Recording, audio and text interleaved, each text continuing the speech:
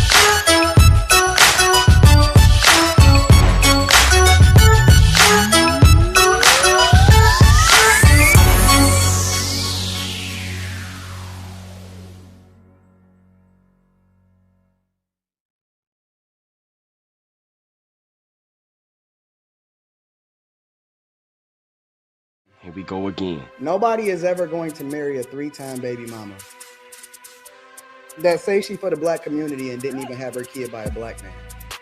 First. Oh, wow. Secondly, she looked like a real roach in real life. Like this chick, seriously, bro. She looks like. Listen, bro. That chick couldn't give me head for free. She couldn't pay me. It's no way. It's no way that I would ever let a chick that ain't even got a headboard ever give me head, bro. Real talk. I don't like when people attack the people around me and they don't keep it on me. See, when I go off on people, whether I'm right or wrong, I'm going at them. When I go off on people, I go at them. When somebody attack my daughter, wife, any of that type of stuff, it don't matter what I did. It don't matter what I did, because that's for me, the rules of engagement is you keep family out of it.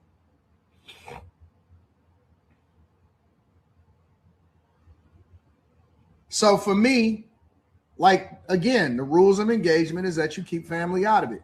Unless they are a content creator or unless they doing all of that, then you know what I'm saying? If they just regular civilians, you keep regular civilians out of it. So for my part, LeBrack, based off of what you saying, I apologize for that.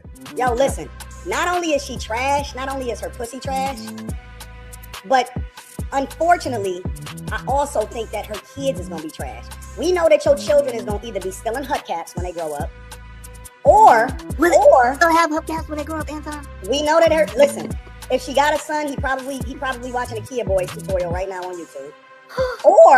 or it's a strong possibility that her daughter may be for the streets. Listen, If she was gone tomorrow, nobody would ask questions as to where she was. Nobody will miss you. Please. Nobody will put you on a t-shirt. This is worse Nobody, than Ether. listen, let me tell you something. Let me go all the way in. Hold on, Izzy. Let him rock. Let him rock. Nothing. Stop him. Somebody stop him. You are nothing. Nobody will miss you. Nobody will remember you. Nobody is going to check on your kids. Nobody cares about who your baby daddy is. Nobody is going to donate to a GoFundMe. Nobody is going to have a fish fry in your name. You're nothing. That's it.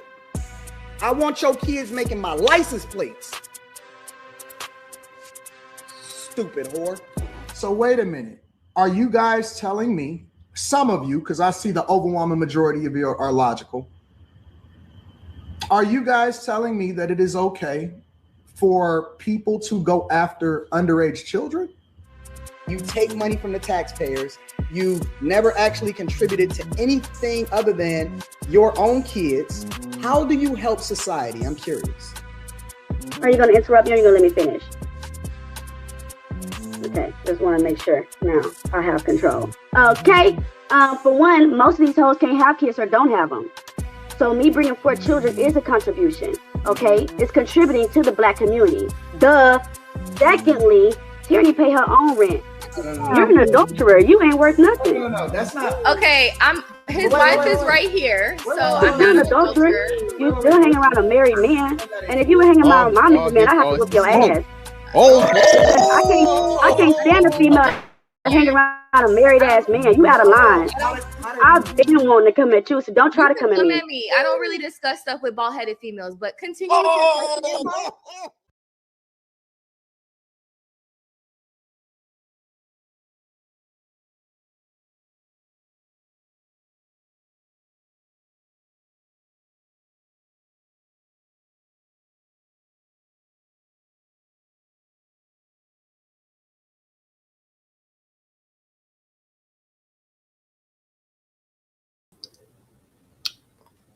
Hey, shout out to everybody. We're gonna bring Tierney up in just a moment. We got her backstage, the lovely Tierney.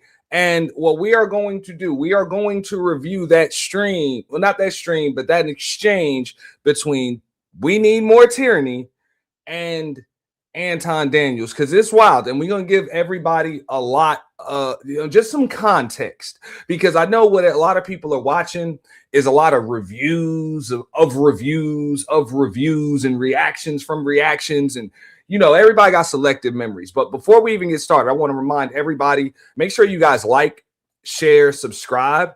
Please support the stream through Cash App.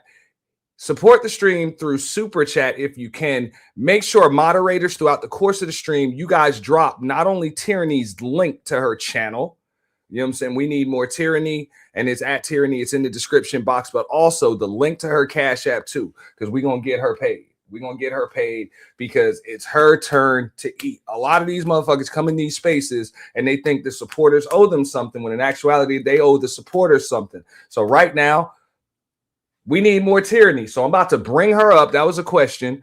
Who is Tierney? I'm going to show y'all exactly who Tierney is. Shout out to Tierney. She emotional, dangerous and delusional, dangerous and delusional, dangerous and delusional. Play with hearts like jewelry, play with hearts like jewelry. Cold but beautiful, cold but beautiful. Every man think he the one, every man think he the one. Till he find out what she'll do, till he find out what she'll do.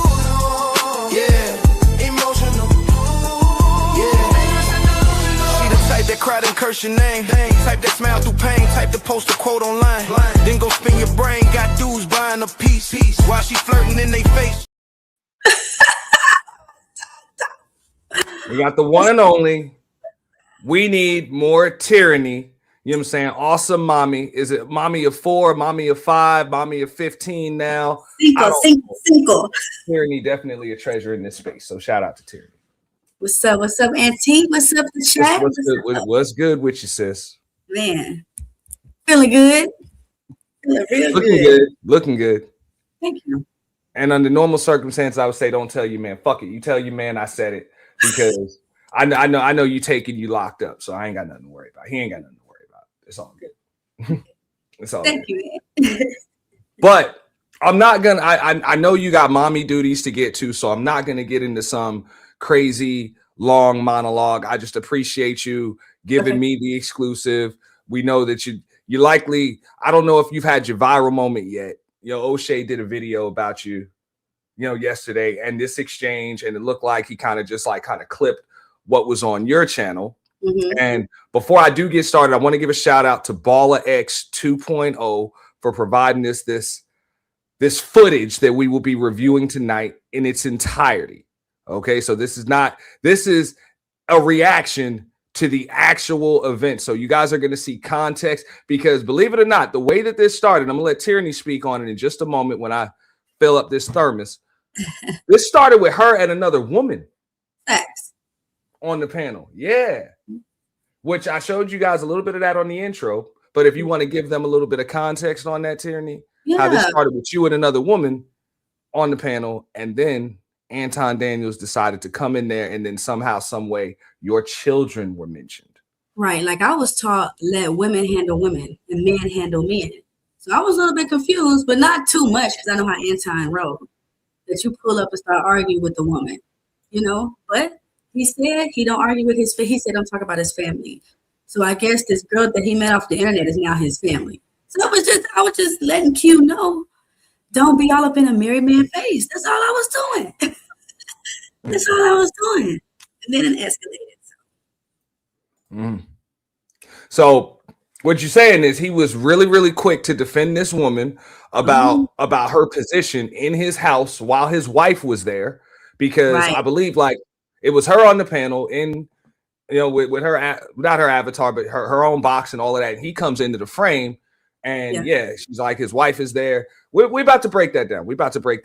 But he decided to come in and defend, a woman versus another woman. Oh, exactly. Yeah. Teamwork. Yeah. Teamwork makes the dream work, right?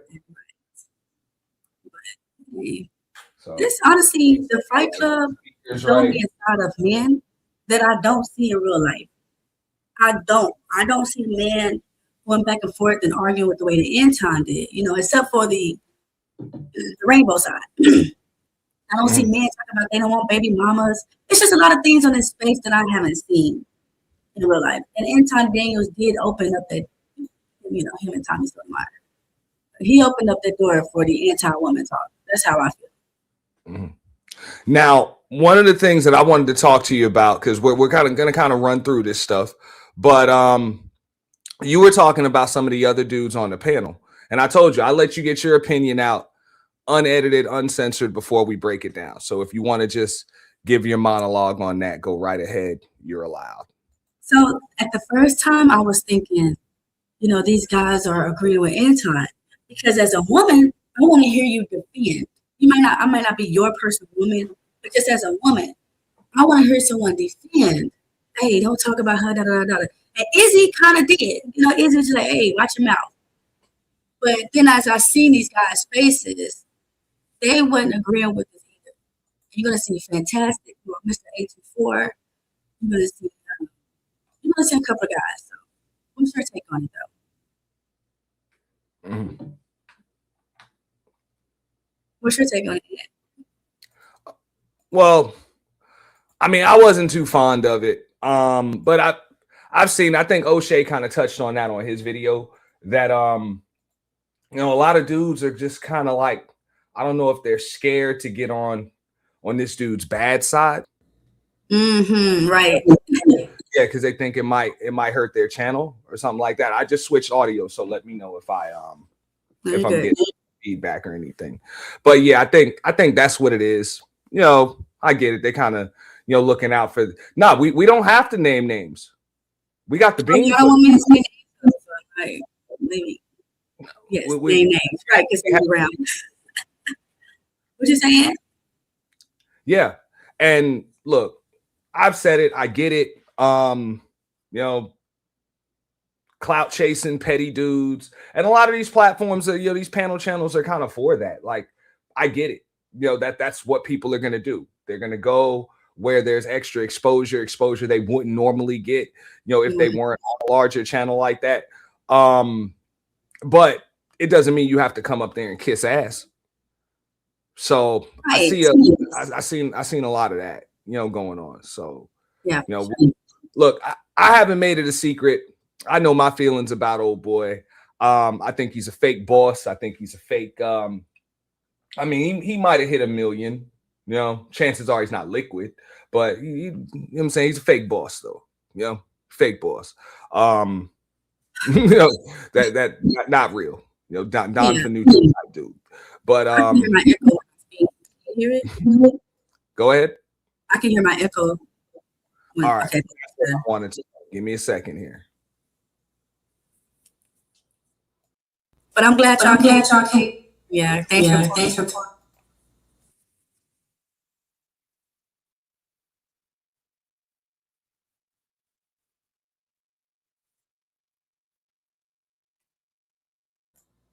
How about now? You still got an echo? Go ahead. Let me see. Do I still have an echo?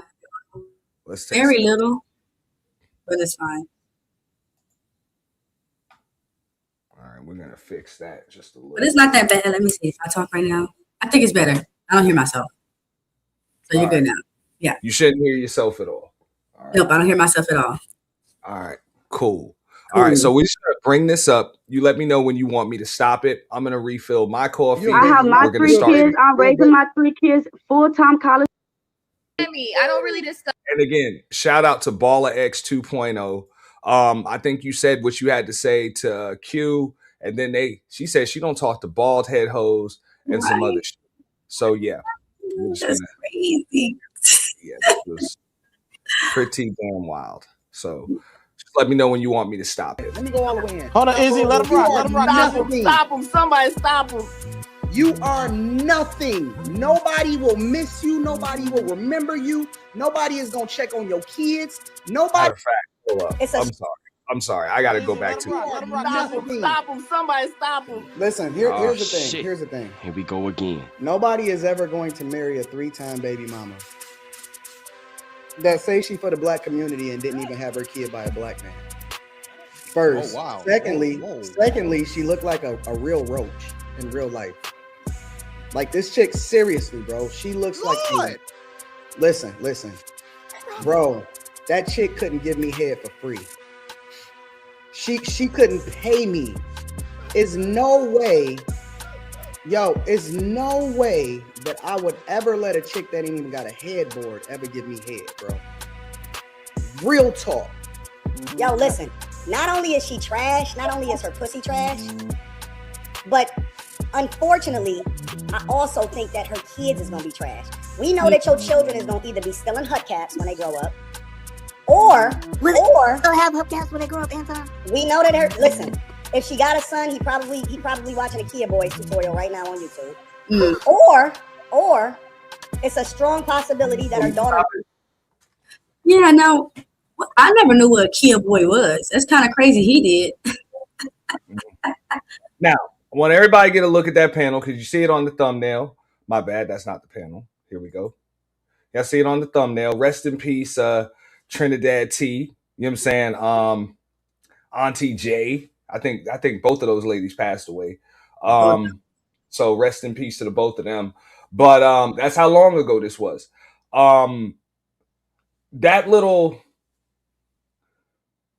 halfway roast that y'all saw, like, you can't say that you built a space when your roast game is whack as fuck like that. But that little half a roast that y'all heard that you hearing right there, yeah, y'all are gonna hear how that shit came about, because that came about because of Tyranny's exchange with another woman.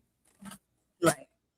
Now, I gotta agree with Tyranny right there. That's my take on it. You can feel free to add to this, Tyranny. Yeah. You know what I'm saying? If I see 2 women going at it, I don't really care on a panel like that. I'm just going to stay out of it. Like, I'm not in the fight. If women are going to fight, that's it, man. I got popcorn. And worst case scenario, the most I'm going to do, I'm selling wet t-shirts, water gun at the door, maybe even a little extra for some Jello. But whatever, man. You let the chicks fight. It was zesty energy. That's just how I felt. This whole exchange was zesty energy. Why are you coming at me, a woman? But As you gonna see in this video, he said that the girl was a part of him. How, Sway? You think I'm gonna let my husband say that another woman is a part of him? Nah, y'all being whole disrespectful. And I know it was just this, no. No, it was just giving zesty energy. I don't see this in real life. And wait a second, May, and please, everybody make sure that you share. I will be gifting a total of 10 memberships tonight. 5 on the home of the official YT Purge and 5 at Auntie's The Boiler Room. So it'd be nice if you're here, but I know they'll give them to you even if you're not. So you guys make sure that you stay tuned, for that. And everybody, make sure that you subscribe to Tyranny. Okay? Yeah. Make sure you guys subscribe to Tyranny. Her link is in the description. But yeah, and you're gonna hear it. She didn't cuss him out, but you'll also see why. Fight Club did. Yeah, because I tried to. People were paying to get rid of Tyranny. Right there. People were paying.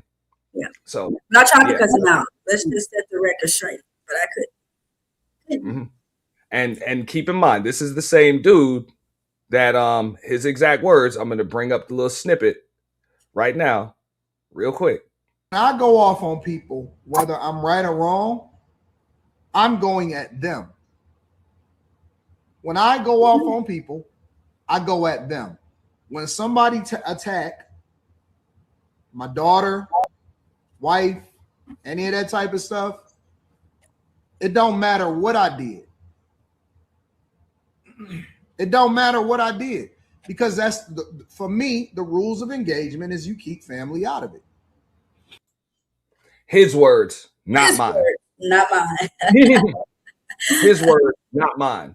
But again, maybe for the streets. Listen, if she was gone tomorrow, nobody would ask questions as to where she was. Nobody will miss you. Please, nobody will put you on a t-shirt. This is worse than Ether. Listen, let me tell you something. Let me go all the way in. Hold on, Izzy, let him rock. Let him rock. Stop him. Somebody stop him. You are nothing. Nobody will miss you. Nobody will remember you. Sorry, I had to say something on that, and I hate to stop it so fast. He just said you would end up on a t-shirt. And I got to apologize to Genesis IM because I said that karma is different for different people, but this is karma because he said you would end up on a t-shirt, but didn't his wife and daughter just end up on a t-shirt? Damn. That's horrible. Damn. This is good content. Good job, Aunt. Good job. Damn. Hold on, let me make this call. Nobody is gonna check on your kids. Nobody cares about who your baby daddy is. Nobody is gonna donate to a GoFundMe. Nobody is gonna have a fish fry in your name. You're nothing. Nothing. That's it. I want your kids making my license plates. Stupid whore. On my face. What? Let him rock. Stop him. Somebody stop him. First rule of Fight Club is we do not talk about Fight Club. That's when my hair was hairing. Look at my hair was hairing. I was caring about my hearing again. Talk about Fight Club. God, my hair was beautiful. You take money from the taxpayers. You never actually contributed to anything other than your own kids. How do you help society? I'm curious. Are you going to interrupt me or are you going to let me finish? Okay, just want to make sure. Now, I have control. Okay, for one, most of these hoes can't have kids or don't have them. Or don't have them. So me bringing 4 children is a contribution, okay? It's contributing to the black community. Duh. Secondly, she already pay her own rent. You're an adulterer. You ain't worth nothing. No, that's not. Okay, his wife is right here, so I'm You're not an adulterer. You still hanging around a married man. And if you hanging around my married man, I have to whip your ass. I can't stand a female to hang around a married ass man. You out of line. I've been wanting to come at you, so don't try to come at me. I don't really discuss stuff with bald-headed females, but continue. I'm not bald-headed. That's not bald-headed. It's total. Stop it. Aaron, how long is the $50 worth? $50. Yeah, for him, that's like 15 minutes for him. $50. Now look, we're gonna get back into it. So y'all see, this is before Anton decides to come up. But I got to put you on the screen, Tyranny, because you deserve it. I mean, she's taken, but this is not an ugly woman. Nope. This is not an ugly woman. Nope. And I've seen some ugly women in my day. This is not an ugly woman. You know, and for real, it's not. You know, so all that shit he's talking about, I don't really like all of that. And I'm like, even if she was like, she ain't your woman. Like a dude that got a wife and all that other shit shouldn't even be saying no shit like that anyway. Right. But here, let me give a little bit of the super chat love real quick, man. Dark Lake. Shout out to Dark Lake. He said tyranny. And this is why I'm reading it before we get into it. He said, tyranny. It was always people like you and me challenging Anton. I remember people attacking us because of this. And at the end, there ain't not one bag chaser in a better position than us. F them. F them for sure. What's up, Dark Lake? F them. Facts. Hey. It wasn't that many of us that went to Anton. Huh? Now you can't stop the sun from shining. Nah, for sure. What up, Richard Conley? Appreciate you. I saw Chicago Will up in your chat. Y'all make sure that you sub over there to Tyranny. We're gonna let this run. I can't speed it up. You know what I'm saying? Because I'm watching a download. I'm not watching, you know, anything from YouTube, so I'm not able to speed it up. But we just gonna watch it in real time. You know what I'm saying? Check out this entire exchange. But it's amazing that all of these dudes up here are just they just ain't saying nothing. Now, I can understand why they're not saying nothing when you and Island Gal Q are going at it. I can understand that. Right. I would have sat there on mute just the same. Maybe ad-libbed a little, you know, but I wouldn't have said nothing. It's just when Anton comes up, like the motherfuckers are ad-libbing right there, and I'm like, yo, that ain't. I don't know. They were scared. They were scared. So. I'm just like, bro, like let your wife do that. I mean, me personally, I can't imagine sitting there next to a woman, next to two women, and then I got to go with a woman for anything. Sure. Even if you was being disrespectful, usually any woman that I'm sitting there with is not going to allow me to go at no woman. I don't have to. You know? See, you know your position too. Like as a man, you know you're kind of above women. So why are you arguing with a woman? Like what you doing? I'll cuss a chick out, but I'm not. I don't have to cuss a chick out if I'm sitting right next to her. You really don't. Like I know that. That's how you heard. I'll cuss a chick out. I'm not even gonna lie like I won't, because the footage exists. And I've done it, and I'll do it again. But if I'm sitting right next to a chick, I don't have to. Yeah. Like I don't have to, and more than likely she's not gonna let me do it. This is whether it's my chick, my sister, my cousin, my homegirl. Ain't no chick about to let me argue with no other chick like that. You know. So, right. Shout out to Sop Passe, Ed May. You know what I'm saying, with the support. They say, hey, he gets what he deserves. What he deserves, you know? For sure. And all I'm doing right here tonight, me personally, I'm calling out the hypocrisy, and I want Tyranny to be able to get her point across before the narrative gets skewed. Yeah, Anton been coming at me, and he been saying stupid stuff. Every time I pull up, he always got something to say. Why? Because I'm not easy. Okay? Anton and I used to fuck with each other. Not like that. We used to be cool. But then I'm not easy. So then the attitude came. I'm just like, y'all know what it is. I'm not lying. It is what it is. Okay? But you know, they always tell us women to get on women. I need to correct each other, hold each other accountable. That's what I was doing. I was telling Q that being a side chick is not okay. That's all I was doing. I was holding a woman accountable. That's it. So. I mean, I listened to it again. I remember when it happened. I think I was in the clouds, or I might even been watching the replay, because the Fight Club was long streams. If you guys don't remember, Friday, Saturday nights, it would usually go for 12 hours. Yeah. So something might go down, and somebody will send you a link or a clip or some shit like that, and you might have to red ball it back. And I think it was one of them things. But I remember when that shit happened, and this was a conversation a few of us had, little group combo behind the scenes, where it was like, yo, the way he talked about that woman and her children, this is before I knew who Tyranny was or anything. We was like, yo, that wasn't cool. Yeah. That wasn't cool at all. And we seen it. Shout out to Chicago Real. I think he was on the panel on Lapeef. He was talking a certain way to Tawana G. Her dude came in the frame and was like, you know what I'm saying, pretty much called him a bitch. No, that's the way it's supposed to be. Though. He said, call him a bitch. Well, I mean, that's the way it's supposed to be. So it's like, bro, you got a lot of smoke for them chicks, bro. But when a dude was in your face, right up on you, bro. So in your face, casting a shadow over you. You just clutch the microphone.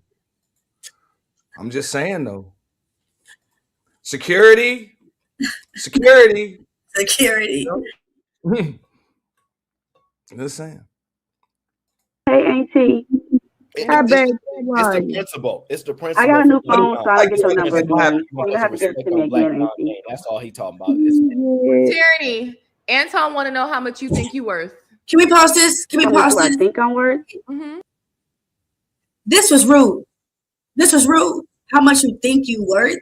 You try to put me. See what you're trying to do is set me up with a stupid ass question. So that's kind of what ticked my other Gemini side. What's this question? Yeah. I mean, of course, I can have a few. I mean, I know they got the bounties, so it can have some different meaning right there. But I think we know what she means by that. It's like what you being rude. $50 type shit, and she's about to pay a 50 piece to drop you. You know, so I know on O'Shea's video, he said that Anton kept kicking you off. I don't think Anton was the one kicking you off. I think people were just paying the bounties. No, I think he admitted that he's like, and later he said, why you keep coming up when I kept kicking you off? He admitted I said, oh, you was kicking me off? I didn't know that. Because I saw people were bountying you, but you kept coming back. So people were paying to bring you back. They were paying to bring me back. Or were other people paying to bring you back? Yes. They were paying to bring me back, and he wouldn't let me up so he can, go off of me. But yeah. All because you was checking this girl. Yeah, that part. I mean, look, I've talked to some women even since this kind of came back up, and most of them agree with you. Like when you said, look, I don't know if you got to the point yet, but I just remember you was like, yo, that's like if you was around my husband, I'd beat your ass. Yeah. Pretty much. That's it. I haven't heard one woman that didn't agree with that shit. Yeah. Married or unmarried. They like, I would beat your ass. You just hang out around my motherfucker. And then check this out, Aunt. Wasn't Fight Club late at night? That was a late at night thing. As a woman, girl, why are you at another man's house with his wife? You're really disrespecting the black woman. We already got shit to go through. But you're making it harder for this black woman by telling yourself you're going to be at another man's house at night. Stop playing. But that's it. I'm sorry, I didn't read it. What did it say? I got to be honest. Like, I've been in situations like that before. You can't disrespect your wife like that. Can't even do it. You can't. It's not worth it. You can do it, but is it worth it? Is it worth getting someone to kiss you at night? Get up and get you some drink? Is it worth it? Yeah. It's not. Now, granted, I mean, if you're a friend of the family, I mean, you could set up the guest room and all of that other shit. Hell no, and y'all be banging in the middle of the night in the restroom. I mean, like I said, that's what I'm saying. It's like I don't know. I try to stay out of married people's shit, but I can understand how. I don't know what the hell they're going through, but I know like the situation with Corey, Corey's podcast, Mika, you 3 time zones away, and wifey's still in Detroit. That just the optics is disrespectful. Yes. I know that for a fact. As a female, you know what you're doing. Mm-hmm. You know what you're doing. I don't care what he said they're going through. He's married. Don't hang around no married man. Make it easier for that wife. I mean, so when you get married, reap what you sow. But I'm just not putting myself in a position around a married man and end up committing adultery. That's just me. Now, I mean, look, I'm on the record for saying it. I believe that Anton and his wife have an open relationship. I think they have an open marriage. At this point, yeah. Yeah, I think so. So whatever. Yeah. They like it. I love it. But the optics just ain't good when you talking about you a conservative, Christian, and all of this other stuff. And this is how you moving, bro. A conservative hoe, right? It's just not good. especially when you said that all the women around you are giving up the draws pretty much. And shout out to L Nixon and Chicago Rilla said we need more tyranny, and said tyranny with the Anton smoke. Nah, for real, this is a real tyranny. Okay, y'all stop playing me. There's a reason I'm knowing these streets because I'm myself. I don't care what y'all talking about. Yeah. That's what's up. Y'all making it rain on you, boy. Appreciate that. Appreciate that. Okay. And y'all make sure y'all hit the Cash App too. Hit Tyranny's Cash App, which that is, hold up. They say she emotional, dangerous and delusional, dangerous and delusional, dangerous and delusional. Play with heart like jewelry, play with heart like jewelry. Cold but beautiful, cold but beautiful. Every man think he the one, every man think he the one. Till he find out what she'll do, till he find out. $ Awesome Mommy T. I gotta get that song. Can you please send me that song? That's actually done by Nightish. I gotta make sure that I credit Nightish for that. That is that's an AI track done by Nightish. Yes. Okay. Thanks, Night. Yeah. You know, I'm good with my one-liners. I came up with I called the woman dangerous and delusional, and he came up with a track like that. Dangerous and delusional is so disrespectful, bro. Yeah. Did you like it? You know, you like it, I love it. I like the beat. Nice. But now we'll get back into it. Well, the Bible told me that I'm far above rubies. Whoa! You said the Bible far above rubies. You can't come speaking in parables. Girl. What's that mean? Break that down. Break that down. I mean, you're an adulterer. You ain't worth nothing. No, that's not. Okay, his wife is right here, so I'm You're not an adulterer. You still hanging around a married man, and if you were hanging around my married man, I have to whip your ass. I can't stand a female hanging around a married ass man. You out of line. I've been wanting to come at you, so don't try to come at me. I don't really discuss stuff with bald-headed females, but continue. I'm not bald-headed. That's not bald-headed. Your daddy ain't got a problem with it. Your daddy ain't got a problem with it. My daddy is married. Your daddy ain't got a problem with it. Yeah, with your kidless ass. You need to go have some kids with somebody else. Because that man's married. Your hair. That man's married. Bald-headed, and you're bald-headed. Not. I'd rather be bald-headed than an adulterer. I'd rather be bald-headed than an adulterer. Yeah, you're right. You're right. Yeah, you're right. Shut your ass up. Go ahead, Aaron. So no, Aaron. Here's the thing, though. I'm curious. So I thought Anton was booted. We might as well bring him back. Oh, his puppet's speaking for him. Yeah, go ahead. Let me talk. But anyways, the question is that like the above rubies? Is that the cost of the woman that was at the well? Go read the Bible. Go read Proverbs. Then you can understand. But you'll never know what a real woman is hanging around a harlot. Talking about. No. Hold on. Y'all be having real time, man. Now notice the entire time, I got to give Tyranny her props. She did not disrespect or even allude to Anton's wife at all. Exactly. So him and Q started. Guys, notice this is where Anton Daniels decides to come in the frame. Right. So I'm going to show y'all this in real time. There's Q. You know, and keep in mind this is a independent review, objective reaction. This is what it is. Hair. That man's married. Bald-headed, and you're bald-headed. Not. I'd rather be bald-headed than an adulterer. I'd rather be bald-headed than an adulterer. Yeah, you're right. You're right. Yeah, you're right. Shut your ass up. Go ahead, Aaron. So no, Aaron. Here's the thing, though. I'm curious.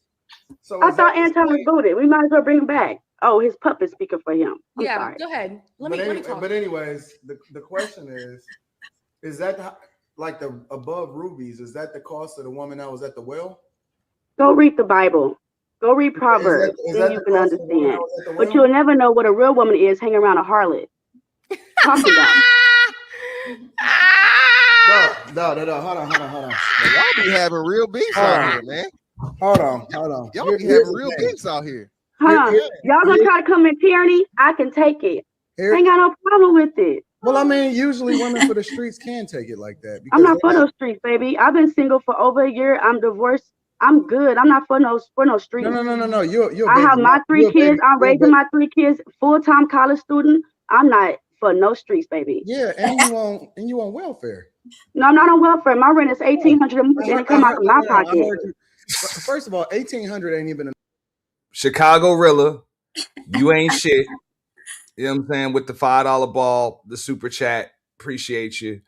But yeah, he said, why did that thick chocolate heifer from Detroit insert herself when the females was going at it? Who you talking about? He talk about Anton. That's the thick chocolate heifer. Oh man. Nah, Chicago, real talk. I'm just like, okay, we double teaming. That's fine. Let's go. Let's go. Chocolate heifer. Bag chaser. Bag chaser. What had For sure. Stupid. Yeah, man. Okay. Yeah, man. This shit was crazy, y'all. But hold on, and something came over me. I'm telling you. Something came over me, and I'm like, oh no. Okay, Jesus, this is what you want me to say?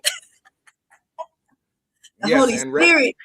Dad T and Auntie J. It's a shame that both of those ladies for sure passed away. But yeah. Y'all welcome. Now go ahead. I'm sorry. No, it's okay. I know you don't listen to me. But I was just saying, something came over me. And I was like, okay, Lord, if this is how you want me to speak for you, I shall do it. So y'all are watching the Holy Spirit in action right now through tyranny.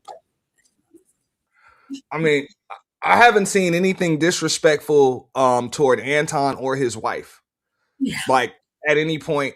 And keep in mind, I'm talking about up until this point, and I've even seen it. But he did come with some serious noise. And I'm like, yo, I ain't got no problem with yeah. I mean, look, that's a cartoon photo, but I'll show you the non-cartoon photo. That's the thing. I mean, striking resemblance, don't you think? Oh yeah. Oh, this man's face. It's really like confused. Hey, I just work here, you know. But for real, like, bro, it's not our fault that your chick or your side chick or your colleague can't roast. And I like Island Girl Crew, I really do. But sure, you can't roast, and it's nothing to be ashamed of. It's just don't try to roast if you ain't a roaster like that. Yeah. You know? It was what it was. And you ain't even a roaster. You just called her a harlot. And then I haven't roasted her. I didn't roast anybody. I was very respectful. I was very respectful up here. So I got enough to raise mine. What you talking about? 1,800 ain't enough to raise kids. That's just rent. That's just rent. What you talking about? So you got a job too? Yeah. Well, your haters want me gone. I'll be back, adulterer and her adulteress. Bye, nigga. Listen, here's the thing. Nobody is ever going to marry a 3-time baby mama that say she for the black community and didn't even have her kid by a black man. First. Wow. Secondly, she looked like a real roach in real life. Like this chick, seriously, bro. She looks like listen, bro. That chick couldn't give me head for free. She couldn't pay me. Is no way that I would ever let a chick that ain't even got a headboard ever give me head, bro. Real talk. Like I wouldn't even she don't have no headboard, so how can she give head? I would not be caught dead and do you know how much I would get ridiculed, how low my value would be if I got seen in public with her? Like listen, I don't surround myself with women unless they valuable, which is one of the reasons I got Q. I got Q with me right here, as usual. I got Rita with me right there. Crazy. I told you I don't listen to what people are trying to tell me. I listen to what they're saying. Because now this right here, y'all might not have caught it, but that's a hell of a Freudian slip. When you say that you surround yourself with women that are valuable, why would you mention Q before you mention your wife? And why is Q sitting close to you? Why are you not over there with your wife? I mean, why is Q there? That's what I'm just saying. Women, we be putting ourselves in situations we should never be in. And how dare you flaunt your stupid shit and expect nobody to say nothing? All right. The conservative Christians, right? Oh, yeah. So y'all see it. We got Q on the left, or the right. We got Rita, on the right.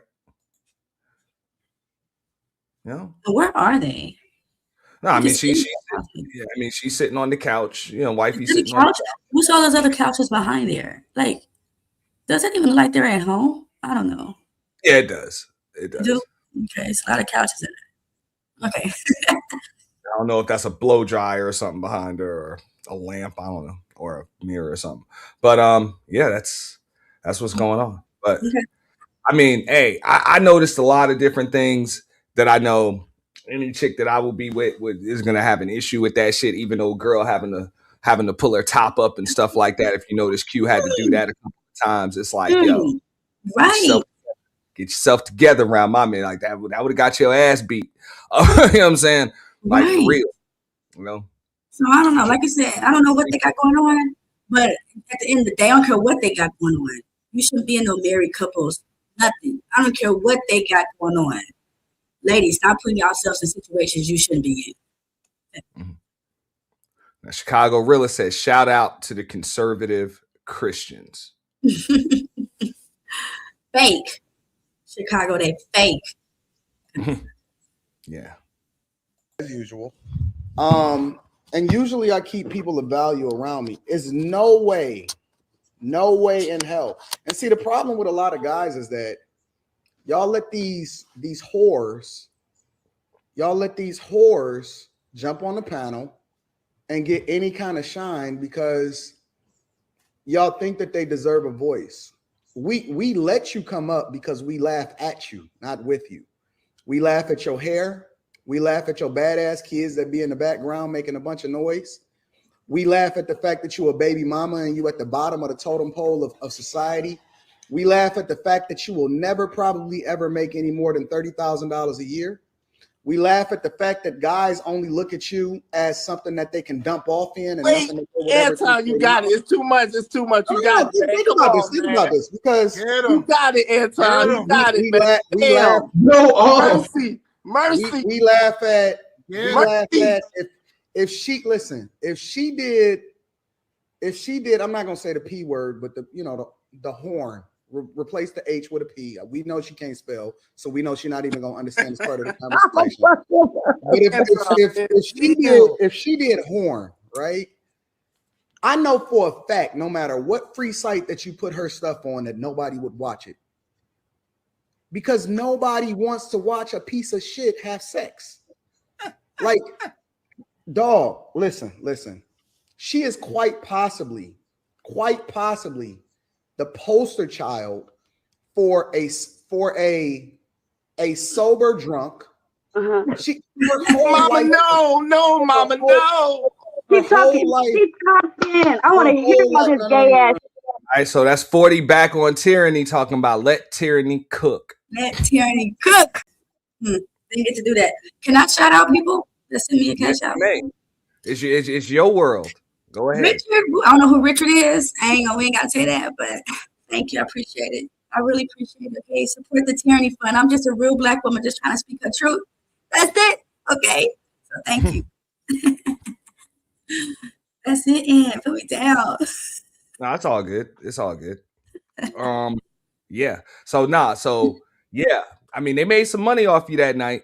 They made some money. It all went to the same spot. Yeah. So as people are dropping you down, people are paying to bring you back up. Right. And the rule of the game is if they pay to bring you up, you gotta bring that person up. You got to. Yeah. Not even if you Aaron O, best host that I've seen, when it comes to this type of shit. Yeah. So yeah. Real good, real quick with it. Really, I've never seen him get in the middle of other people's shit either. You know what I'm saying? Kind of just let him go at it. So he was quick with it. He brought you up before he even showed it. So pretty quick. Shout out to Aaron O with that. Shout out to Aaron. Shout out to Super Chats, and then we're gonna get right back to the video. TMKC said, I'd never seen a water bug. last before? Let me see. Chicago Rilla said, this goofball has got to be the corniest fugger on YouTube.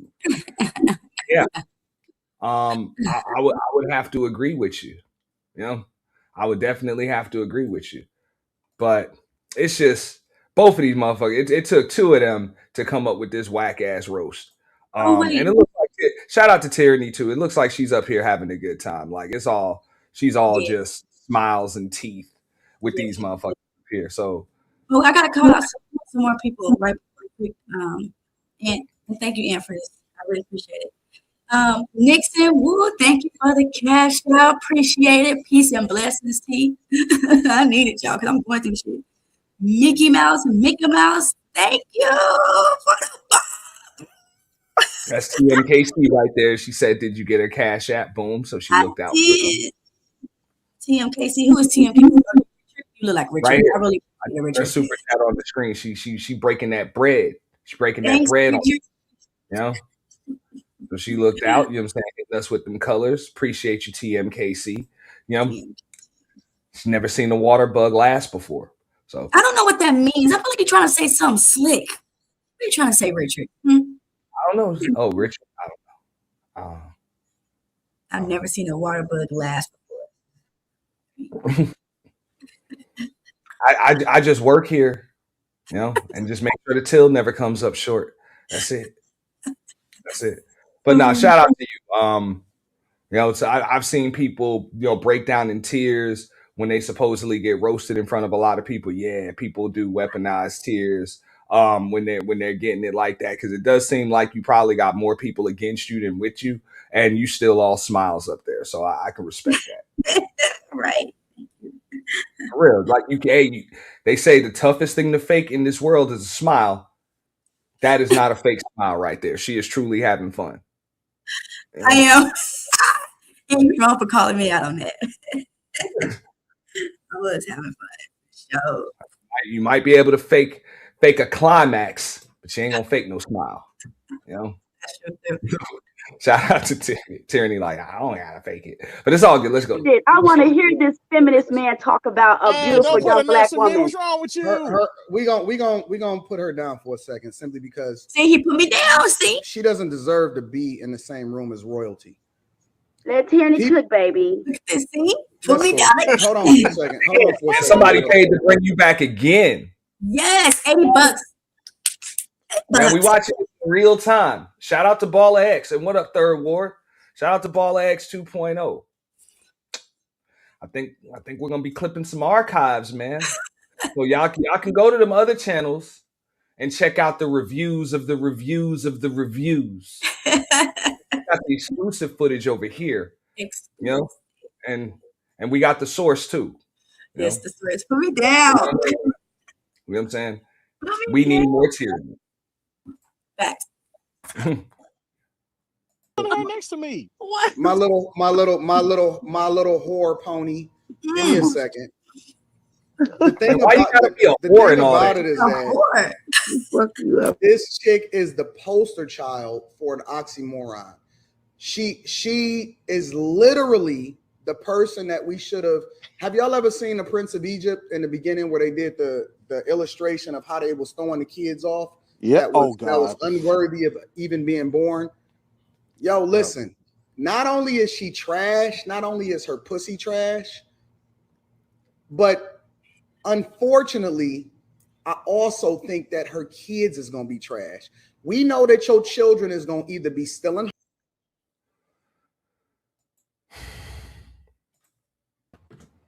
and they don't keep it on me. See, when I go off on people, whether I'm right or wrong, I'm going at them. When I go off on people, I go at them. When somebody attack my daughter, wife, any of that type of stuff, it don't matter what I did. It don't matter what I did, because that's for me, the rules of engagement is you keep family out of it. So he's saying grow up. He's saying the thing about it is that Fuck you up. This chick is the poster child and is gonna either be still in hubcaps when they grow up, or they'll have hubcaps when they grow up, Anton. We know that listen. We're just merely pointing out the hypocrisy. Right. So he said that keep it on him because the rules of engagement are you leave kids and family out of it. Right. But she kept it. She actually kept it on Q. I don't even think you addressed him. You were kind of just going off on Q in the situation, right? Right. And he decided to come in and go at you and your kids. And my kids. That's what's bad. That's what's worse. So, and he never apologized. But it's all good. Can't make this shit up. You make this shit up. You can't make shit up. But he proceeds to go in even further. So if she got a son, he probably watching a Kia Boys tutorial right now on YouTube. or it's a strong possibility that her daughter may be for the streets. Listen, let me tell y'all something.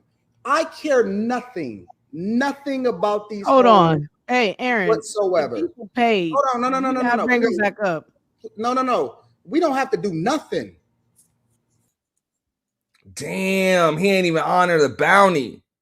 That's what she said. It was like, yo, somebody paid to bring you back up.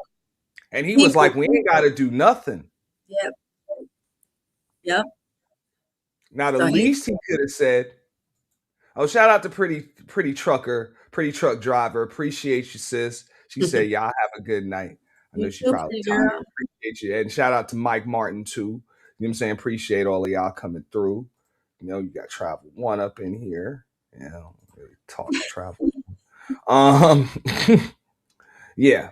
But yeah. We don't have to do nothing. Anton was foul. So you go ahead. That's I mean, the least you can do is offer to refund them folks. That too. Nah, yep. He about to take the money off of me and just keep being Anton. Damn. Nothing. We don't have to do anything. She's worthless. She's nothing. She's nothing but a vapor, right? At any moment, listen, if she was gone tomorrow, nobody would ask questions as to where she was. Nobody will miss you. Please. Nobody will put you on a t-shirt. This is worse than ether. Listen, let me tell you something. Let me go all the way in. Hold on, Izzy. Let him rock. Stop him. Somebody stop him. You are nothing. Nobody will miss you. Nobody will remember you. Nobody is going to check on your kids. Nobody cares about who your baby daddy is. Nobody is going to donate to a GoFundMe. Nobody is going to have a fish fry in your name. You're nothing. Nothing. Don't ever in your life feel comfortable enough to mention my name or talk about anybody that's associated with me or sitting next to me. You're nothing. You're trash. You're the bottom of a receptacle. That's it. That's it. Nothing. The only thing you good for is having more kids so that we can continue to fund our prison industrial complex that's for profit. That's it. I want your kids making my license plates. Okay. Stupid whore. I'm a stupid whore. Okay, look. So he said, I want you to, what did he say? So that we can continue to fund our industrial prisons. Who is we? That's what I'm saying. Anton got something else going on. He didn't just come on YouTube and make it big because he was saying stuff. What are you saying? We want to fund our prisons, and I want your kids making my license plate. Nah, y'all gotta listen. You also said you would end up on a t-shirt.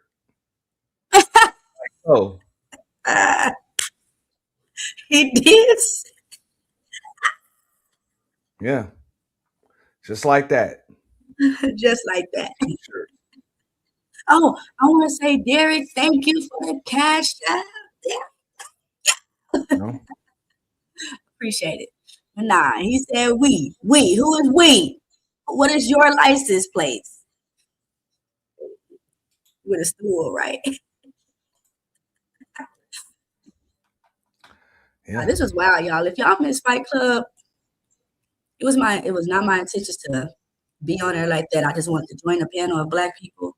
Yeah. I didn't even know Anton owned This Is Fight Club. Like, what we talking about? But yeah. It was interesting. What you say? Well, hey, I'm like, hey, your family end up on a damn t-shirt. Your family? Nah, you gotta put that shit out in. Oh my gosh. That's crazy. I'll get a better graphic before the show is over. Yeah. Damn shame, man. How things come full circle.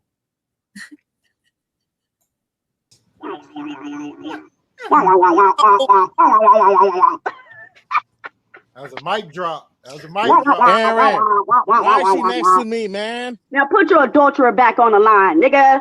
Put your adulteress back on the motherfucking line. What? Go have some kids, nigga. That's all you do is spend your money on me. Go have some kids. Put this I hoe on got top. the money to spend it. Who called me a hoe? I know you did not put this woman on top. Exactly. Go, Shut your how about you go take care of your kids? Don't worry How about you me. have some kids? You don't even know what it means to take care of kids. Go have some kids. Stop being a hoe. How Stop about being you a hoe. go get another job? I can't stand no female that's all up under another woman's nigga. Go get some motherfucking kids, weird ass bitch. Don't worry about What me. you talking about? Bye. Bye. Island girl Always is the spending girl that with money 2 on inches me. of hair that got shit to say. Now, as we can. All right, so Q booted you for the 20. You're not on the 70. panel. She Okay. paid 50 earlier. Well, she paid 50, but they matched that. That shit was negated. Now Yeah. it's another dub, you know. Right. So maybe I don't even know how that shit worked. Like if I pay a 50, it ain't no 20s. That shit only goes up. Like for real. Now it's time to start throwing out them C notes, or we just gonna have to go at it. But I guess that's how they move. You pay 50, then you pay 20. That's Okay. weird. You know, Yes. pot goes up, never goes. Bets go up, never go down. Right. But I don't know if you remember or heard what she had to say about you after she kicked you, but I think she has a lot more to say. Okay, let's see. Continue the conversation. Back to our regularly scheduled program. Back to the men Here we paying for the go. box. What's the topic? What's the topic? Men paying for the box. You buying that pussy? Question, fantastic. How much would you pay for Tyranny's box? Wait, What? I want to talk about tyranny. How much I got a better question for you. How Mr. much did she pay Fantastic. me? Here's a better question. How much You do have to pay Tyranny- me. How much would Tyranny have to pay you? How much she How got much to would pay Tyranny me? have to pay you in order to get the box? No, Bro, she gotta come out. She gotta come out with some stacks, bro. She gotta hit me at least with a couple stacks, man. Cause he A broke. couple stacks. Anton Daniels from Yo, Anton. shit might fall off. Wait, Yo, hold shit on, might fall off. hold on. Hold on, let me Yo, hold shit on. might fall off. Wait. Here's what I gotta Anton finish Daniels answering for the question. AntonDaniels.com. You're mean. Oh, I gotta finish You're answering the mean. question. Where tyranny I at? gotta finish answering the question. Listen, You're two mean. racks, two racks. The lights gotta be off, and I'm only hitting it from the back. That's it. Two racks. Just saying. That's cap. That is cap, and you still want it. Fuck you mean, but yeah. That's cap. You know? Thanks, But Iz. whatever. Hey, I guess that's the space that we in. You know, That's the space that, Whatever. that we met each other in. But I definitely want to shout out Iz, because Iz is the only man on this panel that said anything. And nobody was said nothing. Even Who the was that? women was laughing. Huh? Which one said something? The one between BABG and the guy on the end. Izzy Vance is the only one that said anything. Oh, Iz said something. Iz Mhm. said something. Okay. Shout out to Iz. Shout out to Iz. Why are they both sitting on the Exactly. same bed? I don't think they're in a bed. It looks like they like the At a desk. the desk, or you know what I'm saying, counter or something like that. You know? Yeah. No. Operator. Wait. So you telling me she only get one nut and she gotta swallow it. Oh my God. Just not surprised. I'm surprised. Y'all way too visceral. Like y'all gotta chill. This ain't right. I know your super darker than a night ass ain't talking about me. Fantastic. Wouldn't be able to see you if I was banging you, my nigga. Don't ever disrespect me. You wouldn't. Now what you gonna say? You have to pay me. What? You too black to see at night, nigga. What you talking about? I bet your ass have to walk with some headlights. Only thing to see you is your white ass teeth, nigga. Don't fucking disrespect me. Y'all gonna learn to respect tyranny. You and that adulterer over there on your left. Don't disrespect me. Don't disrespect me. Tyranny. You try to. And I came on here to be peaceful. I came on here to be peaceful, but I see the women ain't even saying nothing. ATJ, why you laughing at this weird ass shit? Hold on, shut up while I'm talking, nigga. ATJ, why you laughing at this weird ass shit? This is what I don't like about women. Y'all too weak. Y'all too weak. Y'all can't even stand up for your own sisters. And then you got your daughter over there with a married man. That's crazy. I don't know you. All right, so I just want y'all to know. Yeah. Everybody wasn't on board with that shit. Everybody at Fight Club wasn't on board for that shit. Y'all see somebody paid the dub to bring her back. And they knew they paid the dub to bring her back. And that Cash App right there says credit for her. Yeah. You know? So then they put some more dough on her books. Mm-hmm. You know? And said Q is bitter. So yeah, I think maybe a hit dog was hollering right there. A hit dog will holler. Hit dog will holler. That's kind of what it looked like. But I know Anton kind of does that a lot. I saw a basic deflection tactic. A lot of other folks won't really touch on that from both him and Q. Said, how much would you pay for Tyranny's box after you got kicked off the damn panel? So, I mean, are y'all really trying to get back to the show, or are you trying to get Fantastic to fight your battle for you? Right. I threw him under the bus. Like, both of y'all kind of look, you know what I'm saying? Maybe you losing, or you feel like you losing up there. So now y'all got to get Fantastic to fight your battle. And Fantastic just, hey, it looked like he just kind of allowed the battery to get put in his own back. And just, you know, he just let them just they winded him up, and he just started going. You know, the good little toy soldier he is, the good little, you know, big ass black guy toy soldier he is. You know? Yeah, so, I know. Yeah, that's what I'm seeing right there. Because that would have been a simple, hey man, that's between y'all. I ain't got nothing to say. Right. That would have been a simple one. Facts. Now he had to show his loyal. He's loyal to the Anton crew. It is what it is. But this video, I love it because you get to see how real people was and how fake people was. You know, the fact that no man said nothing and stood on no business. Like I said, Iz did. Nightish got off the screen. He wasn't even fucking with it at all. Well, Nightish was probably falling asleep.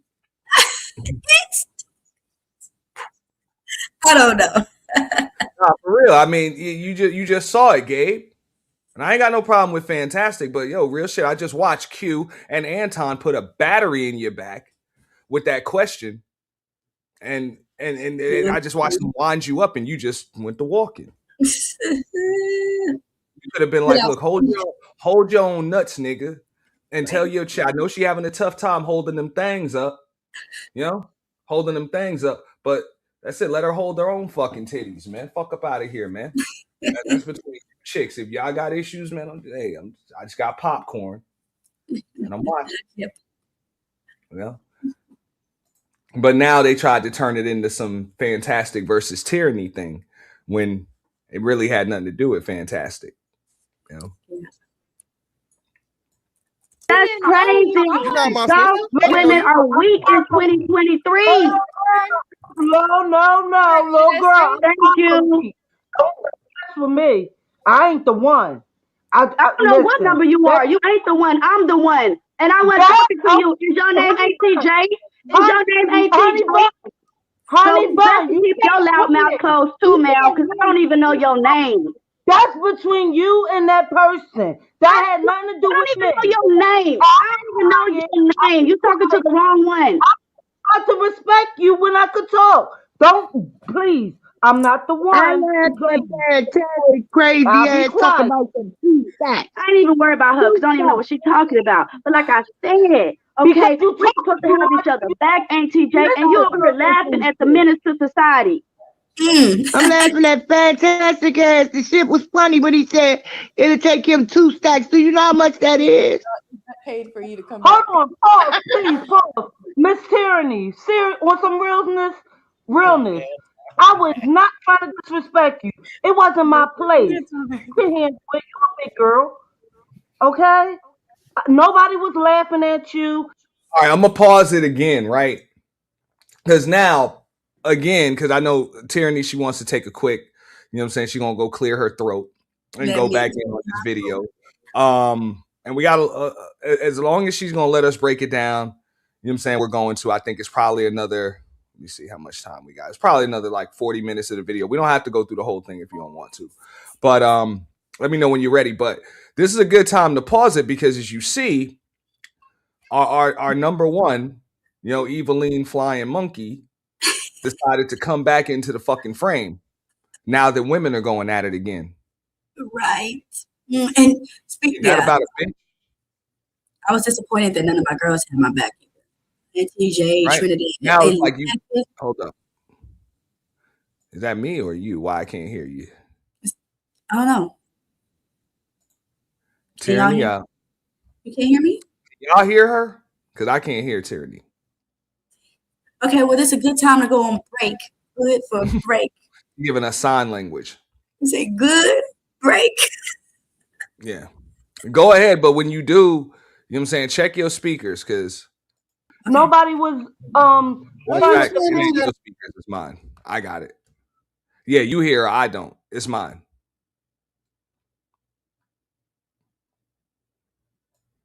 Give me one moment. Un momento.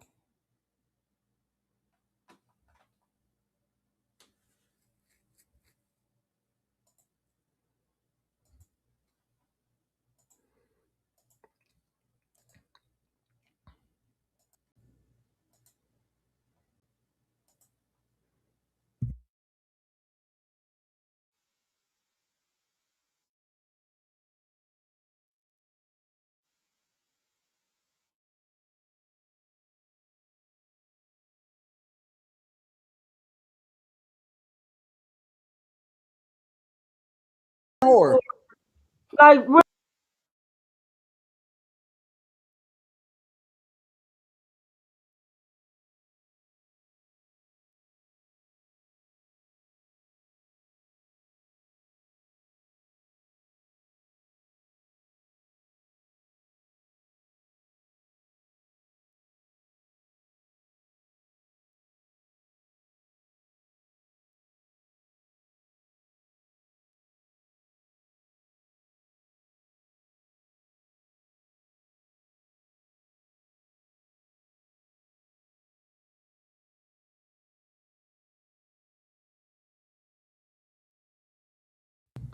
Yeah, my bad. Thank you, Bridget.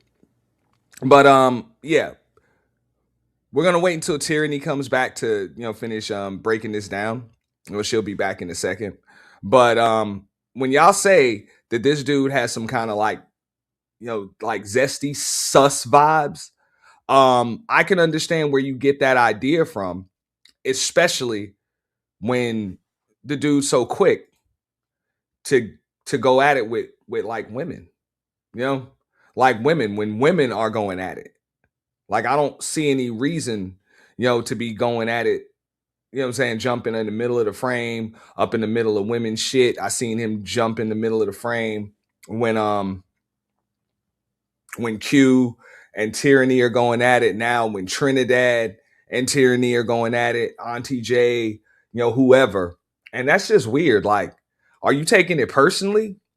You know what I'm saying? That you're not the center of attention with all these women around or something like that. Like you just got to be what kind of dude has to fight for attention when the women are in the room? Like this is like a dude.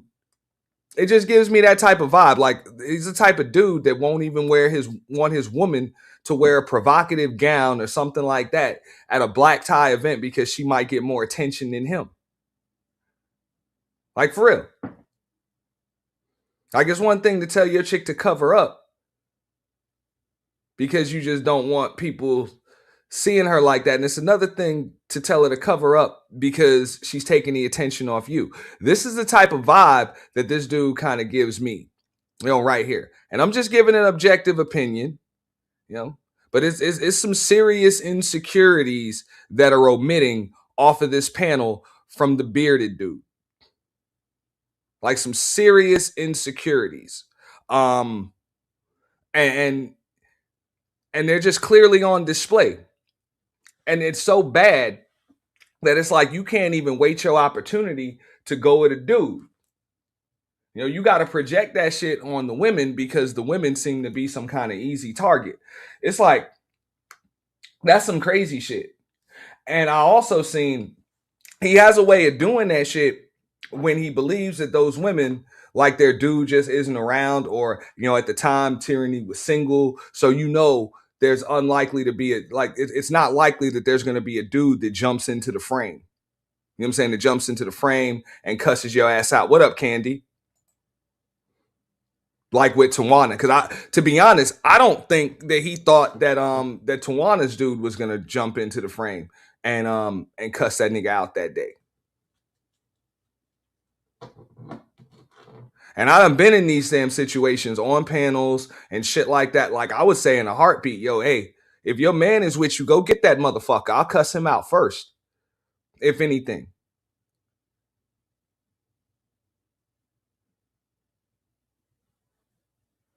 Like if anything. Like before I call, you got a man, before I call his woman a bitch, tell him I called him a bitch. Tell him right now.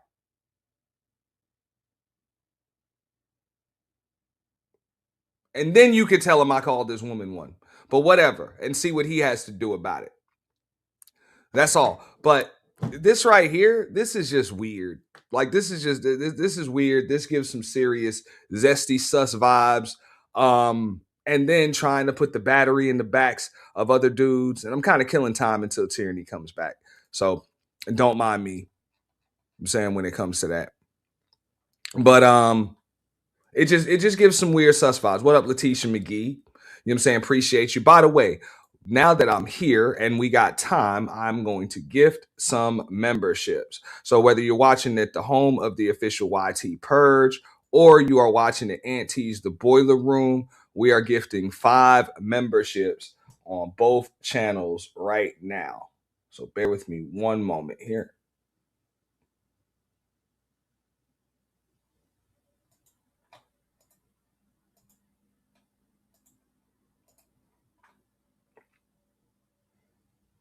Five memberships apiece on each channel.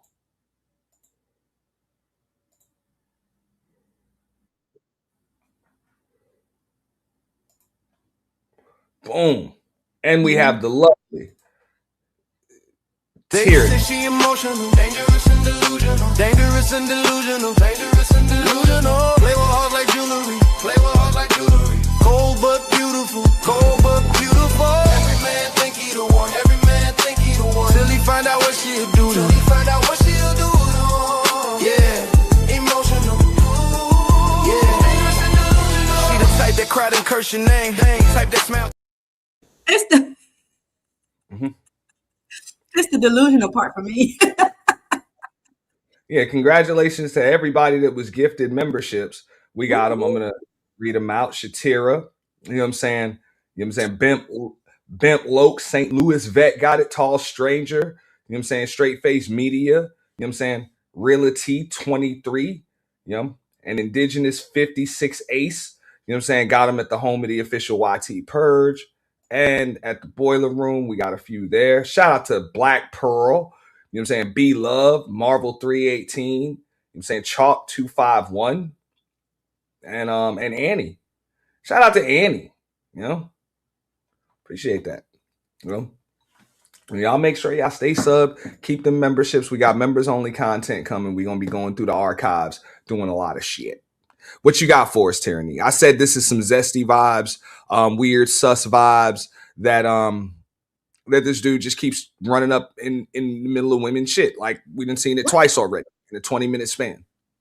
Not even in the frame. Got to come in the frame when he see women going at it. Right.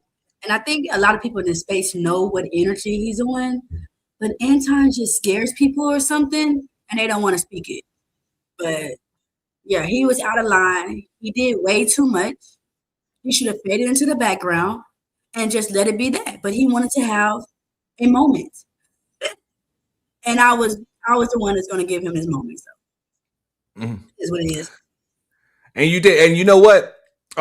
Shout out to my crew. I can't give out, all of my sources and my crew. You got to protect the ones you care about. That's how this works. But we had this conversation when this happened, a few years ago, and we all said, like, we all pretty much in agreement that not only was this like just not a good look, it just had just a weird, eerie feeling just watching it. Like, there was nothing funny about that shit. It was really nothing funny about it. Like, I think the exchange with you and Q probably would have had some funny shit to it. Because I'm on the record as saying the women, when y'all go at it, y'all just have a different type of energy. Like when y'all drag and roast each other and shit. It's just a different type of energy that for the most part, the dudes just need to stand down. Like that's the energy that gets the money flying. It's entertaining as fuck. It can't be matched. So the dudes just need to stand down and let that shit happen. Yeah. But that might have been funny. But as soon as this dude starts coming in, it's not even like, it's not funny. It's not even entertaining anymore. Right. It was just so. Yeah, I felt like, look, that was gonna come full circle. And when I messaged you and reached out to you about this, once I saw O'Shea had it. I was like, look, you was gonna get your moment anyway. Like you was gonna get your moment anyway. Like seriously. So I hope you do everything that you can. You know what I'm saying? With this attention, I hope you get a lot more of it because I think you're extremely entertaining. I'm on the record as saying that even with the Just Pearly thing shit, you know what I'm saying, that happened. I'm not gonna go off on a tangent with what happened over there at Fatty Show. I told him, I was like, I would have let her just go. Yeah. I would have let Tyranny just go in on that bitch, man. Whatever. And they talking about what you would have said. I'm like, fuck that. That was a viral moment right there. Right. No, for some reason, these dudes want to put a saddle on a Mustang, man. No, you don't put a saddle on a Mustang. You just let it ride. You just let it run. For real. You just let it run. So I don't know what they're doing. Maybe I'm not good at this whole content creation thing. I don't know. I guess you gotta try to police the tone of women and shit. But right. Yeah. Nah, for sure. They can all tell you, the most, all of that shit, their views go up the most. That's why women are at a premium. That's why they want them. That's why they want all of y'all on their panels and all of that shit. They know that y'all bring the views and the money, but then when y'all come through, then they want to police how y'all talk and shit like that. It's like, nah, what y'all bring them for if that's what y'all right. Yeah. So, like I say, I see a lot of insecurities from a lot of dudes in these spaces, when it comes to that. Mainly when it comes to women, it's weird. It's pretty weird. I agree. The fact that y'all sharing cameras is hilarious. What's your problem with tyranny? How you talk? Okay, everybody want to keep kicking me off. So when y'all want to let me talk, I want to see what problem with me is. You came up here aggressive. All right, B-Love. No, I didn't come up here aggressive. Okay, you don't even know. So shout out to B-Love, but if anybody, next time y'all see B-Love, ask her if she still got a crush on her. The fuck does that say? Her chocolate drop. Fantastic. Yeah, about fantastic. Ew. Yeah, I'm sorry. Her sexy chocolate drops. Fantastic. Yeah, hey. Oof, how quickly we forget.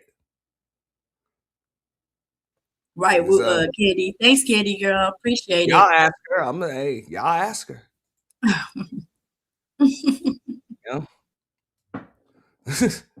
Cause B-Love, hey, she pulled you off fantastic ass, man.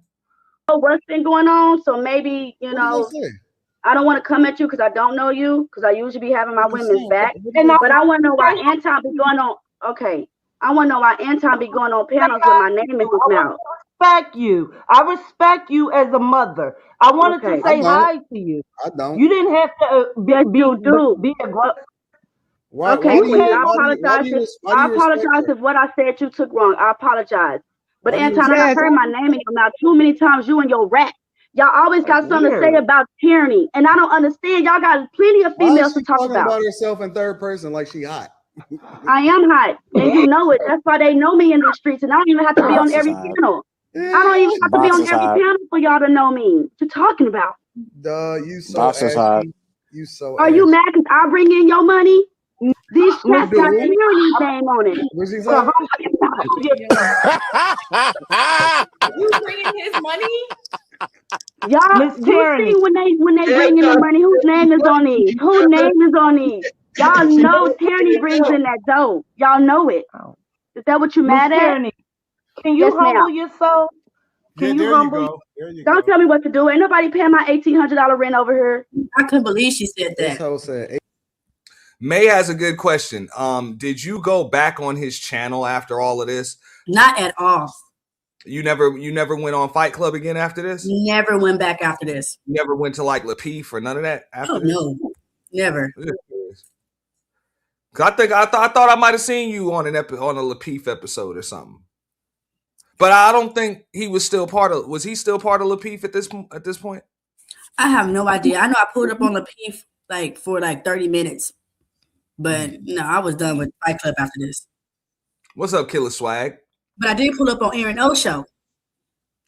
That's what I'm saying. I was like, man, if you want to come back on camera for a minute, you just got another compliment from Ms. Lane. You know what I'm saying? Candy Cane Lane. She said you look beautiful. You know? That's what I'm saying, man. I know the woman's taken. No disrespect to your man or whatever. But I always said that. I was like, even then, I was like, man, Tyranny good looking, man. So I was like, I don't know what the fuck y'all niggas be talking about. You know? And then on top of that shit, like, the niggas would be like, oh, well, that's a chick you'll deal with, trust me. You know what I'm saying? I guarantee you.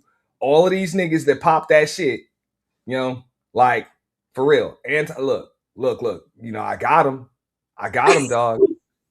You know? I got him, bro. You ain't in no position to talk about nobody. Rita's taller than him. That's crazy. Anton. Or they might be the same size or something, or same height at least. This black woman been down with him since he was at the bottom. And this is how you treat her? Come on, man. I'm just saying. No. I'm just saying. But I was like, man, Tyranny's a cutie, man. You know, so what about it? You know, what about it?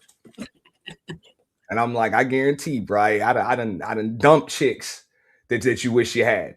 Dumped them, ghosted them that you wish you had, niggas. So don't even try me with that bullshit. You know? For real. I guarantee it. You know. That's funny. I paid that and might live by myself. You got 3 kids. Go get some kids. Pay for your kids. I always talk about something else. You ain't even talk about nothing. Y'all sharing a bedroom together? Because that's what I pay. I don't care. No, Anton pay that. You don't pay a damn thing. Close your legs to marry me and house, and then you can have a conversation with me. Tyranny, don't say that about Q. Anton, like come on, bro. I don't respect no female going after a married man. I don't respect it. Sorry. What up, Quentin? What's good, I am here. Where the hell you been at? Tyranny's honor. And what up, Quentin? Get your goofy ass off this thing. Now y'all leave Quentin alone. Quentin, you look so nice tonight. This shit out. You love hoes though, so I'm. But the thing about it is that hi, Quentin. Y'all do realize that this chick is just a ball of toxicity, bro. Like, in no way, shape, or form has she ever gave us a coherent thought of positivity. Has she ever said anything that has helped anybody? She can't listen. How's she gonna give y'all some game and she can't even get her own life together? My life is great. Anton, no shit. We told you that during the summertime. No offense. What you mean? No offense to Anton. I'm a full-time student. I got a job, and I'm a badass mother. What are you talking about? My life is awesome. And I just moved into a house a month ago. Hey, how old is this? How old are you? Tyranny, stop setting yourself. Why do you want to know how old I am? Because you still a student, like you 19. Oh, well, I'm sorry that you're not. Now keep in mind, they pulled his LinkedIn profile and they found out he was a student until he was like 36. Real shit. They said that man was enrolled in community college until he was like 36 fucking years old. This man is tripping. He is So tripping. I'm just saying, I mean, hey, if I'm wrong, I'm wrong. That I guess that's alleged, but that's what it said on the LinkedIn profile that they looked up. They said that man was, he did all 4 years at community college and graduated or some shit at age 36. Crazy. And trying to fake. Yeah. So, I mean, I'm not knocking anybody, you know what I'm saying? Hey, it's never too late, to get your education. I'm not knocking anybody to do that, but I will knock a motherfucker that's knocking a motherfucker for doing it.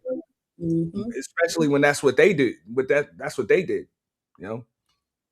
So, just saying. Wise enough to know that older people go to school too. You don't have to be 19 to get an education.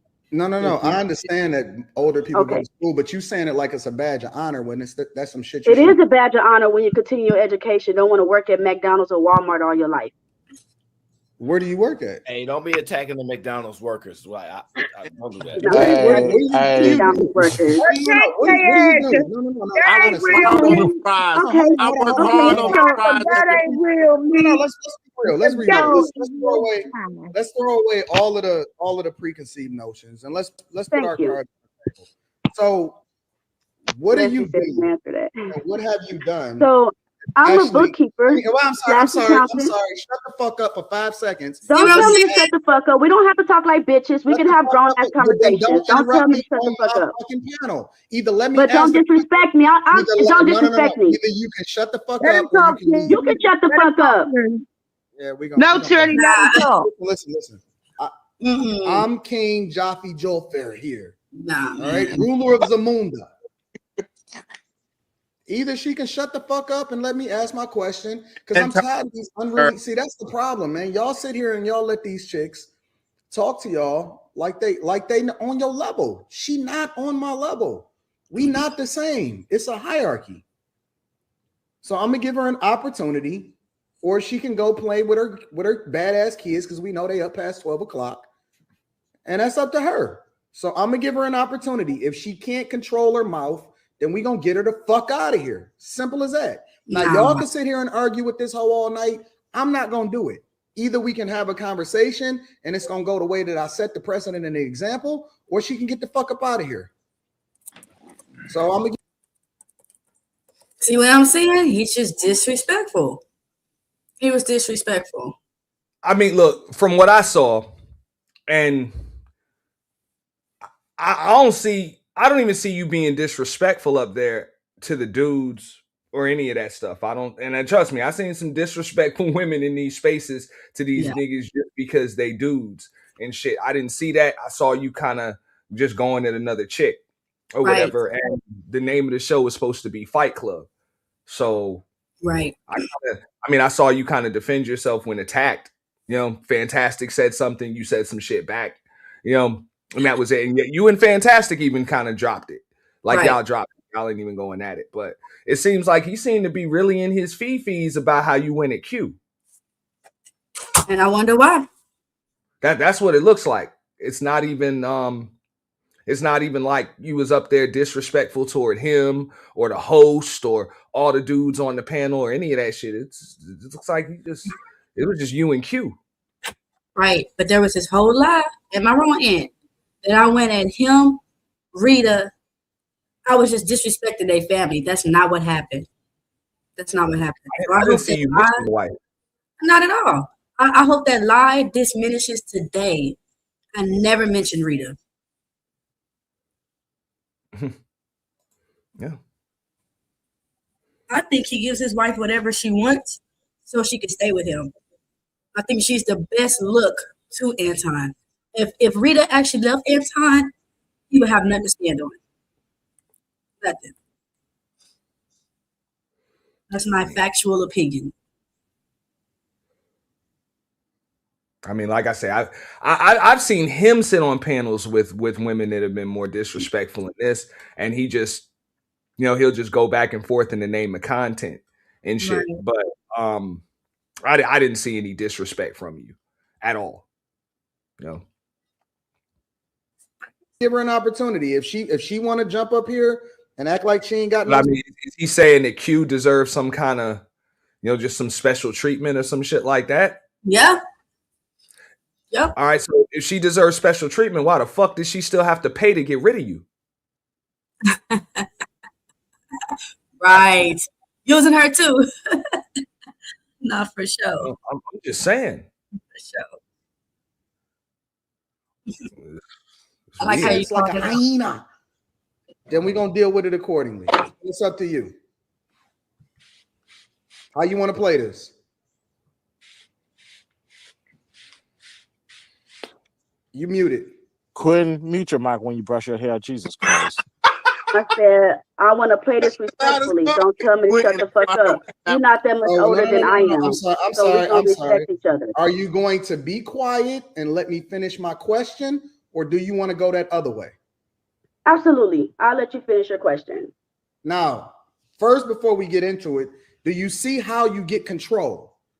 You have to exert power, fellas, in order to get you that power. I'm sorry. You wanted to go that other way?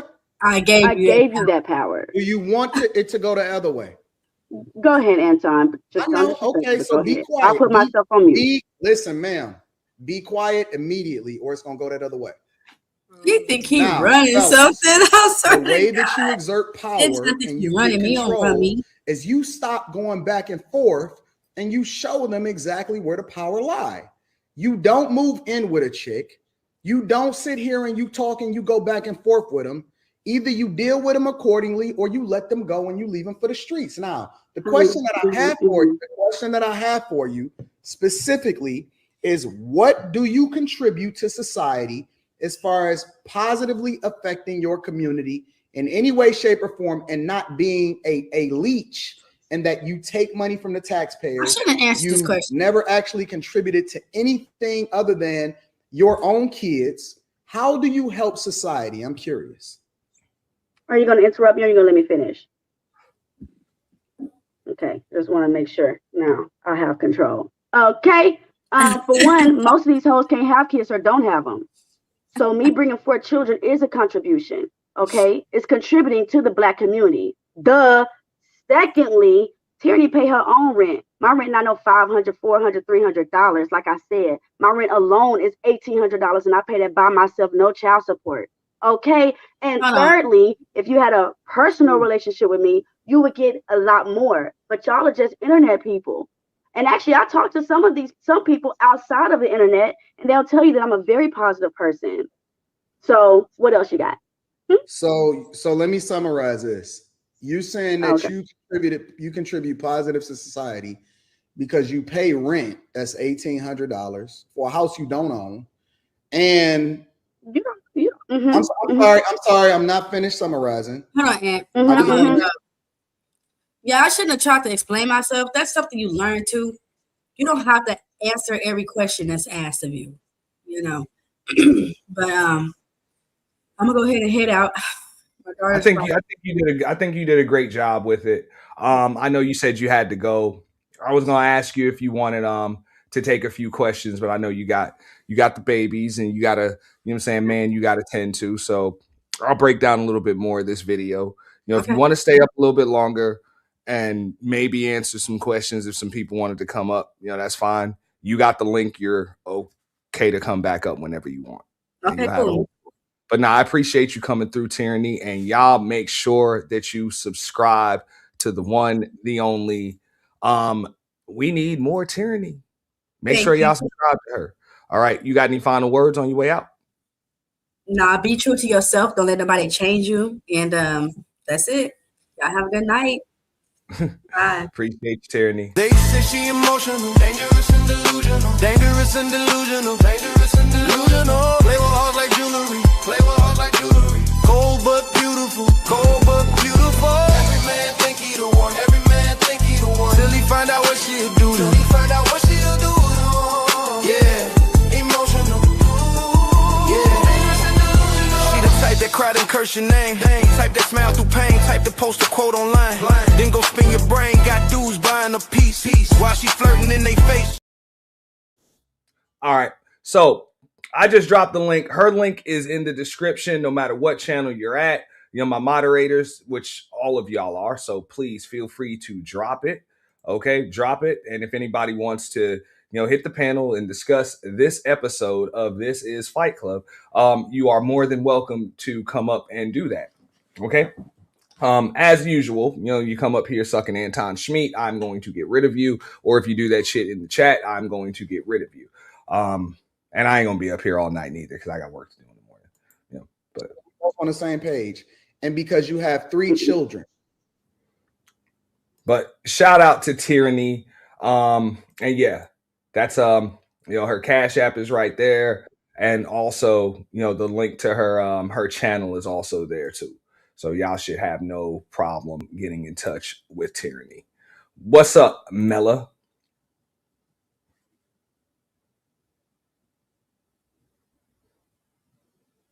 Mella. Got me? What's up? Okay, cool. We good. All right. I want to turn my volume up a little bit if I am allowed. No, you're not. I just came in on the back end of listening to the full scope. I just needed to hear a couple of clips to confirm that we're dealing with a very insecure man. When we observe the way he's combative for no reason, I would like to believe he's doing it for salaciousness, like, hey, this brings attention to my channel. But no, he's doing it to make himself seem fine, to seem all right, to seem okay as a man. That is not a man. I grew up around men, real men. That is not a man. That's someone that has unresolved issues regarding his manhood. So if in the event that Tyranny can understand that, she is right. She needed to learn that you're not obligated to accommodate these inquiries that would otherwise be thrown in your face. I hope she's learned that she's not obligated to do that. Do what you want to do to promote your channel and keep your name hot in those streets. Nonetheless, there's a strategy to this game, and it is not accommodating emotional losers such as Anton Daniels. That's all I had to say. And I don't mind saying it. No, it's fine. And shout out to the one, the only, Ms. Lane. Ms. Lane, what's up? Can you guys hear me okay? Absolutely. Okay. Hello. I didn't want to interrupt Mel. I just wanted to say hi real quick. And you guys got the floor. I'm just glad Tyranny gave me the exclusive with her. She's in high demand right now, so everybody wants to talk to Tyranny, and hopefully we'll have her back up in next week or weekend or something like that. But she's an extremely busy woman. Mela, can you repeat what you were saying when I was coming up? I was mentioning how he's emotionally stunted. Really, to capsulate everything, he's let's just say arrested development emotionally, and he has this need to diminish women because the woman that raised him has failed. So that pretty much that's it in a nutshell. And I think it's more. I think it's more than that. Okay. I think Anton has recognized that the algorithm likes when you tear down Black women. It likes when you tear down Black people in general, but especially when you tear down Black women. And I don't know if he's always had the views that he's had, or if it came about because he created some sort of a character version of himself and just decided to live that out fully. But from what I have seen of his content and all of the fight clubs and anything really related to him over the years, it's been a combination of trying to showboat to men and trying to humiliate women. Are you And saying that's he doesn't enjoy doing it? He just no, I'm does not. it for the money? I'm not 'Cause it saying that sounds he like he doesn't enjoys it. enjoy doing it. I'm saying he enjoys it, and he specifically does it for the money. If the money drives up, I have a feeling Anton would change his content to follow where the money goes. That's what I'm Oh saying. yeah, if changing tires was popping, he would be changing tires. Yeah, he's a hoe. Exactly. And he does he, like when I heard him talking about the whole Pearl thing, I forget who was reviewing it. Maybe it was somebody else who was reviewing how he was screaming at B Taylor about like um her complaining about Pearl and like, why are you letting this white woman come in here and disparage us the way that she's doing? And his whole thing is outwork her then, outshine her then. Who cares what she's saying? It's the same thing I've heard other people say, like, let them call you nigger as long as they pay. Excuse me. Sorry. I don't even know if I can say it on your page. I'm sorry. Yeah, you can. Yeah, you Okay, can. well, let them call you the N-word as long as they paying you. That's what I heard. That is what I heard. What is that Imperious dude tell JP? He was telling JP like it don't matter if the people when you go over to CT's channel make fun of you and they're talking crap to you as long as they line in your pockets. I feel like Anton is of the same belief system. They don't care as long as they get paid. They don't care about the social impact that they leave behind. They don't care how this will shape the space because it's not just you. Like even though you're a content creator, you are think about all the little mini fight clubs that tried to come after him with the same formula of beating up on women. It sets a tone and a trend, and it's a lasting one.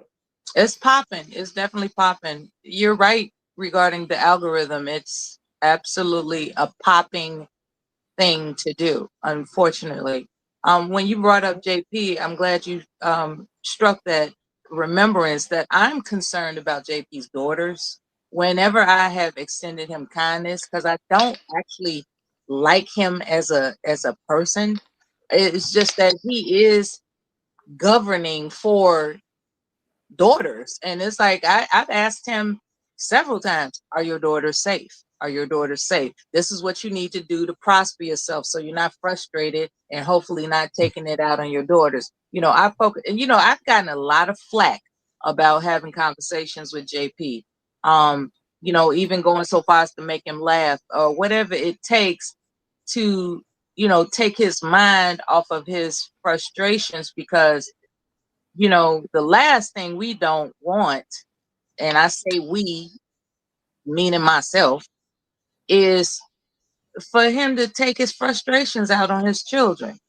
And if he's in a situation where he could prosper and be more enthusiastic about life in this regard, I'm gonna offer some suggestions to make him see the sunny side of the street.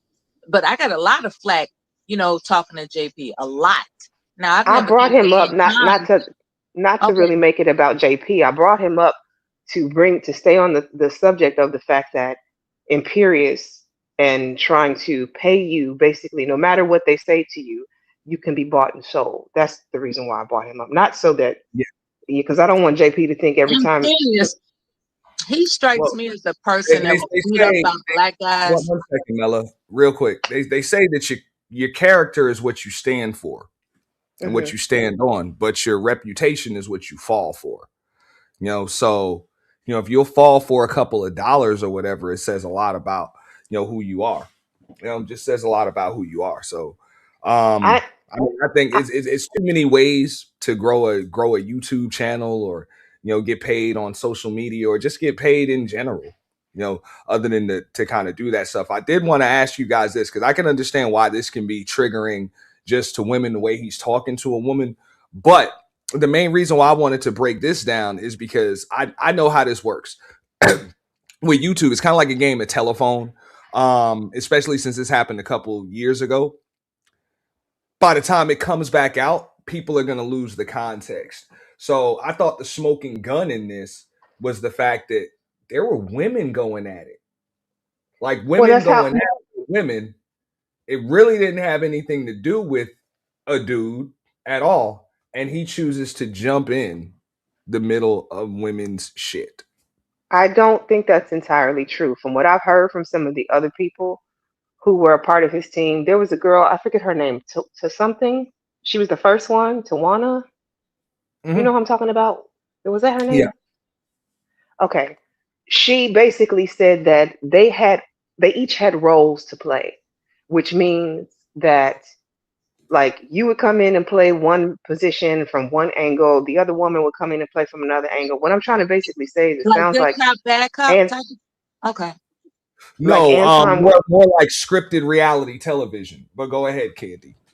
So it was basically like Anton, like even though you say it looks like the women were going at each other, they set it up so that the women would go at each other. They were triangulating those women or using them against each other. Because it's kind of like this when for instance, you bring a white person. I have a TV show, right? And I bring on what we consider a coon or coonish behavior black person. Have them come up and say some anti-black things, disparage their own community. I can get away with not being called racist because you said it, not me. And it can't be racist if a black person said it against other black people. It's the same thing with women. It can't be misogynist. It can't be sexist if a woman said it about a woman. And then y'all get to get that off on your channel and get your hands like clean, like wipe clean from it. Meanwhile, you have these women going back and forth fighting. For what? Well, I was talking about this particular situation, but I can agree with like the Tawana thing on Lapeef and stuff like that. And Chicago Rilla can probably speak to more of that because he was, part of the way they, had their meetings. Yeah, that's the only reason why I pulled up, just to, and shout out to Tawana. I politic with her before she had her interview with Freezy. What Tawana was giving was her perspective on how Courtney was brought in, but I talked to Courtney too. Courtney was never brought in to play antagonist per se, right? Like those conversations, a lot of those conversations that y'all saw on Thursdays, those were real people having real conversations in the moment. We did not get an update of who was going to be on the panels at time. Sometimes we did, sometimes we didn't. Sometimes we got the topics beforehand. Other times we didn't. And I don't think me and Tawana's time on stage was like very long, but like again, I still chop with her because she put bricks in the building.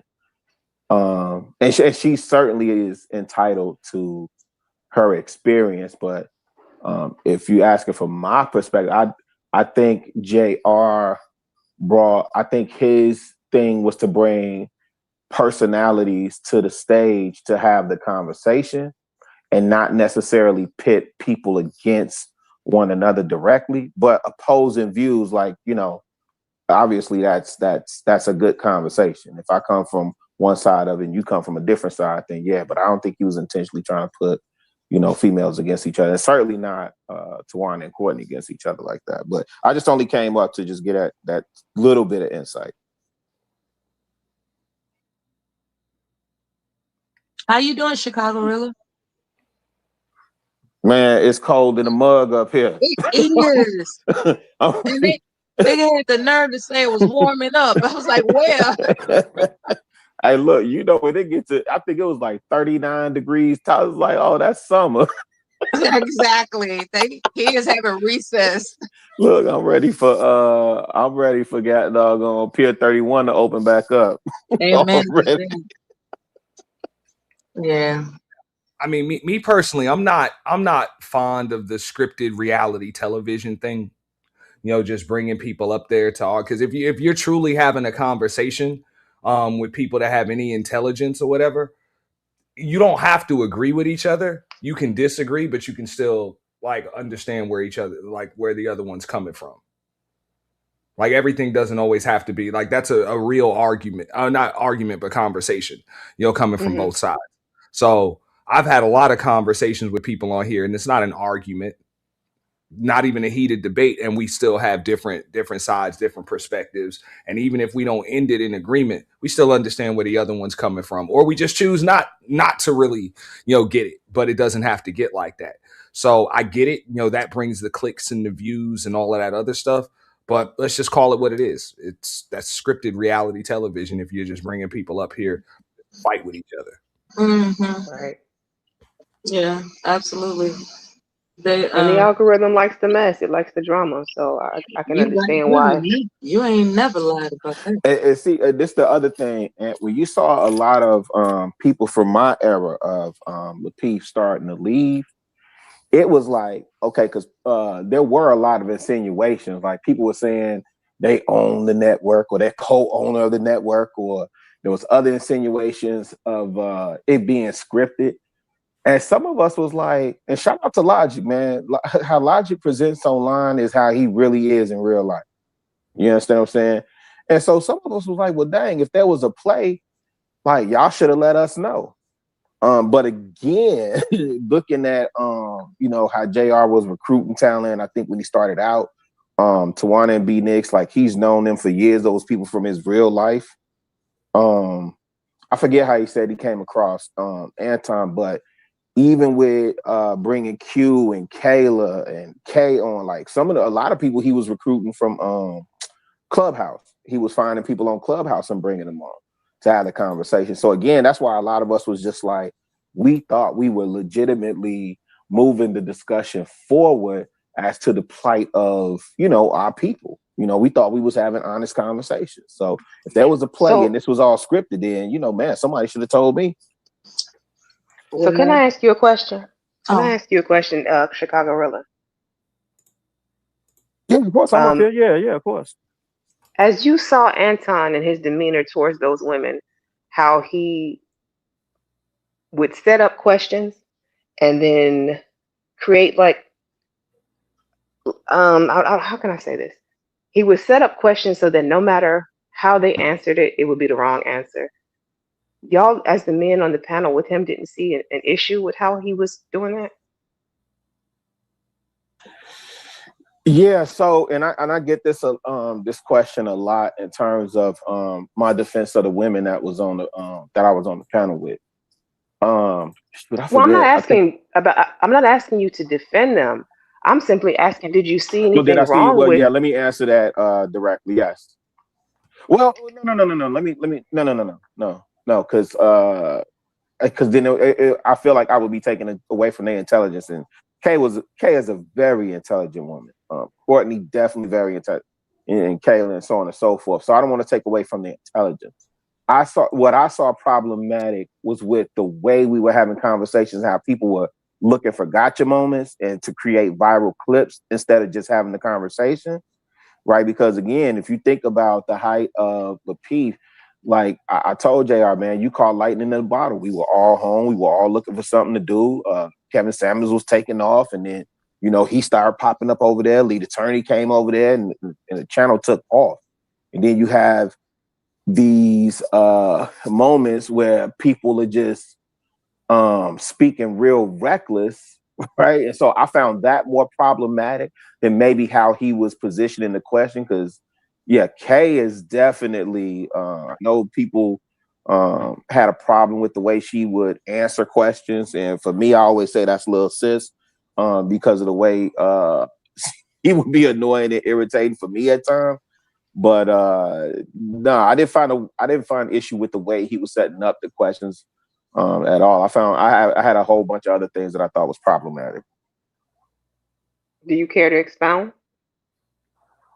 Yeah, just the way the conversations were being had. And, you know, it felt like, you know, like us being in the Facebook group, I called the Facebook group Gladiator School, you know what I'm saying? And so every Thursday, though, it felt like you were just like kind of going into the Thunderdome. Like you literally knew there was going to be a moment in the show where you was just going to do battle. And that's, you know, that's not a comfortable space to be in.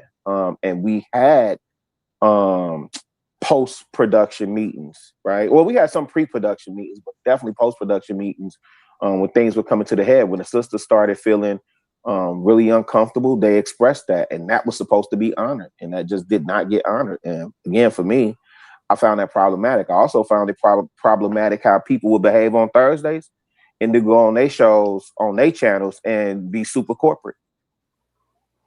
So when you say the sisters, the requests didn't get honored, by whom? Who was not honoring the request? Oh, I think that's obvious. Like there were requests for people to, you know, not go on their channel and do a morning show and talk disparagingly about your castmates, right? That was not honored. The sisters, and I can't recall off the top of my head, but I know that between Kay and Kayla specifically, there were things that they were asking for. And again, that's why the last Thursday you see me up there and me and old boy going at it, the sister said, you know, how come we didn't get this type of protection? I said, dang, I never came. You ain't never heard me say nothing. All these meetings we did. They said, no, really, you did say something. You see what I'm saying? So yeah, there was a number of requests, including, hey, don't antagonize me, right? The sisters were saying, hey, don't antagonize, don't single me out and try and, you know, put me on the spot like that or come at me, you know, aggressive like that. So that kind of goes to the question that I originally asked, though, about his demeanor and how he was treating them women. Don't you think? No, the question you originally asked is, did I have a problem with the way he would set up the questions for the sisters, that regardless of how they asked, how they answered, it was a lose-lose. And I was saying I didn't find that problematic because for me, I feel like I would be taken away from their intelligence. So that's not the issue that I had. The things that they brought up that they said, and again, like, you know, I'm from the south side of Chicago, man. My sisters, you know, definitely could handle their own, right? And so that was my approach to it initially. You know, the sisters. But you know what? I'm from Chicago too. We on the internet right now. We on the internet right now, though. It shouldn't be a war zone. We're not on O Block. 1,000%. Yeah. I mean, I get that the name of the show is Fight Club. Yeah, that's why you don't see me in many spaces. Rilla is talking about Lapeef. Yeah, I'm not talking about Fight Club. Yeah. Oh, I'm sorry. I can't give you no insight on Fight Club. I probably went up there twice, and I went up there on some Sharif from Minister Society. Like, you know, why y'all doing this to the sisters? Why y'all doing this to the brothers? Jokers ran me off quick. My apologies. I didn't mean to say Fight Club. That was a slip of the words. I did mean Lapeef. My apologies. But either way, like, I don't know. I just feel like I understand. Like, to me, Anton was always supposed to play bad cop, and they let him get away with that for far too long. And I, as an outsider who has not had any dealings with him or anybody else from the show for real, can give my unsolicited, nobody asked me opinion that I wish the women didn't sit through that for as long as they did. I don't know if any of them feel like it was worth it in the end. That's a good point. Why would they do that to themselves? You know, yeah, because I think experience degrading behavior. Why would you stay? That's a good point. So I would ask you to qualify what you thought was degraded. What was done to the women that was degraded? I mean, we just watched it with Tyranny just now. Yeah, but that's Fight Club. I'm specifically saying Lapeef. That's what I'm saying. I agree with you about the Fight Club. You're showing a Fight Club clip, and Rilla was on Lapeef. So maybe I am mixing it up, and that's my fault. My apologies, because I'm speaking on what I just saw on the Fight Club side of it. Oh, that didn't happen on Lapeef. I mean, it probably sounded like it now, very similar, but no. I will say this much, and I'll break down some because I still do have some clips of that.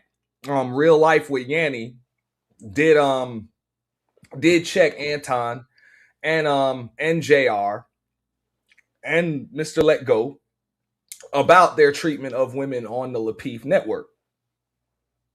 She did a whole call to boycott. I do recall that a few years ago. And all three of them niggas came up there and apologized. I mean, I did the review. I probably done privated it since I did it. Yeah, but, I'm gonna tell you. I think do it again because I'm pretty sure if I did a review, I likely have the show downloaded or the clip downloaded. So, it really wasn't too far off.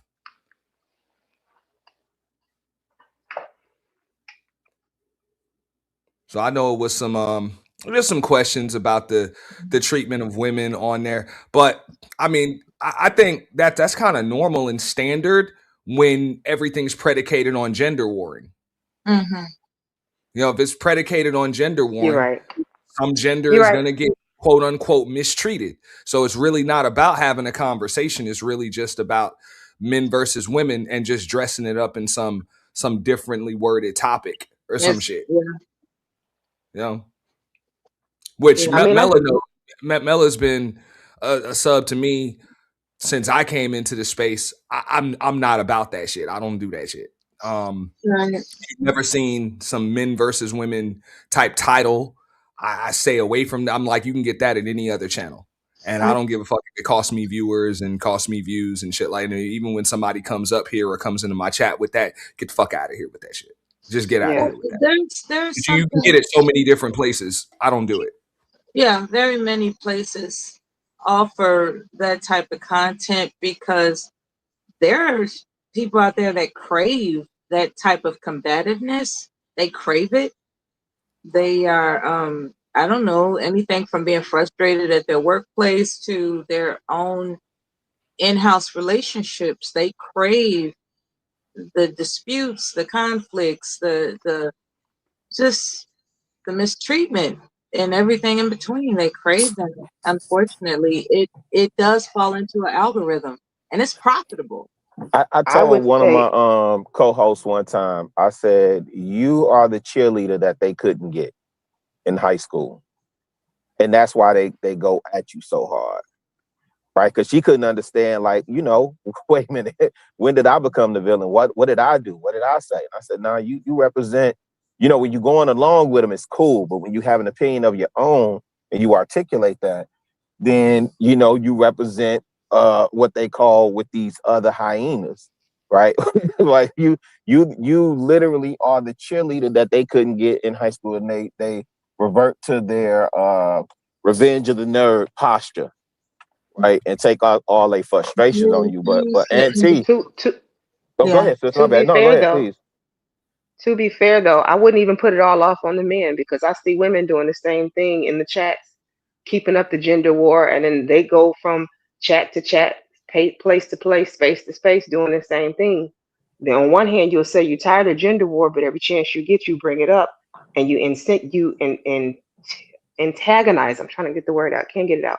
Antagonize with it. I think on both sides, like, it's just, if we've been doing that since 2020 and we're in 2026, y'all ain't tired of that yet. It was happening before 2020, but it blew up during Kevin Samuels. Exploded. Yeah, it exploded during the C-19 stuff. It exploded then, and I agree with you. But I also I come from the camp where the sisters check the sisters, right? So when I'm calling out the behavior of men, because these men say we the leaders. Y'all should be letting us lead you, but where you lead these sisters to? What you talking about? You sit up here whining and complaining all the time about coochie you ain't get in high school. You know? Hey, I would say this much though, because that was another trick bag I believe a lot of dudes fell for. Oh, the women check the women, and then what ended up happening is you had the quote unquote pick-me's or grifters come into this space. You know, those women that just tell these niggas what it is that they want to hear. True, absolutely. You know, and just go at women just for the sake of fucking doing it. And to be honest, I know it works because it sounds good to a lot of these dudes, but I'm like, y'all don't even know. Like, y'all look like y'all are marks. Like, y'all are marks. Straight up. They defend the tricking though. They defend. Hey, they go tooth and nail for their right to trick. I'm not gonna say the woman's name, but I saw a comment that she put in the chat where this was the other day. She said that she's in the clouds or hears about it. She don't know who she is, but she said that her son is not allowed to date a girl with no father in the home. That's what she said. She said her son is not allowed to do it. And the dudes are up there championing that shit. And I'm like, y'all don't even know how stupid that sounds. Like, that's oxymoronic right there. So she's telling you, all of y'all, that she's raising a fucking mama's boy that makes his decisions for him. Tells him who he can and can't date. You just said your son is not allowed to date certain types of women. Like, I wish even at age 15, 16, my mother would say some shit like that to me. Yeah, that doesn't sound realistic. Or my father. Yeah, but wait, T, you said something like, and if they raise you right, they raise you to make decisions, even if they're bad ones, to make mistakes and learn from them. Like that's what a parent does. But that I guess that was supposed to sound good to a bunch of these dudes. And I'm like, that doesn't sound good. That sounds like an extremely controlling ass fucking woman or somebody that's just pandering to you. Right, but it sounds like he doesn't have his father in the home. I was just getting ready to say the key word was the in the home part. So if any of these men are co-parenting from separate households, then their daughters wouldn't count, right? Yeah, I mean, I just say, I was like, for somebody to just come and say that, like, my son is not allowed to date, and I'm like, that was supposed to sound good? Like you raising a mama's boy. I would want to know if she even has a man in her home. End up with a woman that's kind of like his mother that's gonna boss his ass around too, and tell him what the fuck he can and can't do. You're raising a beta male bitch, and that's supposed to sound good? Doesn't sound good to me. Most people are defiant when it comes to their parents' expectations, so she can't control what he does. Yeah, but I'm just saying, for her to come on a live stream, Yeah. say that, And the idea that the brothers were co-signing that in the chat, I think, is what he's hammering at, right? Because it's the same thing that it was the same complaints about the Jessica X and obviously the Hannah Davis chick and a host of other females that are coming to the space saying what brothers want to hear, yada yada yada. I mean, personally, I wouldn't trust any woman that if she always told me what the fuck I wanted to hear. Right. She's a woman. She's not supposed to see things the way I see them. Even if it's my wife, like we're gonna have to conflict on some things. Like what the fuck? Yeah. You know, the thing about being married though is sometimes you want to avoid conflict and you turn into a yes dear type of wife. And if you're not careful, you don't see it coming.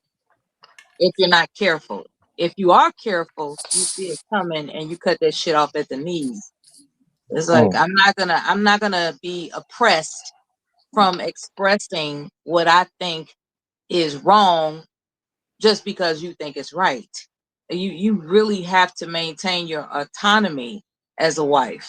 There are men that claim they don't respect that, but actually they do, or else they wouldn't have married her in the first place. You don't marry a robot. You marry somebody because they accentuate, what's already available in your life. And for men online to claim that they want a woman that's so-called cooperative, they're lying. They are lying. They want a woman who is that she fell in, that made her loving for him. And I guarantee it wasn't a robot. They didn't fall in love with a robot. So why are these men online professing as if they want a robot? They don't. They're just trying to get paid with the rhetoric that attracts. I see a bunch of dudes, Mela, that will fall for any damn thing. Because just like what Rilla said, I'm gonna go right to y'all in a second, but just what Rilla said, that would be the first question I would have for that woman if I were either on that panel or in the chat. I'd be like, where is your son's father? Because he need to check you because you overstepping your boundaries. Like you're overstepping your boundaries as just the parent. Like when it comes to your kids dating and shit like that, like that's kind of where the whole authority as a parent kind of stops. I've gotten to the point. I've gotten to the point where none of this shit is any of my business. Because a lot of these people are just fooling themselves. They'll change their mind next month about something. And here I am extending these energies of opinions for people that are flaky to begin with. So I just sit back and see. That's true. I think a lot of people get online and they like to present themselves as one way because it's popular, like it goes with the crowd, but that's not the life that they be living outside. Like all of this, my woman has to do this, my woman has to do that, that bravado. I think if you took a peek behind the curtain on some Wizard of Oz, yeah, you're gonna see it's not quite like that. Those are the same dudes. And trust me, women ain't too far off. But these are the same dudes that be tied up with gag balls in their motherfucking mouth. Okay? and real shit. Talk about thank you, mistress. May I have another? What was Ving Rhames' character on? That's a terrible visual. No, I'm just Julius, saying, God, dog. No, our woman's got to be cooperative and submissive. These are the same motherfuckers that be the with the visuals. They want to submit, Auntie. Yeah, you know what I'm saying. They be the ones wearing the choke chains and, dog. and shit, dog. Hey, I have with the damn visuals, I tell you. If they like women at all. Yeah. Okay, this is getting kind of wild. Okay. I'm just saying. No, Yeah, the truth of it is, and that's why I always try to present like the average, because I don't know why people think something is wrong with just, middle class or average or whatever. Like, obviously, we always aspire for more and so on and so forth, right? But when you talk about, I don't know, like high value and all that other stuff, what we consider high value, right? That's a small percentage of the population. Most of us are average. Most of us are middle class. And I always tried to present that perspective. So I've never tried to control my woman or act like I'm some Don Magic one. You know what I'm saying? Like I'm gorilla pimping my woman. She better do what I say or else. That's a grown. Hey man, she had a father. You understand what I'm saying? She had a father. But so you know what? She's an autonomous human being with her own thoughts. She's educated and she has her own life experience. And when we come together, that's where the magic's supposed to happen. That's where the value's supposed to be. But there are mama's boys who are sociopaths that actually believe they're supposed to control not just their woman, but everybody. What's to say about them? There are people. The first person you're supposed to control is yourself. Why did you lead with mama's boys though? With that, okay, there are mothers that. I mean, I would agree with her on the mama's boy shit. These niggas need their mother's permission. Mother raised males, yeah.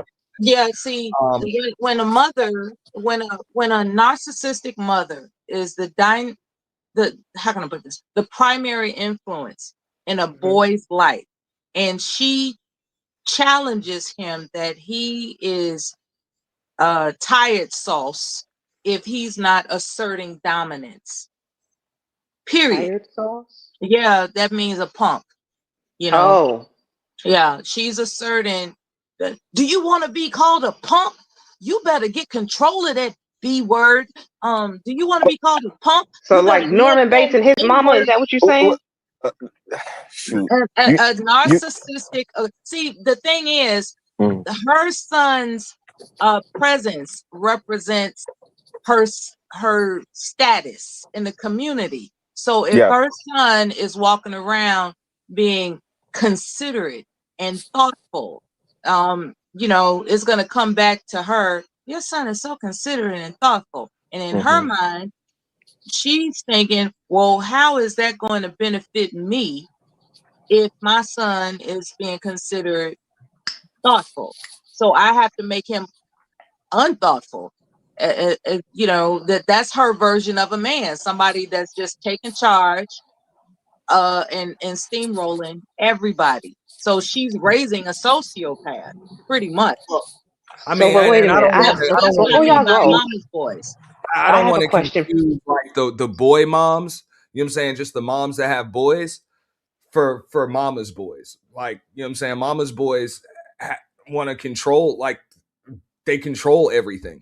So, that man is never it's usually that unhealthy husband, son, husband type relationship. That unhealthy mama. That's very unhealthy. The emotionally unhealthy mama. I call it the son, husband, emotionally unhealthy boys.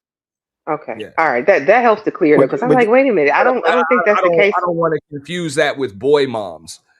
Right. Those are the mothers that are involved. Just because you're a mom with boys doesn't mean that your boys are mama's boys. boys. You know, but if you have that unhealthy son husband, like you treat your son like he's your husband, and and that's likely because you tried to treat your husband like he was your son and it didn't work.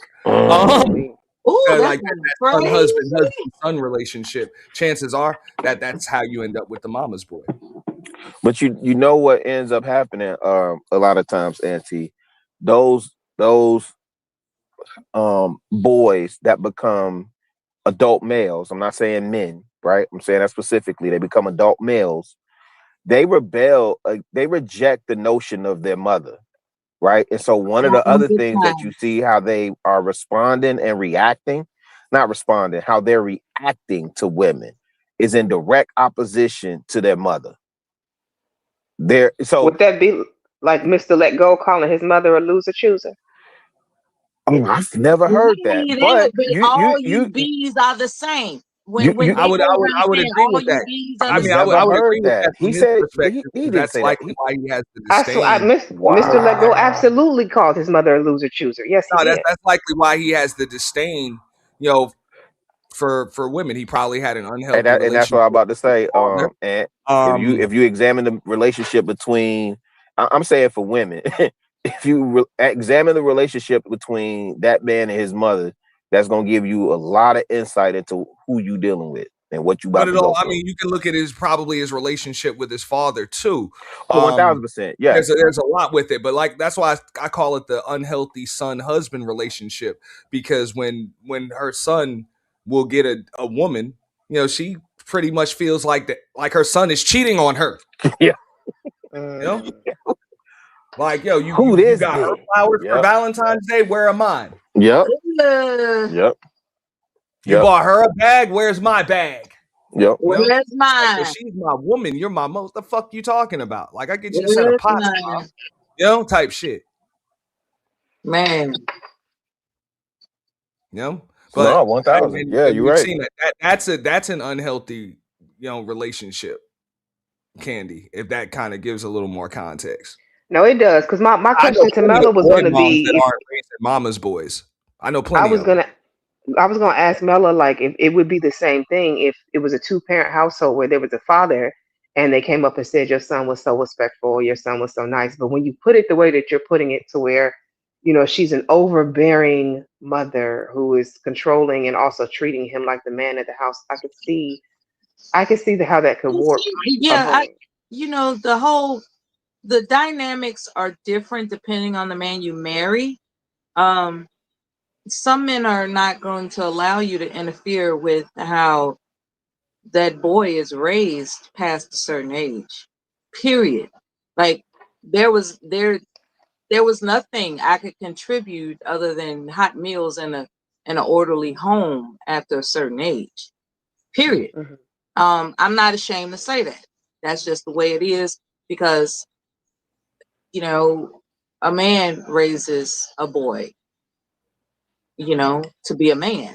I mean, period. Like there were things that I thought were kind of harsh, you know, and now the adult that he is today, he has endurance and confidence as a result of his father's tutelage.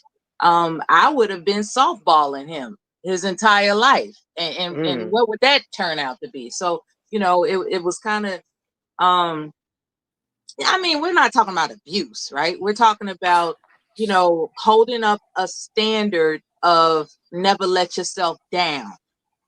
I refuse to allow you to let yourself down. None of this, you know, oh, baby, it'll be okay. Hell no, it won't be okay. You're going to be conducting the structure perfectly, or else. And I was like kind of a loosey, like I was like, well, you know, he'll get it eventually. There was none of that. But do you know why that it was is? like basic training under your roof. It was crazy. It was like, wait a minute now. No, and this is the same thing I tell my sister, right? She doesn't necessarily agree with me all the time, but I'm telling her, and I'm on the record, 3 boys, 3 girls. Like all my kids are good, right?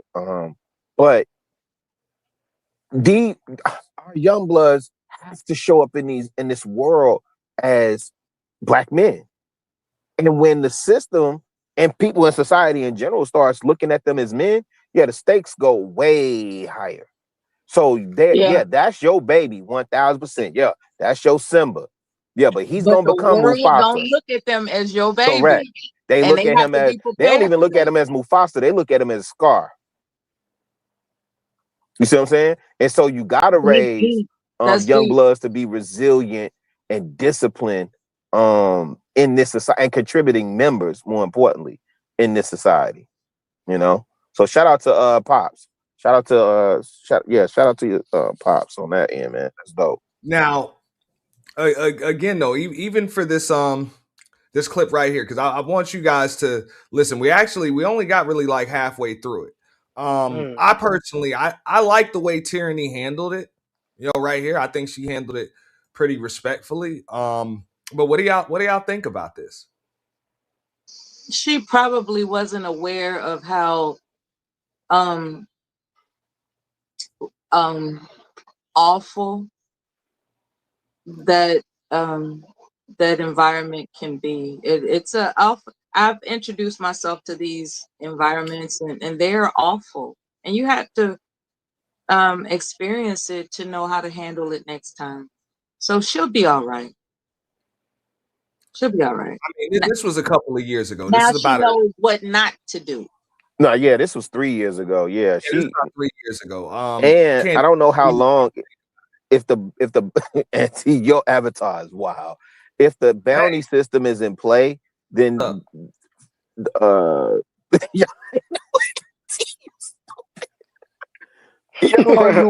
just looked down and saw that. I never knew you had an issue with old boy like that. I don't have an issue with him. I just believe he's a fake boss. I'll get into that. I mean, I said I was going to put it to bed. I just believe he's a fake boss. I believe he's extremely insecure. I disagree with Mello on a lot of things, but it's pretty obvious that he's just extremely insecure. He needs to be surrounded by yes people because any real conflict, he's going to, you know what I'm saying? He's going to run. He's not, the dude doesn't thrive in conflict. He doesn't thrive in conflict. Well, you can even see it with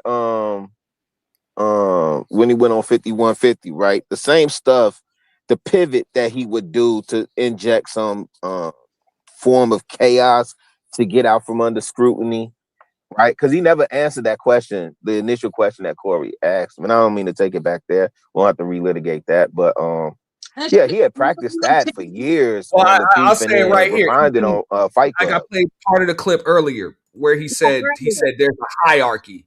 There's royalty in the room. Whatever. That shit might sound good, but it really doesn't. You know, because royalty doesn't have to say that I'm royalty. Hierarchy doesn't have to say that I'm hierarchy. You know, like you don't have to, you know. When you never have to announce that. You're right. Even on these channels, some people speak, and when they do, everybody else is quiet. He was such a hypocrite. Yo, that's a fact. Yo, everybody shut up. Sorry, sis. Right now, that's a fact. Because I'm royalty, but just because, hey, you just have a certain energy. And it has nothing to do with what the fuck is in your bank account. It has to do with who the fuck you are. Like, we've all worked for people like that. Like, yeah, you might have drove a Bentley in this motherfucker. You might wear the nicest suits, but you're a baby. We see you throw temper tantrums. Nobody respects you. No? We just don't cut you out because you signed the checks. Right. But at the end of the day, respect is earned. You can't buy that shit. The whole thing you showed earlier about him critiquing that someone came after his underage child, and then fast forward with your presentation, it appears he didn't have a problem with talking about people's children at all.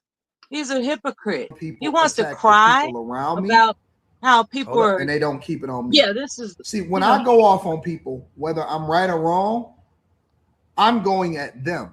When I go off on people, it's a damn lie. I go at them. When somebody attack my daughter, wife, any of that type of stuff, it don't matter what I did. It don't matter what I did. Because that's for me, the rules of engagement is you keep family out of it. The rules. Okay. So for me, like again, the rules of engagement is that you keep family out of it.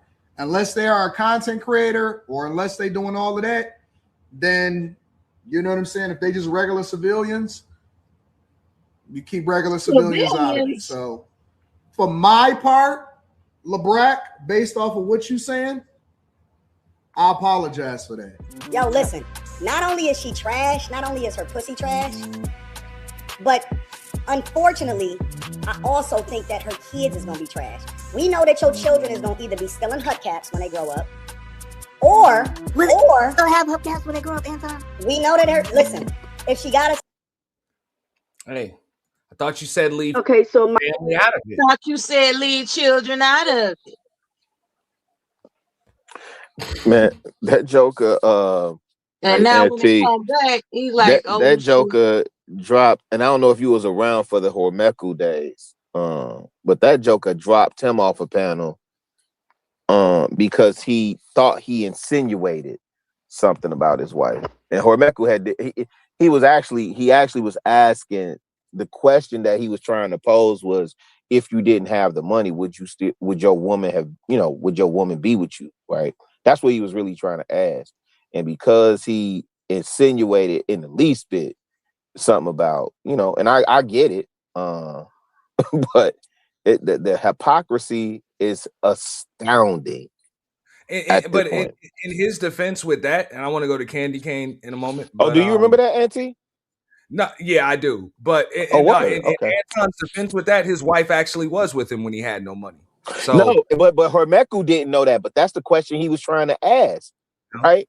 And he dropped him. Then here's the thing, and it goes to whoever was speaking earlier, saying about, maybe that was you. You were saying that, Auntie, about people being intimidated and insecure and all those other things.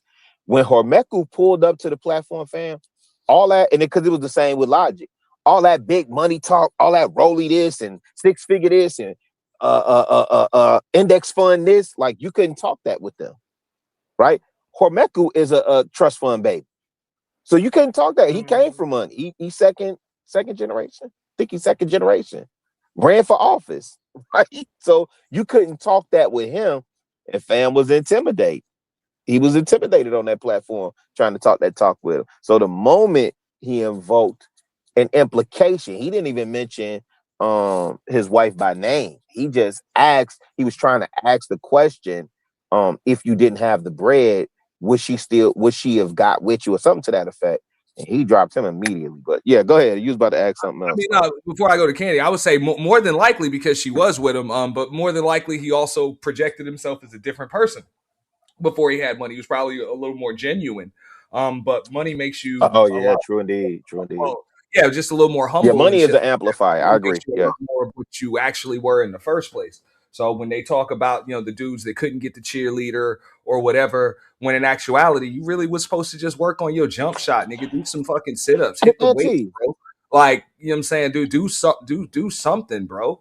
If you was around for that, then accept that. But hold on. Let me go to Candy. Go ahead. In a minute.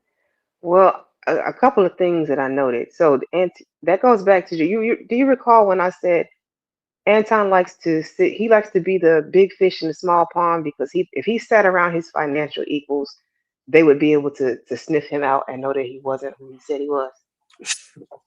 You better go back to JT Pocket Watch. They would throw him out the window. Yeah. So that you just confirmed that for me. That was one of the things that I had, suspected, and thank you for confirming that, Chicago Rilla. Second thing was, I think a better question wouldn't have been whether his wife would be with him without money. It would be whether the Mikas of the world would be. The ones that he's flying around town talking about, baby girl, I'm gonna fly you out. Without that money, would those women be paying attention? Because we know his wife would. She was down for the cause from the beginning. Chill, Auntie. No, I mean, wow. was down for the cause. Yeah, she was. She's a sweet. She is sweet. Hey, listen, she is a very sweet woman. She really is. Very sweet woman. But as you wow, they put Mika. Show that body. Nah, Hey, Mika but ain't look, bad looking, but I'm like, I mean, look. I saw on the video he did where he said he was like, the dudes are bigger clout chasers than the chicks. I'm like, everybody around you is a clout chaser because that's all you have to offer is some clout. That's it. But what dudes Everybody around around you clout is a clout chasing? chaser. So that's all you are and that's all you've ever been is something to eat.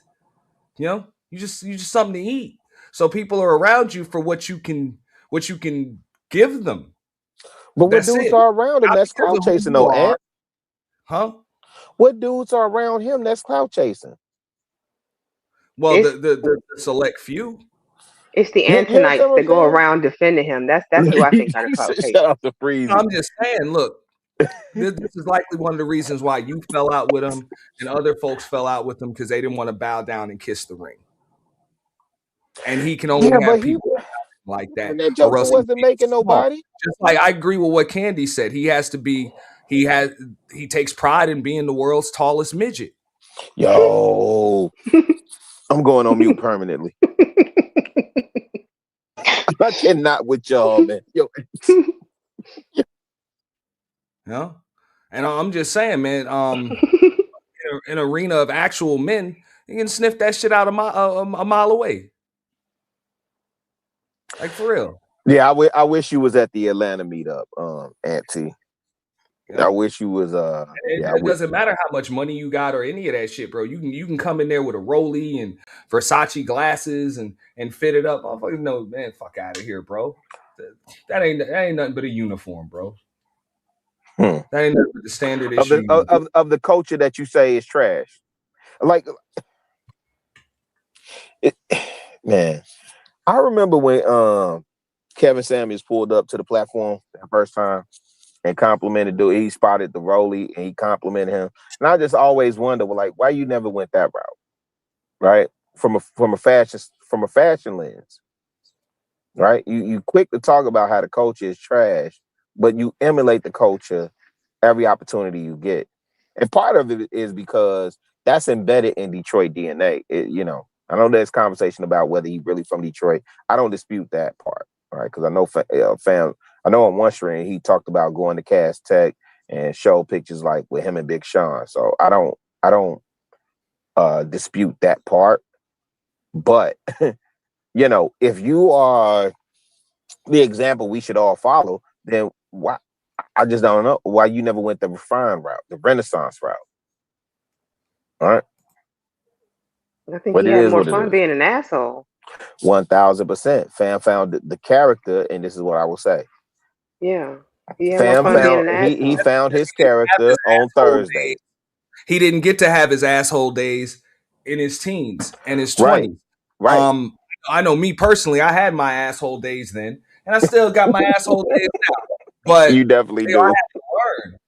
I had to learn. I had to tone down a lot. Like, hey, I can't just say everything that I feel like fucking saying because I'm going to create more conflict, than not. And you got to tone that shit down as you get older. Can you show that pic again, Ant? Can you show the pic again of him and his wife? Show the pic. Now look at this man, and I'm not saying anything about his wife, but just look at the man, right?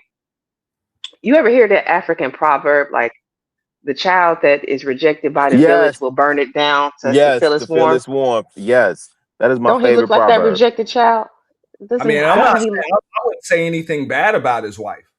No, I'm not talking about his wife. I'm talking about him. No, say that African. I'm sorry for talking. No, you say that African proverb again. That is one of my favorite African proverbs. There might be a Chicago thing. I don't know, but it basically goes, the child rejected by the village will burn it down to feel its warmth. I feel like that's what Anton is doing to the Black community. Like, he grew up that lame, probably got picked on. Look at him. He's short, stubby, not very attractive. And so now that he's got money on the come up, what was that line from the Denzel movie? Oh, which one? From Training Day? Training Day. That's what I'm thinking of. I can't remember. Auntie. That's why I said I wish Auntie had came to Atlanta, because he had somebody from Detroit with him, like somebody that was in his past. And he, dang, I wonder if that video is still available. Because he said, hey, wasn't I this way in high school? Something to that effect, right? And the thing of it was, we all been in high school. And I'm going to say this respectfully as possible. The person that he was using as a, like to verify that he was that guy, that is not somebody that we would have been like, oh yeah, I can believe what they say. You understand what I'm saying? If that makes sense. Like the problem is anytime somebody feels like they need to verify that they were something, yo, if you feel like you even have to verify, because look, I don't have to verify what the fuck I was in high school because I ain't in high school no more. That shit over. Exactly. What does it matter? You grown. You like 30 years plus past it. But even if I'm telling my high school exploits, you know, I ain't on no Al Bundy type. Like that's his stand for itself. With that, I gotta bid you all good night. Peace, family. I appreciate you, Auntie. I appreciate you. You know, I appreciate you all, everybody that's on the panel and everybody listening. Thanks for your time. It's 11 o'clock. I gotta go. Peace out. Now, Good night, I think, Mella. all right, shout out to Mella. Yeah, it's definitely 11 o'clock. I think it's a damn shame Q can't roast, man. Nah, but Q, but you know, Q from the islands, like, listen, I don't expect Q to roast. I don't expect Q to roast. Hey, Q, shout out to Q. Q is Q, but I don't expect Q to roast. Q's supposed to look pretty and conduct herself accordingly. Real talk. But hey, that's one of the reasons why I wanted to play this. Is because I know it's going to lose its context. They're going to think that the exchange was just between Anton and Tyranny, and that was it. And you need context in this shit. So understand that Tyranny and Island Gal Q was going at it. And Tyranny brought up the fact that she was in Anton's house with his wife right there. And her tatas was, you know, a lot of cleavage and all that other shit. And then Anton decided to come in the frame and say all of that shit. Wow, Auntie. Wow. I'm just saying, bro, that's what happened. Tatas in the frame. So that gives a lot of context. But with these internet games of telephone, the context gets lost. And shout out to all this coming back to surface right now. I know there's a lot of people, and I know you got to play the clip, but there's a lot of people like, why is this all coming back up now? That's how this works. You know, people say their life is an open book, right? And so, yeah, your life is an open book. People are going to research and see what your digital footprint is. Like, even for me, I'm not proud of the totality of my digital footprint. So that part I got to own. But at least for me, especially to the people that matter, when I'm asked those questions, fam, I could own it. And it just is what it is, right? But yeah, this was wild work. Shout out to Tyranny, though. We need more Tyranny. Hey, shout out to Tyranny, and I appreciate her, you know, giving me I think I got the first one, you know, the first interview. So you'll likely see her. 1000% you did, Ed. You know, but like I say, I got the clip unedited, uncensored in its entirety. My house is rent to own, so it shall be mine. Okay, most of y'all live with y'all mamas, anyways. And yes, I have children. Wait, Auntie, I'm sorry, just really quick. I'm so sorry. Listen, did you see the way the hammerhead from Detroit did the face palm when she said my house is rent to own? And it's the problem that I have, right? As if we didn't see you streaming from peculiar places prior to you getting your own spot and becoming this millionaire when Lapeef popped off. Like, how you clowning or making that gesture at that sister?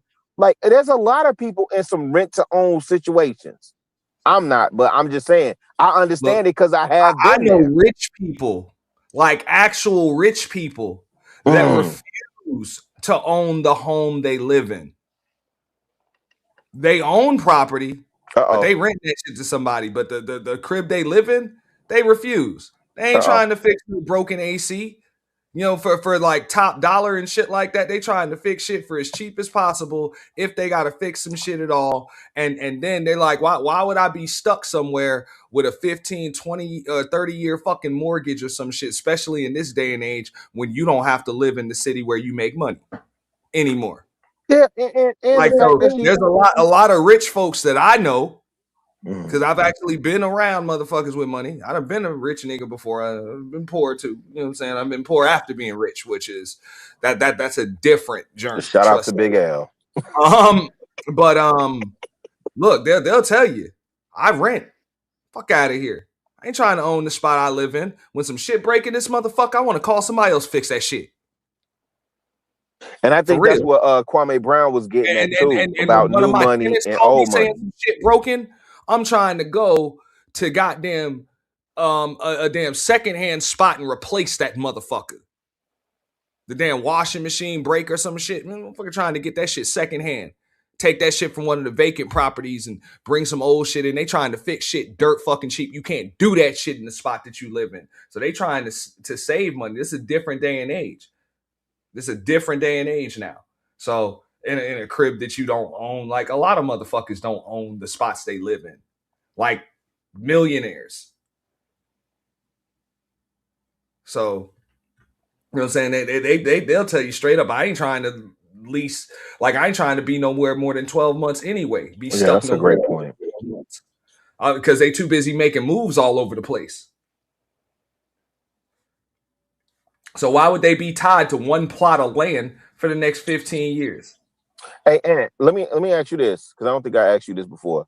Because you're a content creator. For the deck of millionaires, right? that say they get money, outside of YouTube. How much time out of your day? I'm curious to know for the content creators, because I hear y'all talk about this hard work. You got to put this type of time in. And some of these streams I see go 6-7 hours. So how do you have time if you're a deca millionaire to attend to your other businesses effectively if YouTube is not your main source of income?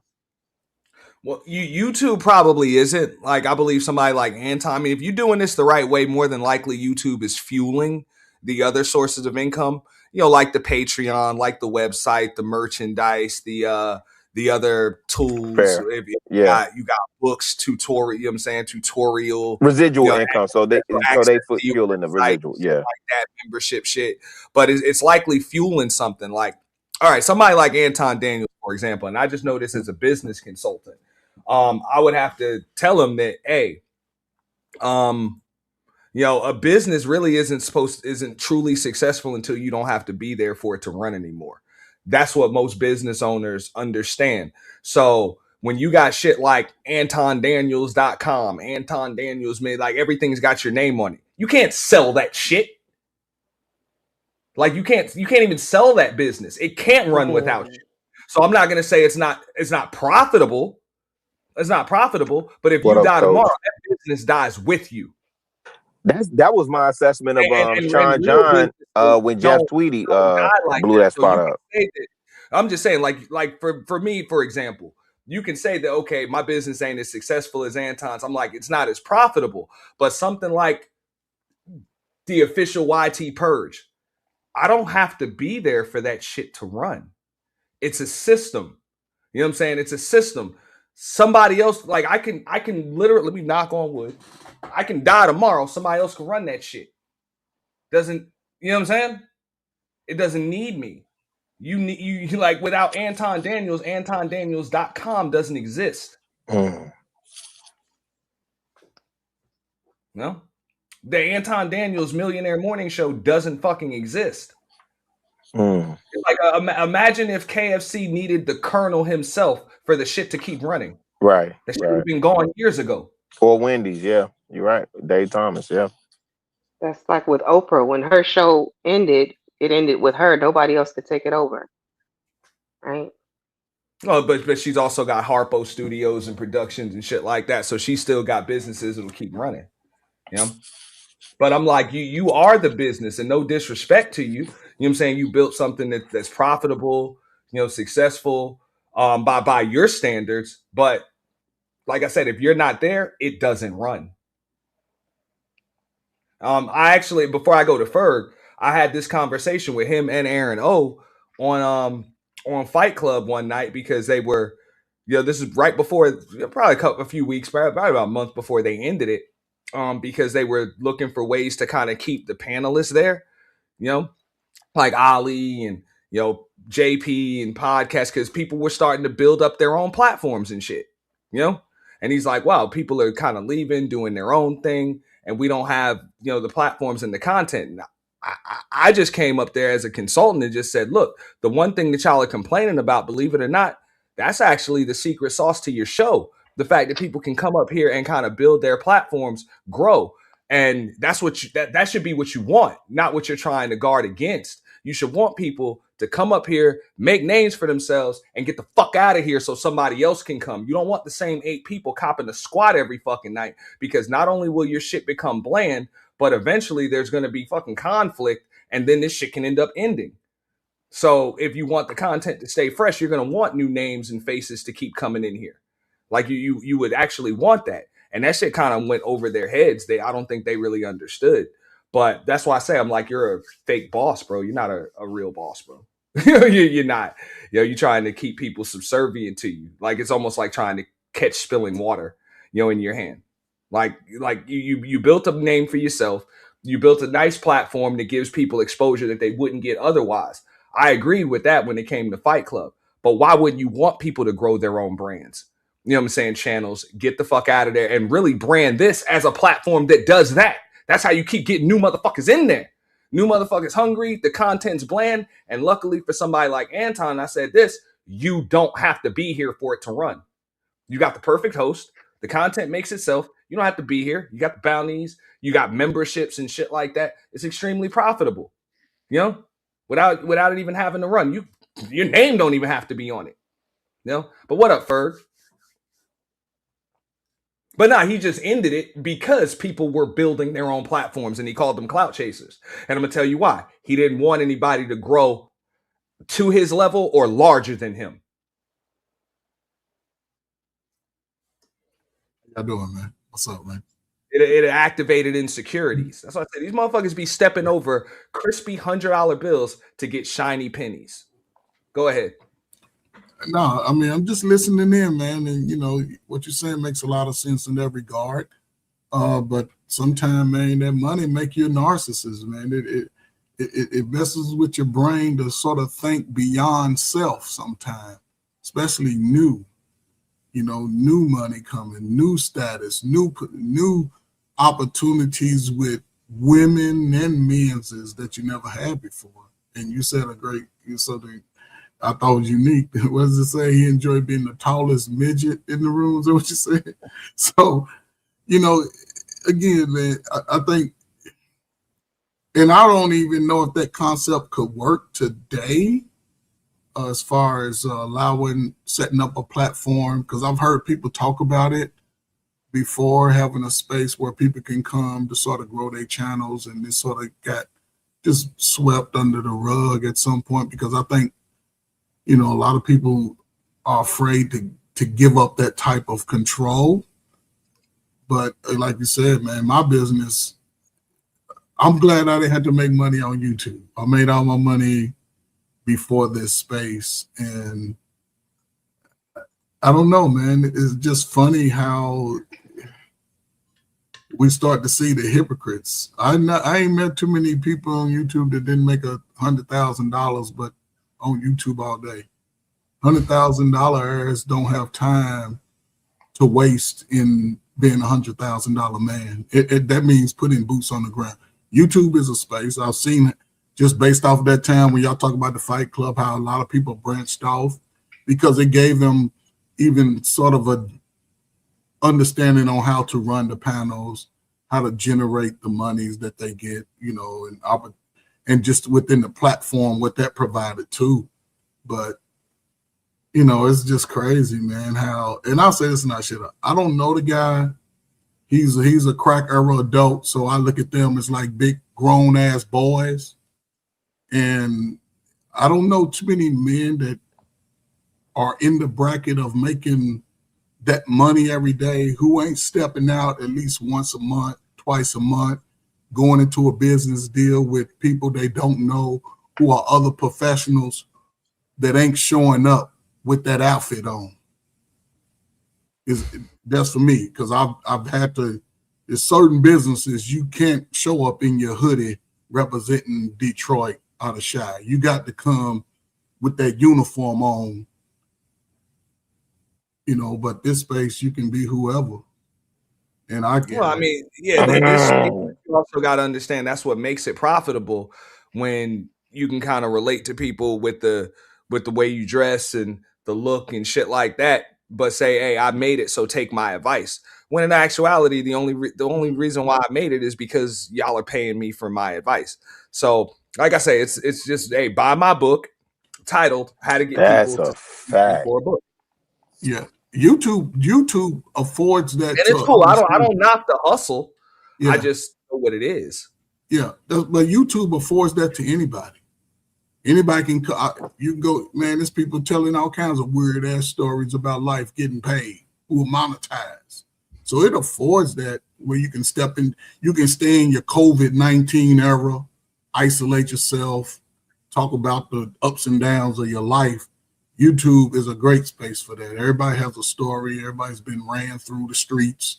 You know what I'm saying? And that's the uniqueness of it. But it also, you know, makes people believe that there's something greater than who they are.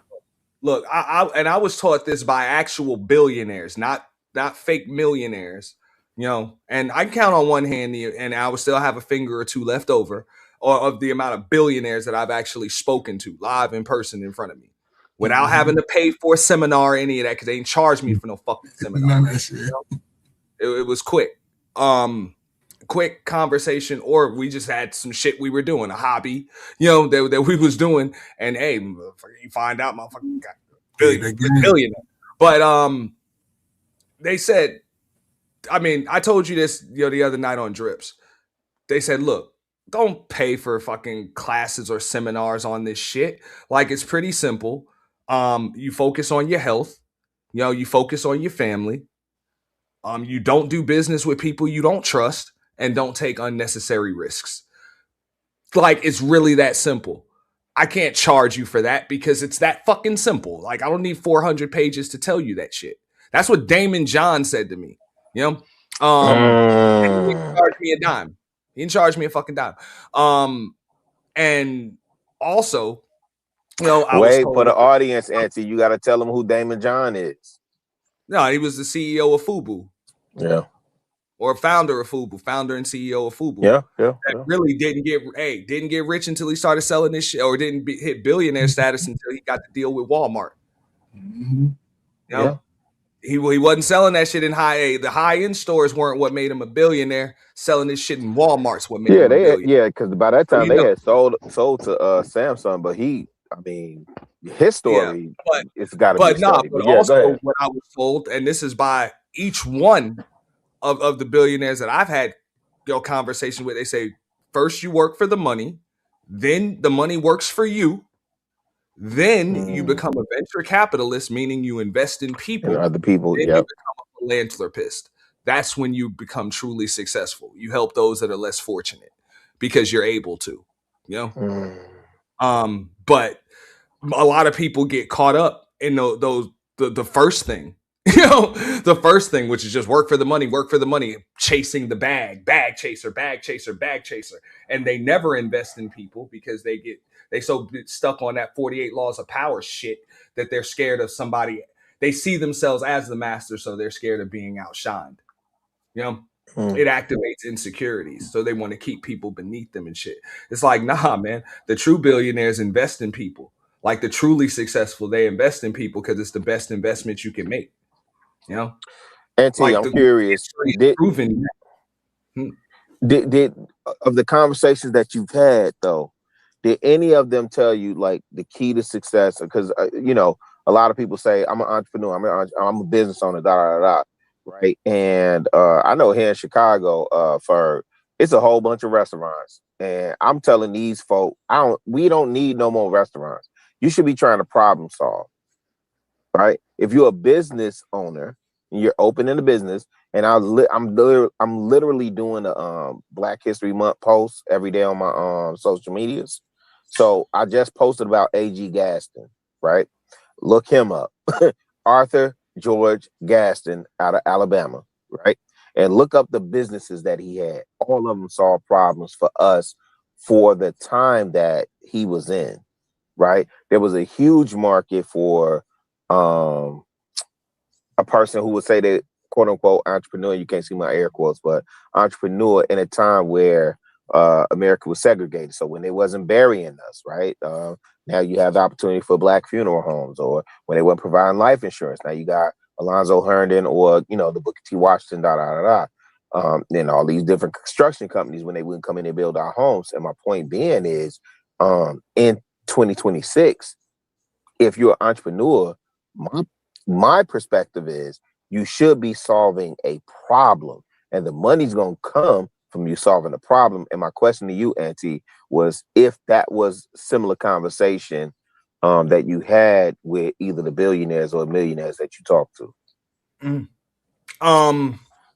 Yes and no. I mean, that came from like the initial idea as far as making money, because it does have to start somewhere, you know, and then the money's got to work for you and shit like that. So yeah, usually, you know, those get rich ideas, you know, don't come from greed. They come out of necessity. You solve a basic need, you solve a basic problem, you fill a basic need, and next thing you know, you get rich.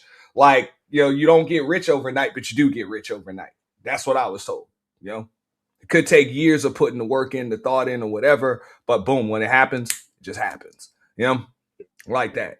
So that's what I was told. It doesn't come out of greed; it comes out of necessity. So if the only thing you're concerned with is chasing the bag, you're gonna stay on a hamster wheel forever, more than likely. But if you're that's the part that's dangerous, right? Yeah, solving a problem and filling a need, you know, fulfilling a need, then more than likely, that's how the bag finds you.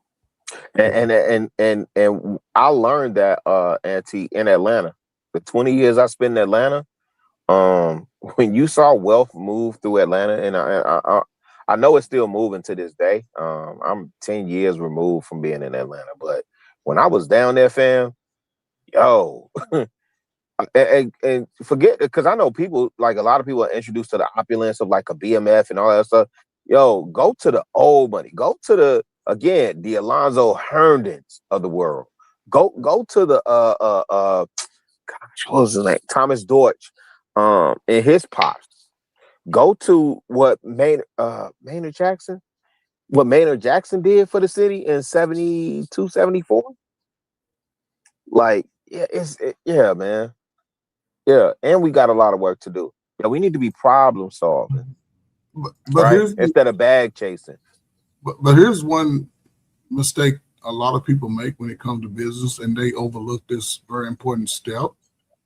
You're going to start a business, whatever time of year, whatever date you started, right? And then you're going to be working the nuances. A lot of people don't document it. They don't document, you know, money's made, money's lost, supply. They don't keep a good account of that. They make a little money, then they spend a little money. They make a little money, then they spend a little money. And most don't invest back into the business. And they don't understand advertising, and they don't understand the audience. You know, sometimes, you know, you can just take a poll of certain people and then look at the audience that you want to placate to. Do you, when I look at business, I never looked at a color of people. You can't, sometimes you have to step outside the color biases, and it depends on what it is. If you're going to provide a service, make sure you always staying on top of the latest trends of that service and do it at a high capacity. If you're going to create something, build something, a lot of that starts with looking at the products around you and seeing how you can make it better, but you better document it. You better document the whole journal. And you know, a lot of people just make that mistake because they're looking at the big picture. Oh, the money they can make, and that's where they fail at, because a lot of them are ready to spend that dollar as soon as they get it. Hey, coach, and that's why I like Reginald E. Lewis. Watch the white guys have all the fun. Yeah, Reginald E. Lewis. Hey, Auntie, I'm sorry, bro. I'm in my ultra Black History Month, right? So I'm going. I don't believe in Black History Month. I understand that. That's cool. I believe history is black. No, I don't disagree with you. I'm just saying for the audience, because I'm on Black History Year, so I'm actually posting stuff throughout the whole entire year. But I agree with you, Aunt. But Reginald E. Lewis. If you celebrate Black History Month, you need to be studying Black history. I'll go on you. I need to let that marinate. Go ahead. Yeah. That's just the way I see it. Chicago, I'll say this real quick, man, before y'all get up out of here. I know in reference to myself, right? I'm gonna have an Airbnb in Pullman, probably April. Oh, my brother. April. And, wait, coach. Tell them what that means for you to have an Airbnb in Pullman. Tell them why. Walk them through that. Why would you do an Airbnb in Pullman? Well, just in the backstory, one, it's one of the last historic monuments Christian in the United States. 2, it was done under the Obama administration. 3, it's in the south side of Chicago. And it's a great story behind the whole Pullman person. The people he hired during that time were former slaves only. They made at least, and we're talking 1800s through early 1900s, they made on average about $80,000 a year at that time. They could live anywhere in the country. That's how a lot of information passed through the country with Black folk, because those people that worked on the Pullman trains, although they could not live in Pullman, they were not restricted to Pullman. And they were making cash money of equivalent to $80-some thousand back then. Today, that would be almost $200,000.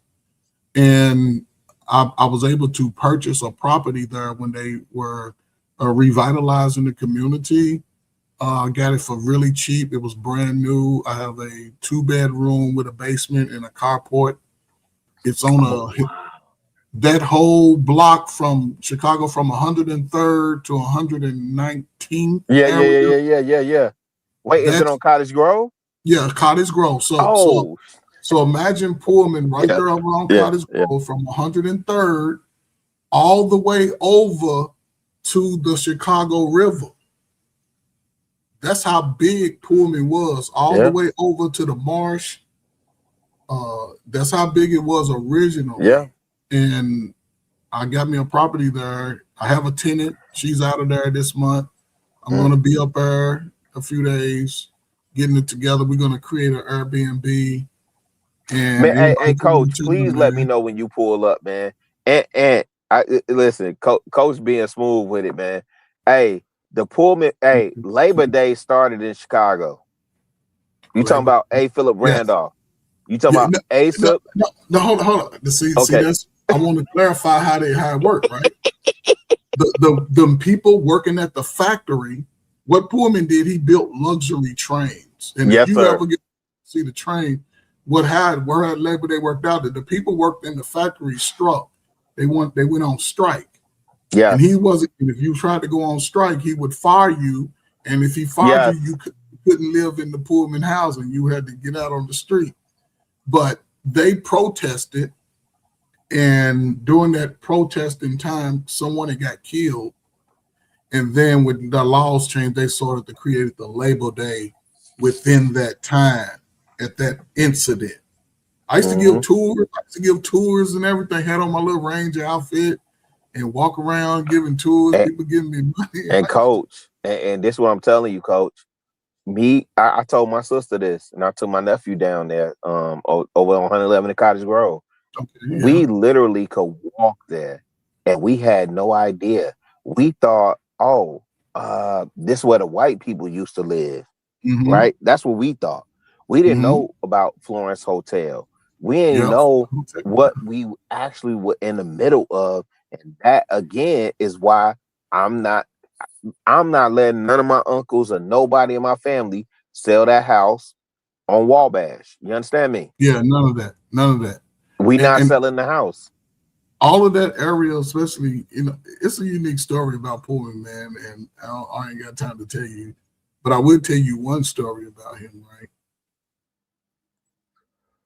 Up like around early 1900s, that's when the black people were able to move in the area. But when he lived down by Prairie, right across from the stadium, right? Yeah, it's Executive Row is what it's called now. But yeah, you're right. This is what happened when he passed. When he passed away, well, it's a whole story. He had 2 twin boys. They turned out to be shit. So no. You talking about the Pullman Mansion? Yeah, that's different. Yeah. Okay, go ahead. Yeah, but when he passed away, this is what happened. They dug a hole 12 foot deep. They put railroad tracks over that. They put the casket down in there, filled it up with concrete to over the casket, put railroad tracks in that, and then filled it up again all the way to the top and put another set of railroad tracks over that when he passed. So they thought somebody was going to dig his body up. But he started the vocational school style of education because in the community, Pullman Tech, which became Mendel, St. Martin de Porres, which is now Gwendolyn Brooks. And Auntie, we essentially talking about Seneca Village right now. That it's the equivalent. From my limited knowledge, if I had to describe the conversation me and Ferg having, it would be Seneca Village. Yeah, it's a lot of rich history there, and again, I think if anybody could get a spot over there, now would be the time to get it because they are expanding the South Side. No, Ferg, it's the gangs they shoot over. No, brother, Chicago's so dangerous. What you're saying is you have advice for people on how to make a profit, and you're not selling it to them. You're not gonna have like a CoachFerg.com or a Coach Ferg Millionaire Morning Show or some shit telling people how to make money, or a Patreon where you're charging them $5. Yeah, you got to go at Coach Ferg Patreon to get the information. You're not going to spend 20 hours a day on social media telling people how to get rich off of social media. Brother, I would not do that. One, like I said, I'm glad I made my money outside of YouTube. And I get mailbox money twice a month. I get mailbox money. And yeah, I wouldn't do it. I'm at a point where I would give all the game away. I wouldn't charge anybody. Most people that are truly successful, they do. You can't fucking shut them up. They want to give it away, and they can give it to you simply too.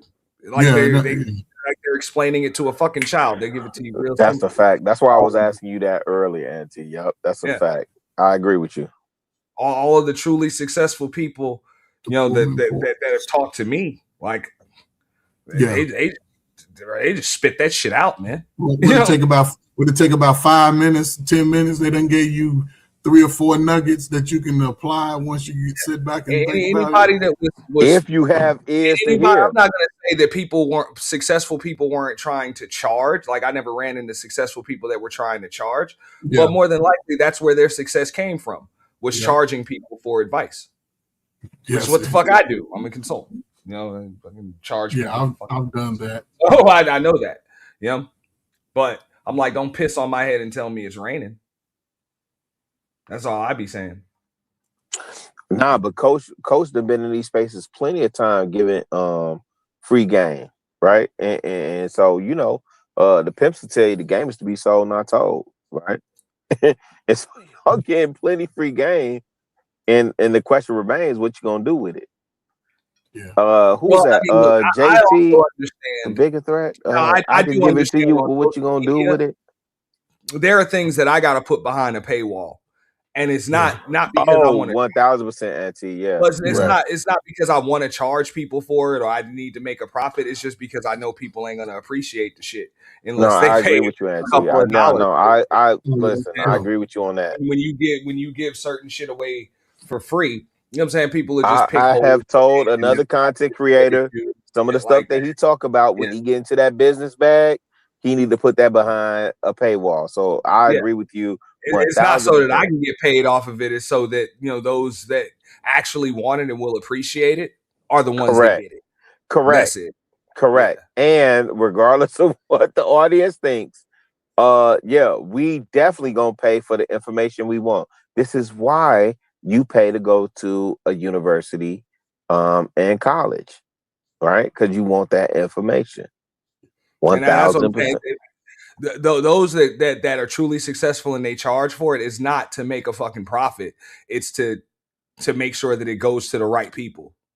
That's it. That's it's not for fact. everybody. That's a fact. I know you got to get back to this video at some point.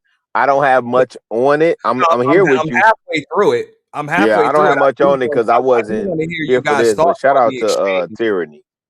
I don't know if Ferg heard most of the exchange up to this point. But it was deep. It was deep. Now that's one thing I can say about Ferg. You two, really, I've never seen either of y'all jump in between two women going at it. I've seen Anton on this particular clip jump in between women going at it twice. Yeah, me and Ferg Gen X. So I mean, Yeah, I wouldn't jump between two dudes. we finna let them slap it out. And I ain't gonna argue with no woman either. I would never do that. I'm just saying, bro. Hey, the women want to fight, bro. I'm selling white T-shirts and water guns at the door. And I ain't gonna prove who I am. And some mud, whatever, bro. And I'm not gonna be around a bunch of niggas arguing with a woman. That's something I wouldn't do. I'm not gonna prove myself to a bunch of niggas that I can argue with a woman. Shout out to Cheap State Sleep. Your custom emoji is coming back. I did not re-update my emoji since the purge. YouTube is, how YouTube be on some bullshit. They supposed to give you more emojis. They don't give you more emojis, so I had to take them out for the purge. But yours is coming back within the next few days. You know what I'm saying? And we got memberships at the Boiler Room too now. So a lot of custom emojis coming soon. A lot of them. All right. But just tell me what I think Tyranny handled herself well. People talk a lot of shit about Tyranny. I thought she handled herself well. And she's up there having fun with it. And I think that's the way you got to handle these motherfuckers. Just have fun with that shit. Fuck them. And then he was in his feelings. Bro, she said straight up. No.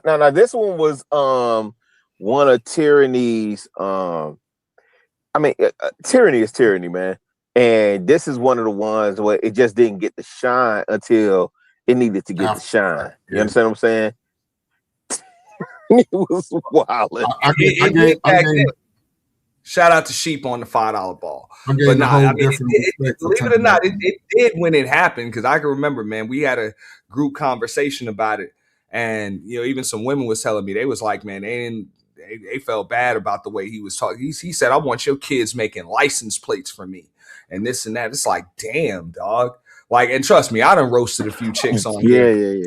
I'm like, look, man, ain't no victims, just volunteers in these spaces. I get that. Sure. But, bro, like, I want your kids making license plates for me and shit. She didn't say nothing about your kids. She didn't say shit about your wife. All she did was go with that cute chick.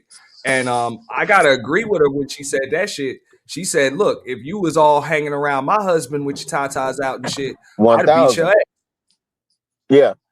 No, and again, that's why I said, all love to Tyranny, right? Because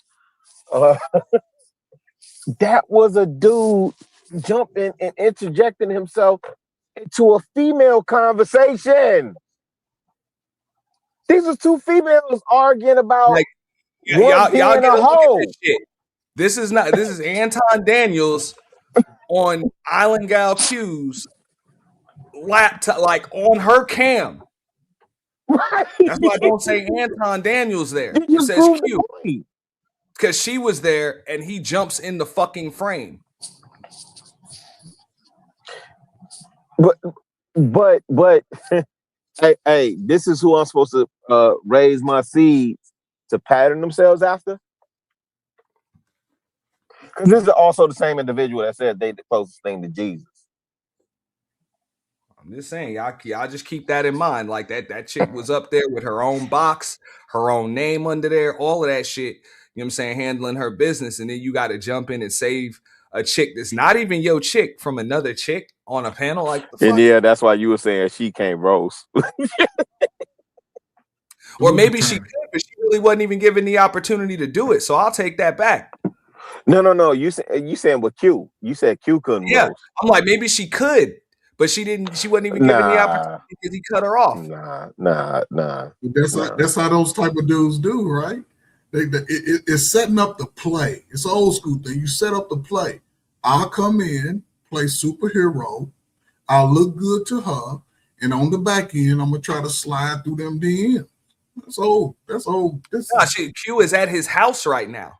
But even so, he's still setting it up. Let me jump in. He jumped in to argue with a woman. And then he's degrading a woman, right? Some things that we sort of hold each other accountable for. And the fact that he's on here with the panel and nobody's really holding him accountable, because one thing I appreciate and salute the attorney, she gonna fight you niggas back. Because again, she owes nobody nothing here. She's in this space and she's typical crack over a dope. Y'all, they fight, sister. But the fact that you're jumping in to fight her, single her out, when it had nothing to do with you, that says a lot about the type of dude you are. Those dudes that moving around women like that, man, they would have stepped back and been let them women handle it. As long as they didn't throw the blows, they wouldn't have said nothing. And I'm gonna keep it real with you. He also said, like, all right, so he keeps valuable women around him. He mentioned Q before he mentioned his wife, but whatever, we ain't gonna do that. I'm like, if she's that valuable, but I'm just saying, ain't no weak links in my fucking chain. I ain't gotta save no chick from another chick. Like, trust me, any chick around me will give you chicks the fucking business, man, for real. You know, now one of you niggas want to fuck with her. Hey, that's when I got you. I'm in there, right? But as a chick, bitch, you ain't got no motherfucking chance. But no dude had jumped into that point. And to your point, no chick in my motherfucking circle. Trust that. And we sending our sisters out to handle that. Try one of them. Facts. You know, try her. Yeah. That's it. That's the way I would say. Ain't no weak links in my circle. So I mean, I would say that much. But but again, like I say, world's tallest midget. He wants to be surrounded by weaklings to make himself feel strong. And if you attach to his name, you still fall under his identity in a sense. That, you know, like you were saying earlier about having your name attached to everything outside of that core group, you ain't gonna get a whole lot of motion. You know what I'm saying? And as long as he's attached to it, everybody that goes to attach to it, then yeah, he the boss. I'm the boss. So yeah, Ferg, that's what I was saying about Sean John. Sean John was actually quality. Auntie, I don't know if you remember this, but Sean John was actually quality material. Man, I buy Sean John. With Puff name being attached to it, bad business. Very bad business. Well, I used to buy a lot of Sean John when they had the outlet store, you know, down here at Sawgrass. I used to buy a lot of the dress. When they closed the outlet store, I ain't had no reason to go to buy that shit. Yeah, shout out to Jeff Tweedy, man, the president. Once you outlet shop, motherfucker. Yeah, they had. I ain't paying no motherfucking Macy's prices for that shit. No, that's fair. K&G, baby. K&G, man, I stay. He had some nice dress clothes. Yeah, the quality was there. But because his name was attached, Ferg. Yeah, they done got rid of all that. You don't see none of that in the stores no more. But back in the day, early 2000s when it was rocking, man, I couldn't some Sean John slides. Early 2010s as well. Yeah, no, that's what I was saying, Auntie, because I'm saying I'm asking you to lean into your business lens. The fact that the I guess the founder had their name, right? Their name was attached. So FUBU, you couldn't attach Damon John unless you knew the story, right? But Karl Kani, right?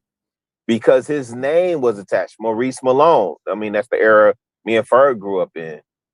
Maurice Malone, so on and so forth. However, if you say Cross Colors, you don't know who owns Cross Colors. You don't know who those people are. You don't know who Damaged Jeans were and Used Jeans were, so on and so forth. Right? When you think about a Chrome Hearts. But Sean John, because he had his name attached, when his name got soiled, then the brand, and it's similar to what we discussing in the content for the content creators, especially old boy from Detroit. Yeah, but it's also why when y'all tag him and y'all try and say the Hammerhead from Detroit, he comes up as Room 9. I've been seeing that all day. Yeah, I mean, bro, and I mean, maybe he understands that. I mean, look, I thought Fight Club was a good thing. I think that was just something that he kind of magooed into. If you listen to him tell you, I thought he bit off you, nigga. Nah, I didn't think that was a good thing. I thought he bit off you. You thought he bit off? I mean, I wouldn't have taken especially for the Christian conservative. What Christian conservative finna create fight clubs? Nah, but the thing is, what he said was it was a bunch of people, you know, in the Lapeef chat box or whatever. So he just kind of kicked off like an after show, and that's kind of what it grew into. It ended up becoming pretty profitable. It did, yeah. And it did, and that's what it was. So I'm like, bro, shout you out to Brittany B into that, and Sherelle and and Tamika, yeah.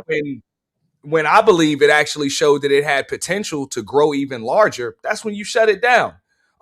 Because of the route you would have had to take for it to grow. It would have meant other people growing their platforms too. But that's after. That's after he had made. So even with y'all just reviewing Tyranny, and y'all you even heard him say that last week on his video when he said look, that's why he shut it down, was because these dudes were bigger. Fatty explained why he shut it down better than he did. They was doing this and this Absolutely is how you treat not. my kids. It's like, bro, they don't owe you shit. They don't owe you shit. Like absolutely not. No, Fatty explained it way better. And I don't know if you have issues with Fatty over here, but Fatty explained it way better. I don't have any issues with Fatty. Yeah, years ago, why he shut it down. Fatty saw it and called it out because Fatty was upset that he was shutting it down. Fatty said, "Oh, he's trying to go corporate." When he showed up on Dr. Phil, and he showed up on Jesse next to Jesse Lee Peterson and all this other stuff, it's like, oh, he's trying to go corporate. That's why he's shutting it down.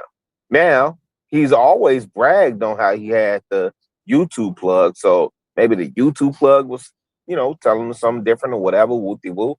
But yeah, this ain't had nothing to do with a moral code or whatever, because he was making money, you know. My bad. He was making money hand over fist, and we saw that just from this interaction with Tyranny, how much they was paying to drop her and bring her back.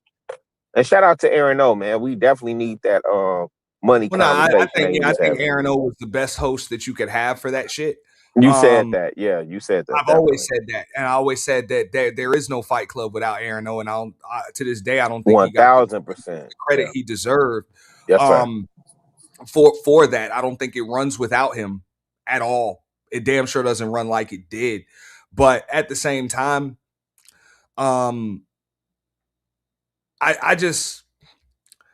don't, even the corporate shit, I'm like, the issue is that just because you own it don't mean your name got to be attached to it. You know? Plenty of millionaires, billionaires have businesses that nobody has a clue that they own, or they have a percentage of businesses that nobody has a clue that they own, you know, because they don't need all of the credit. The profits are plenty. So, you know, I get it. You know, he rebranded in the Room 9. It's no secret. Shout out to Living Humbly, because she seemed to be the only one to remember. You know, me and Fatty was going, when we heard that Fight Club was shutting down, we was going to buy that shit. I was gonna buy it. Fatty was gonna go in with me on it, and it was no secret what the fuck I was gonna do with it. So I'm not even gonna bullshit. So why did he shut it down, Auntie? I'm gonna ask y'all a question about that. Oh, my bad, Ferg. No, I'm just gonna ask the question, right? The fact that he made the move to shut it down, which seemed to be a space where a lot of people got their careers jump started, and it still had opportunity to grow. And he sort of disses himself from that, and then he sort of doubled down on his critique of not just Black women. He started doubling down on the critique of Black men, and the verbiage seems to always be a little bit, "You are less than me, nigga.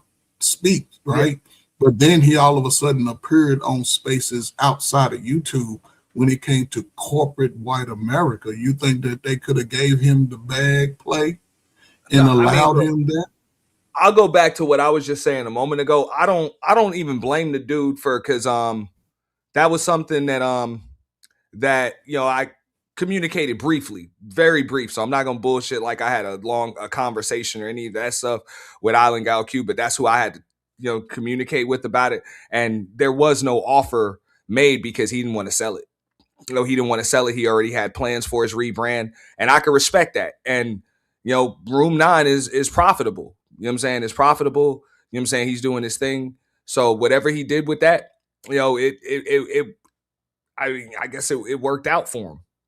So I'm not going to say that he made a bad decision by not, selling it to me or even shutting it down or whatever, because, Room 9 is probably just as profitable, if not more profitable than Fight Club. And it's also more sustainable. The only thing that I would say is, I'm like, bro, you already had a name where you could have did that shit on another channel from scratch, and you actually have to be there.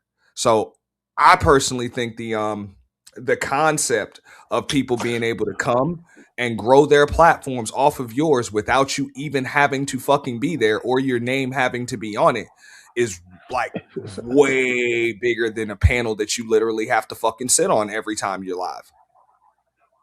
Yeah. So, Auntie, this is what I would ask you, right? As a content creator, the fact that, because I don't buy the whole Room 9 stuff, because there was a whole bunch of other it's business, so it's more than one way to skin a cat. So I get that part too, right? Because there was the don't do coke in the bathroom. Okay, I was gonna say from a business perspective, I'm not saying he did the wrong thing, shutting it down. No. I'm not even looking at that, but I'm talking about the question, because I think what Ferg was asking is, like, why did he shut it down if it was profitable, right?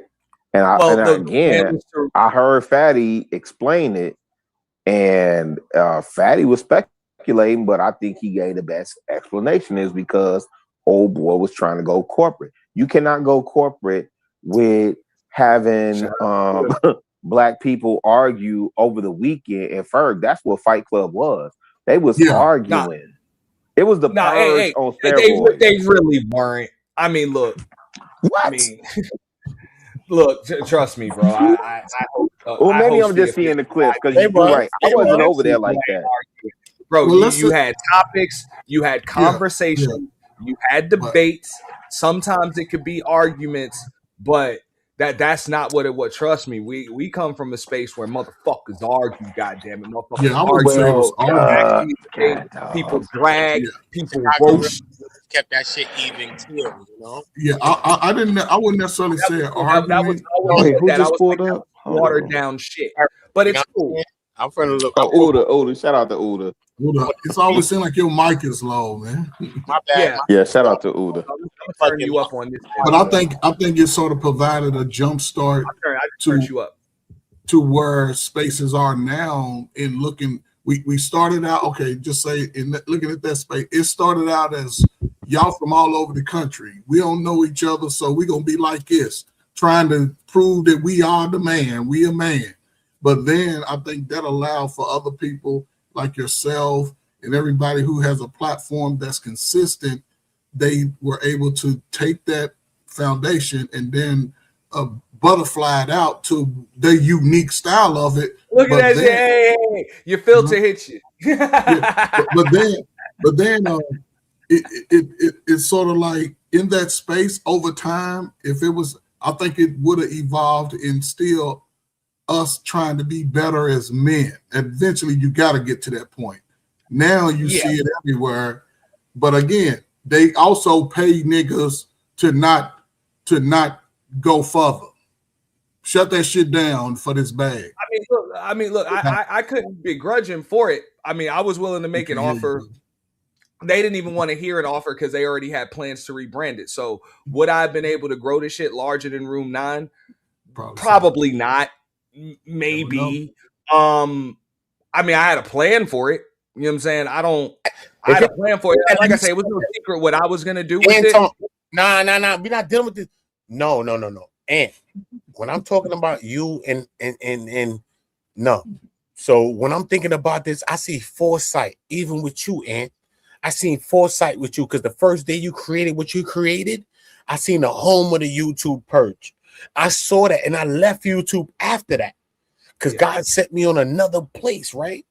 But I saw something after that. I came back and saw you actually did that. I just created a graphic, you know, and I'm gonna show you how things are so ahead of the time of things, right? And so then we understand that things are different, right?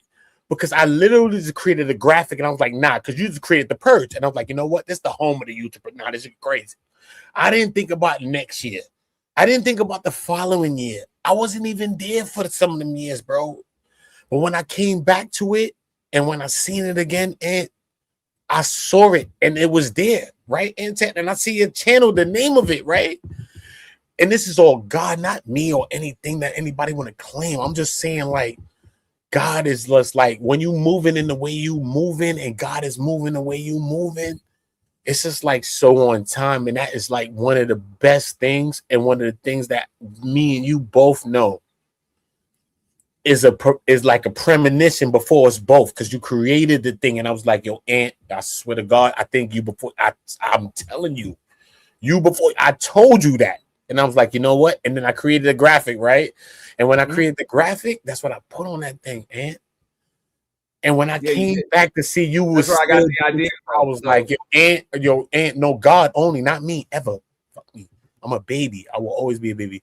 But when I came to see you still doing what you're doing, it just showed me how real God is and how much we always ahead of our time. That's how come we got to be working together.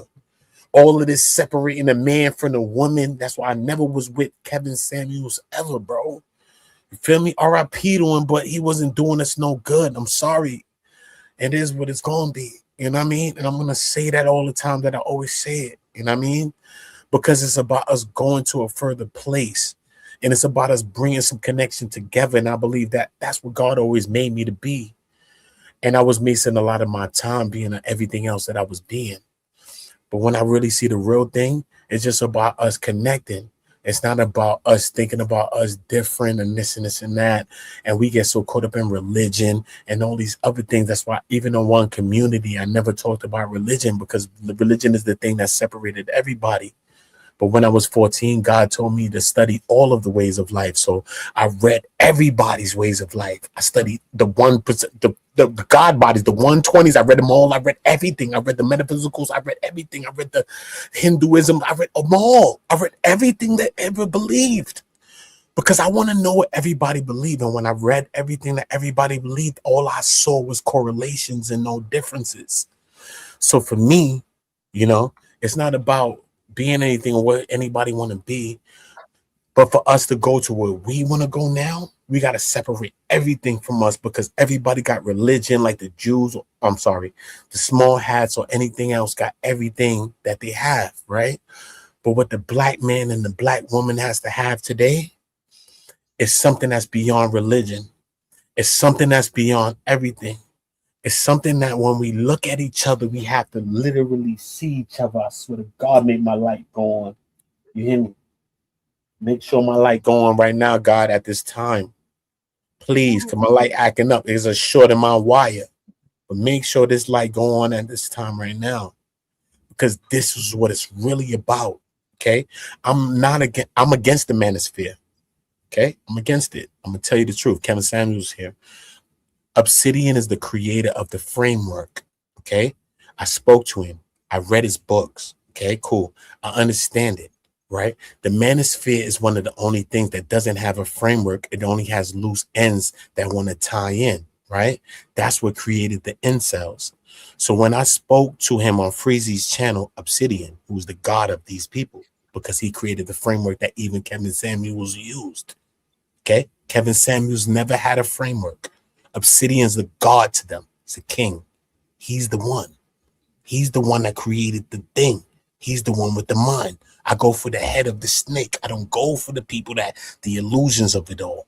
He created the framework. So when I spoke to him, I didn't ask him everything. I didn't argue with him. I didn't curse him because I've known Obsidian, but I've never seen him in real life.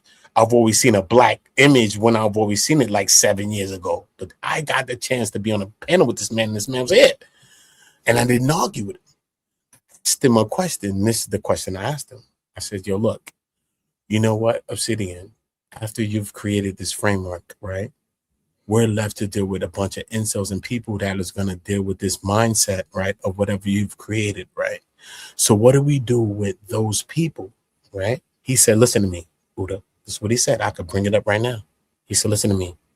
I said, how would a person like me, if I already know, because I didn't come to him like I knew, I came to him like I didn't know. So I said, how would a person like me, if I didn't know, understand the difference between what you deem the manosphere or whatever you deem the ideologies, the conclave? I named it the manclave. I'm the one that created the manclave because I told him on the channel, I said, look, even the manclave, right? Because there's only men there. Because if it was a woman there, a woman would look around and say, I don't know what's going on. Women are different than us. See, that's why we need men and women together. Because when we both got each other's backs, it's like a little different because men think of things one way and women seeing the small parts that we missing. That's why we need to work together. You know what I mean? So when I spoke to him, he said, look, this is how you tell the difference between the manosphere rejects or the incels that we deem them to be and anything that I'm thinking about. He said, when you look at them, they'll have a fireplace in the back of them. He said that they will be, listen to me, God, please let my light turn on again. Sandals of Jesus. Look, he said they will have clothes like this. Look, clothes like this. Please let me take a look. Clothes like these, like these things. I'll throw these things, bro. He said they're gonna be dressed like this. They're gonna look like this. He gave me a bunch of superficial answers, and I said, "Yo, look, okay, anybody could dress like that, right? Because I dress like that all the time. I've been dressing like that, but I'm just saying anybody could do that." He said, look, you know these people are rejects. These people are this. They living in their mother's basement. This is what he said about the people that he deemed to be those people, which were the same people that bought his books, which were the same people that helped him to be who he is, which he's going to tell me right now. He don't know. I'm asking him the realest question. No argument, you know. I sat on that panel and asked him the shit. Asked him 2 shits. And both questions was related to the same thing, right? And you may believe in God. You didn't create the Bible or nothing. Cool, right? You might see a brother or a sister that's living less than what they live in. You might be living less than I was living less. I swear to God, I was. Everybody I know is living mental less, right? But you might go and talk to that person and say, you know what? Nah, I think you're doing wrong. I think you might be less. Yo, look, chill. I think you're doing it wrong. You know what I'm saying? Even if I'm doing it wrong, I might go and talk to this person, right? And say, yo, look, you're doing it wrong. If I created this too, he told me he don't even care. So if you are you are the creator of the framework. So then basically you the fucking Knights Templars, you the Nicaea Council, you that. You the person that created this whole framework, but yet you don't even care. Speak to the people that is going to take on your ideology and take it to a wrong way and move wrong with it. You see what I'm saying? Oda, can I ask you a question? I'll say this. This is why I disagree. The framework, the framework that you're speaking of was already there. It was already there. It's just that YouTube and social media allowed it to be one voice at one time, meaning you're in a state, Rilla's in a state, I'm in a state, and T's in a state. Now those messages go from the community to the web, and those messages allowed that. And brothers who may have been the incel, not communicating with other brothers on a regular basis, not understanding how to grow up and be a man, when you have a voice that they can now hear, and sometimes that voice will placate to what the issues I may have. So if I'm having issues with women, I can come here and tell everybody women ain't shit. But you're only going to tell men that, because you're not going to go around a bunch of women and say that. But Uda is also talking about before the that's pretty limited. The C19 coach, because if you listen to a lot of these cats, they say the Black Manosphere concept was around way before then, and I forget the dates. Yeah, no, what I'm saying is it was there already. Okay, because it wasn't on a level to attack the women. It was the men. But that's the backbone of it. Fuck where it started. It became something else, and it became stepping on the back of the Black woman. Forget what the white manosphere did, because the Black manosphere pirated that. No, okay, I'm talking we about duplicated that shit. You know that, right? I'm talking about the Black manosphere. What I'm saying is they were talking about white women. So now people are talking about with us delineate from Black women when the white man created the manosphere was talking about white women. And they wanted they was having problem with white women. So now the Black man is gonna say that they're gonna accept the white women when it's not fixing the problem that the white women never had, regardless of the issue that the Black woman never had. It was all created not by Black people. It was created by a white man about white women that was they wanted them to get right. So if we come in there filling the gaps, making them good, right? Okay, so then they is mad at us because we not fixing the problem that they white women that they want them to fix, right? And the white manosphere then never talk about the Black woman. So only the Black manosphere I talk about. So we stepping on the backs of the Black women to create that. Therefore, it ain't shit. These niggas ain't got a bad bitch, can't show you a bad bitch. Correct. Outfitting himself is laying with a Bertha, sandals of Jesus Christ. I never lied to my uncle, whatever. Okay, I'll show you a bad one anytime you're ready. Cool. So look, so therefore now, who we listening to? Because a man never told a man how to get a woman. A man showed a man how to kill things on earth. Listen, when you were trained from the ancient days, you were trained by the madam schooled you to the arts of love and all these things from the ancient times of earth. Forget today. If you wanted to learn, the prince was shown to the madam. She had the whores, the harlots, and all of them. She showed you how to get women and how to talk to women. Right? No. Women only showed men how to deal with women, whether a woman told you or whether she was your mother or somebody related to you, or you made incorrections with women and women showed you how to deal with women. A man never showed you how to deal with women because men we are conquering shit, right? So why would he tell you what's going to work for him when you might possibly take some of things that he's going to have? That's a natural instinct. Men never showed a man how to get a woman, sir. But it's grit. Okay, again, I like to look at generation differences, right? You know what I'm saying? Yes, I think I would if I was the guess, I would say you early 40s, late 30s, right? So yes, a lot of that examples that you see may not have been fluent as much. When I'm talking about this space out before YouTube, right? The elders above me, they wasn't talking to me about shaming the woman. They was telling me that a woman is going to be who she is. Sisters cannot hide and fake who they are longer than 90 days or between pay periods. They broke one time, they different. They get some money, you know who they are. I learned from that type of environment. And again, it's a lot of that because it's YouTube. I can talk to 52 guys who ain't got no pussy in 6 months on YouTube. I can talk to 52 guys who's been heartbroken the last month, who been the stepdaddy dummy, who's in that space. And if I can give them that message, right? One, YouTube, they're going to pay me for it. Two, now they developing this false sense of confidence to where they think they can go outside and talk to women the shit I've been talking about online. And it doesn't work for a lot of people. So only thing I'm saying is you're right in that regard. But before that, and again, I'm 50, I'll be 58 years old on Sunday, Super Bowl I listen Sunday. to you as an OG to me, because I listen to you too, because I hear you speak. So don't ever think I'm challenging you in any way. No, I never look. Know that, because I understand what you represent too. Because I listen to people. I may not listen to you in the fullness of everything, but I've heard you speak a few times. Sometimes so I get that you embody a lot of energy, and you probably fill some of the gaps that some people may not fill. Because you may have some more completeness, maybe with age, maybe with wisdom, maybe with the things that you also all of my life I've always worked with black people, specifically brothers. Grew up in the house with 6 women. My father was the craziest nigga I knew.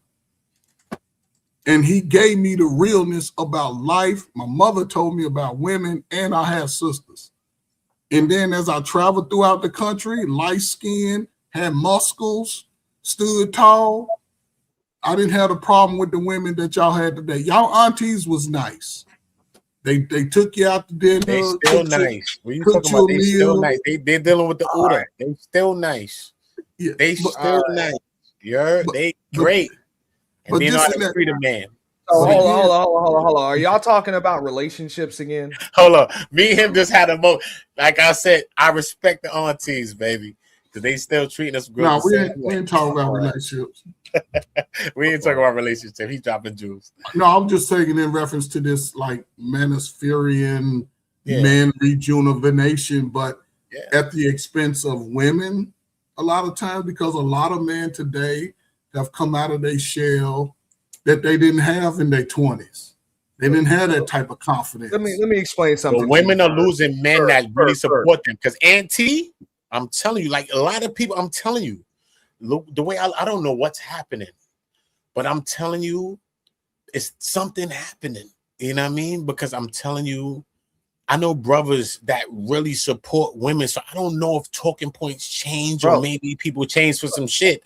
But I know the core of people and I know the core of some men. You know what I'm saying? And I know that they respect and represent so much more. Fuck the talking points. You know what I'm saying? And sometimes we get caught up in the talking points because I know some people like Aunt T or certain people from beginning of time, more from a time like this. Fuck the today. You know what I'm saying? I don't care what people talking about. You know what I mean?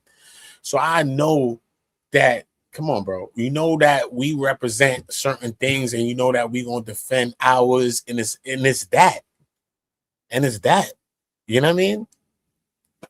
Look, I understand that once these niggas made this shit about women, women were going to they were going to eat heavier in this space than niggas were, and they should, because they are the premise for the fucking content. There is no content without them, and them niggas made it like that. They made it like that. It could have been the manosphere where you talk about man shit, but instead you wanted to talk about women shit. So now you owe them royalties. There you go. That's why they're able to come in here and clean up. Some of them pander to you niggas. Some of them just make a bag dragging you niggas. Whatever. You know? But y'all made it so that they could do that. If you'd have made it so they just didn't matter and didn't exist, then they wouldn't be able to come here and grow huge ass fucking platforms and get paid off of your shit. But Kevin rated them. Get attention. Kevin rated them. Kevin Shout out treated to them. Jessica X. Kevin treated them. And So they went up every day. Like I said, that was crazy. even if they weren't doing it with the presence of women, they had to do it off of the essence of women. So, you know what I'm saying? Y'all get what the fuck you deserve like that. But, you know, the way I see it, you know, there ain't no free lunches, man. Everybody's going to contribute to the content. I don't do the man versus woman shit. You know, like for real, I've had multiple, you know, female co-hosts. Some of them I've fallen out with. On that, Auntie. Some of them I'm still cool with. You know, shit happens. I've had women that I've collaborated with, giving me great advice. You know, help me with my platform. I ain't got no problem with it. You know what I'm saying? I ain't got no problem with it at all. But at the end of the day, I don't. Like I say, I don't do that shit. These niggas getting what the fuck they deserve. That's why, You know, they just kick off channels unless they do latch on to an Anton Daniels or some other huge fucking creator. These chicks can just come in here and grow their fucking platforms huge as fuck. Because at the end of the day, you got a bunch of niggas that just really just want, like, you need love them on my side though, Ant. I need the bitch. I need the nigga. I need all of them on my side. I don't care what people doing. We winning and we moving. I want people winning. You know what I'm saying? So whether they chicks, they niggas. Yeah, but hey, you in the wrong space for that shit. I don't want to get caught No, up. I mean, I agree with you. That's what I wanted too. Get me caught up. You're in the wrong space for this shit. Most of like these that, folks though, in this space don't want everybody winning. They I only treat want women like I everybody treat men. winning as long as That's how they're I winning move. a little bit more than everybody. These motherfuckers take pride in being the world's tallest midget. Okay? They only want you to win if they're winning more than you. Like I say, they don't want to be big. They just want to be bigger than you. But Yeah. life figure that shit out though. That's the regular mathematics that life figures out. So at the end of the day, as long as my heart is in the right place, you know what I mean? And I see it because I got premonitions, I got foresight, I got a bunch of things. But at the end of the day, you know what I mean? My heart is where my heart's at.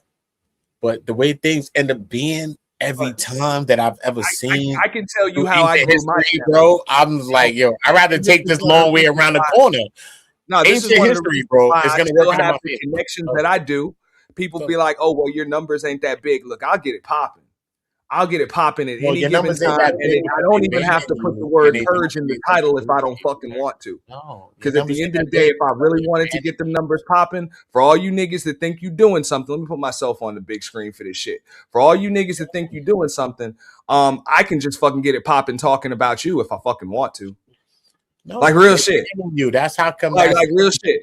So do you Or gotta some do other that? shit. No, And you wonder where the fuck everybody They came create from. a whole new So- channel, a brand new channel, and watch it happen. Yeah. I'm gonna tell you the truth. So bro. no, I mean at the end of the day, I can really fucking get it popping. Yo, on this shit. When we have our channels really and we talk don't about care. certain things, YouTube don't forget. The internet don't forget. So I mean, you got to create new channels or new emails.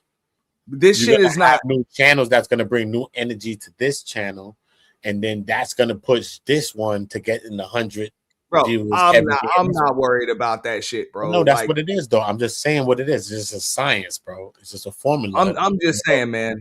Simple. All of this shit, blaming women for anything. I'm like, you niggas fucked up your own shit.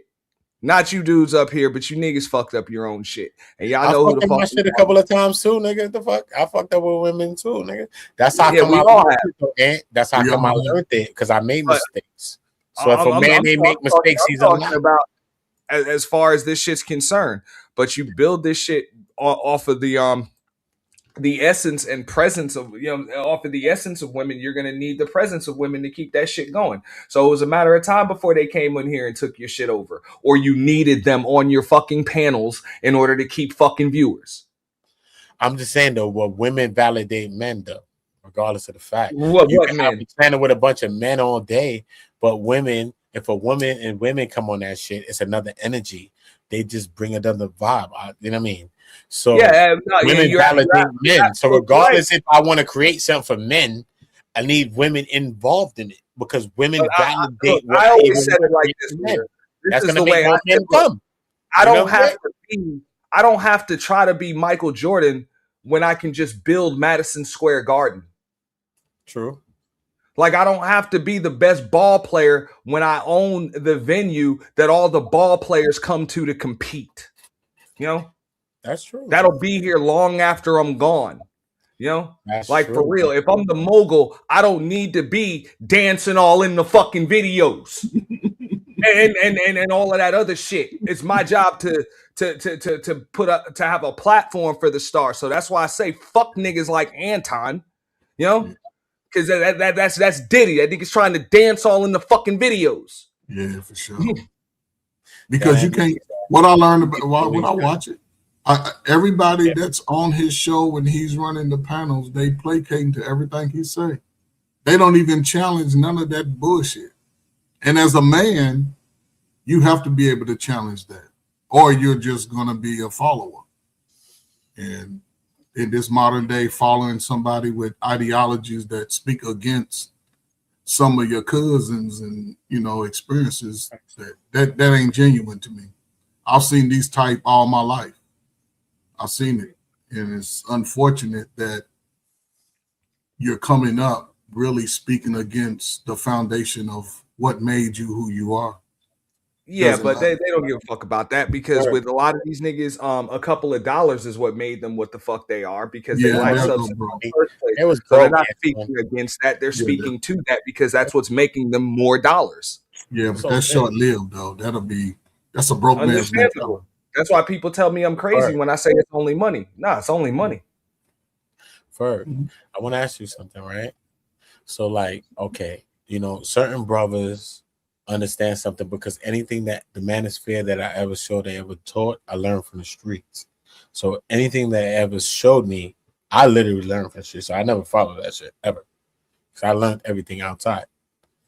But do you think that the manosphere has a framework, or is it a bunch of loose end ideologies that people are bringing together? I would think initially it had a elementary framework because I don't think nobody really really sat down and ironed out the nuances. So it can't have a framework if you never ironed it out. Those are called ideologies. That's called loose end things that people are thinking about in their brain. Okay, because even feminism, because manosphere goes against feminism, right? But even feminism, even feminism, even modern feminism uses intersectionality to understand the lens of patriarchy and how they use the power and how they see the struggle, right? There is a framework there, even if a person believes in feminism or not. There's an actual framework. I just told you, intersectionality, and I can break it down to anyone that wants to, right? But people done broke it down. Cool. But as far as the manosphere goes, is a bunch of loose end ideologies that people run with and that people have ran with, but there is no framework to it. And the person that created the whole thing's name is Obsidian. He created this whole thing. I mean, but I think that's an elementary element to it. Even ideologies have a framework. But in the elementary component, what I mean by that is, okay, I'm one person, right? And I done sat around in my head and thought of all these great things that I could do with this platform that I'm trying to go with, or this concept that I'm selling, or whatever. But then all of these different personalities are coming into it. They didn't invest in it. They're just able to give their personalities. And I just broke up with my girl. My feelings are hurt. You just broke up with your girl. We go sit around and say all girls ain't shit based off of what we experienced. I never said that. I never said that in my life. But Uda, I'm not saying. I'm just giving it. I got to look at myself and see what I've done too. But everybody don't do that. Every time I look back in my life, though, Ferg, I ain't old as you though, fucked right? it up. But every time I look back in my life, I just seen the things that I've done. Right. But and I've met women that did a lot. But when I look at myself, Uda, I did a lot. Not every man is where you are. Not every man is going to do that because it's a lot of men. When I listen to stories, we all have been heartbroken.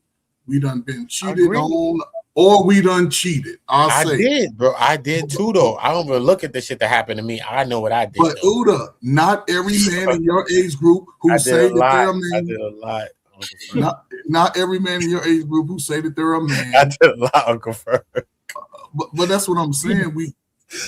It doesn't happen for everybody, and YouTube allows me, who's in a sunken place, to come on here and say all niggas ain't shit, all women ain't shit, the black people hurt. Listen, if I was like y'all on YouTube, I would be talking about you niggas every day because the whole time I was growing up, I was a white boy, old yellow, mellow yellow, high yellow.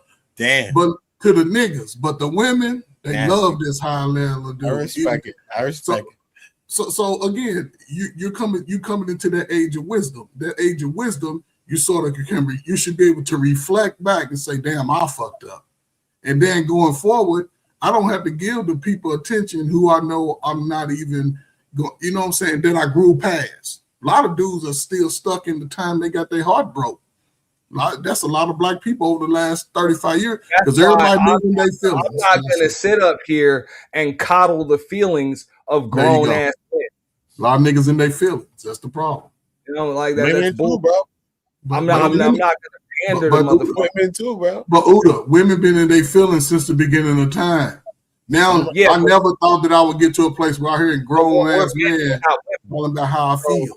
But once we prove who the fuck we is, and we done proved that, we gotta relax a little bit on them gases and all that. You gotta start pumping some brakes. Because when we start proving who the hell we are on Earth, you gotta start giving credit to that shit. Because everybody's an illusion and nobody gives a fuck about nobody. I'm just gonna So when say, a man like, starts showing a woman some real shit, I don't give a fuck.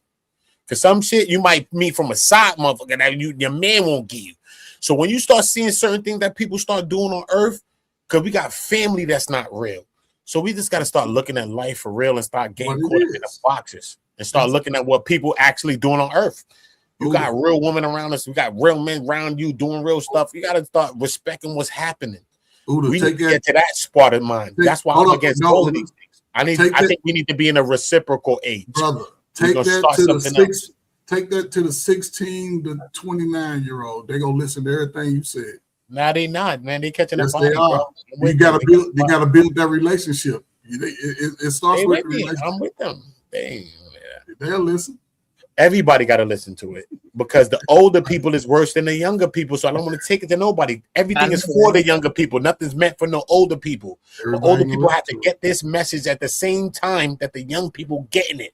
Because while the young people getting it, the older people, you won't get a chance to say sorry. Because that's the only people that don't get a chance to really say sorry that much. It's older people. Younger people get a chance with me. You get a chance to live. Yeah, my OGs, they showed us all the wrong things. Okay, just because you old, that don't make you a leader in nothing. People think they elders, that make them a leader. Younger people really respect us older people. Your works and who you are got to be that. But those older people have aged out. Now you 40, 36, and 40-year-olds, you all in the age of wisdom seat. Yeah. So the younger generation go look at y'all is even worse than the generations before y'all. The younger people, they don't roll like that. Now we changing the timing. Now we changing the trajectory of that. Let me say this right here. That's the problem. Like, look, I would agree that, yeah, you know what I'm saying? If, you know, the 36, the 45, the 50-year-olds, y'all are in the wisdom seat, but the 25 and the 30-year-olds are in the actual driver's seat. Let them drive. Instead, that's and I think that's the biggest problem. Yeah. You got motherfuckers that are supposed to be elders still trying to drive the fucking car. You're the advisor. You're the advisor now. Embrace the fucking role. They don't want to do it. Embrace the role. But you got, this is why you still got motherfucking pastors dying at the podium. And shit. Yeah, people got control issues. That's for you got sure. old heads that don't want to fucking just step down. Let the young dudes take we over. need to be able to flex more. Like sometimes that should be disconnected. Like we can't flex more. You know what I'm saying? Like the old aunties don't want to let the young girls have it. That's why we still got to compete with these young girls. What the fuck you competing with young girls for? The fuck the old dudes competing with young dudes for? Like the fuck out of here, bro. Who's doing that? That's where we need to get it at. Once we get that Ferg, we got it. Once we collect that, it's done. Hold on, let me give it to Mella. She just came. Sorry, Mella. I'm sorry, Mella. My bad. Hi, everybody. Happy early Friday. Check this out. It seems to me that people of the, how can I put this, 40 and up, that echelon of existence, we actually, you know, we're willing to actually be available for young people if they need our advisement. We're not trying to control them because we know from our own existence, nobody could tell us nothing. We had to go through it. We literally had to go through it. You know, there were so many advisements in my younger years. I wasn't trying to hear it. Just my 5 cents. Go ahead. I wasn't trying to hear it. At the same time, Mella, you and we are so How much many different than our among us OGs. actually We'll never be the listen same. to the advisement of our elders? How many of on this panel right now can you say that, yeah, I did everything them old folks told me to do. No, you didn't. No, nobody did that. So why do we expect the younger people to do it? They got to find their own way. All we can do is catch them when they fall because we love them. But here's the difference. And be the right reflection at the same time, right, Mella? Make sure that we the right reflection. Of course. So when they see that one, Whatever that's it what it takes is, right?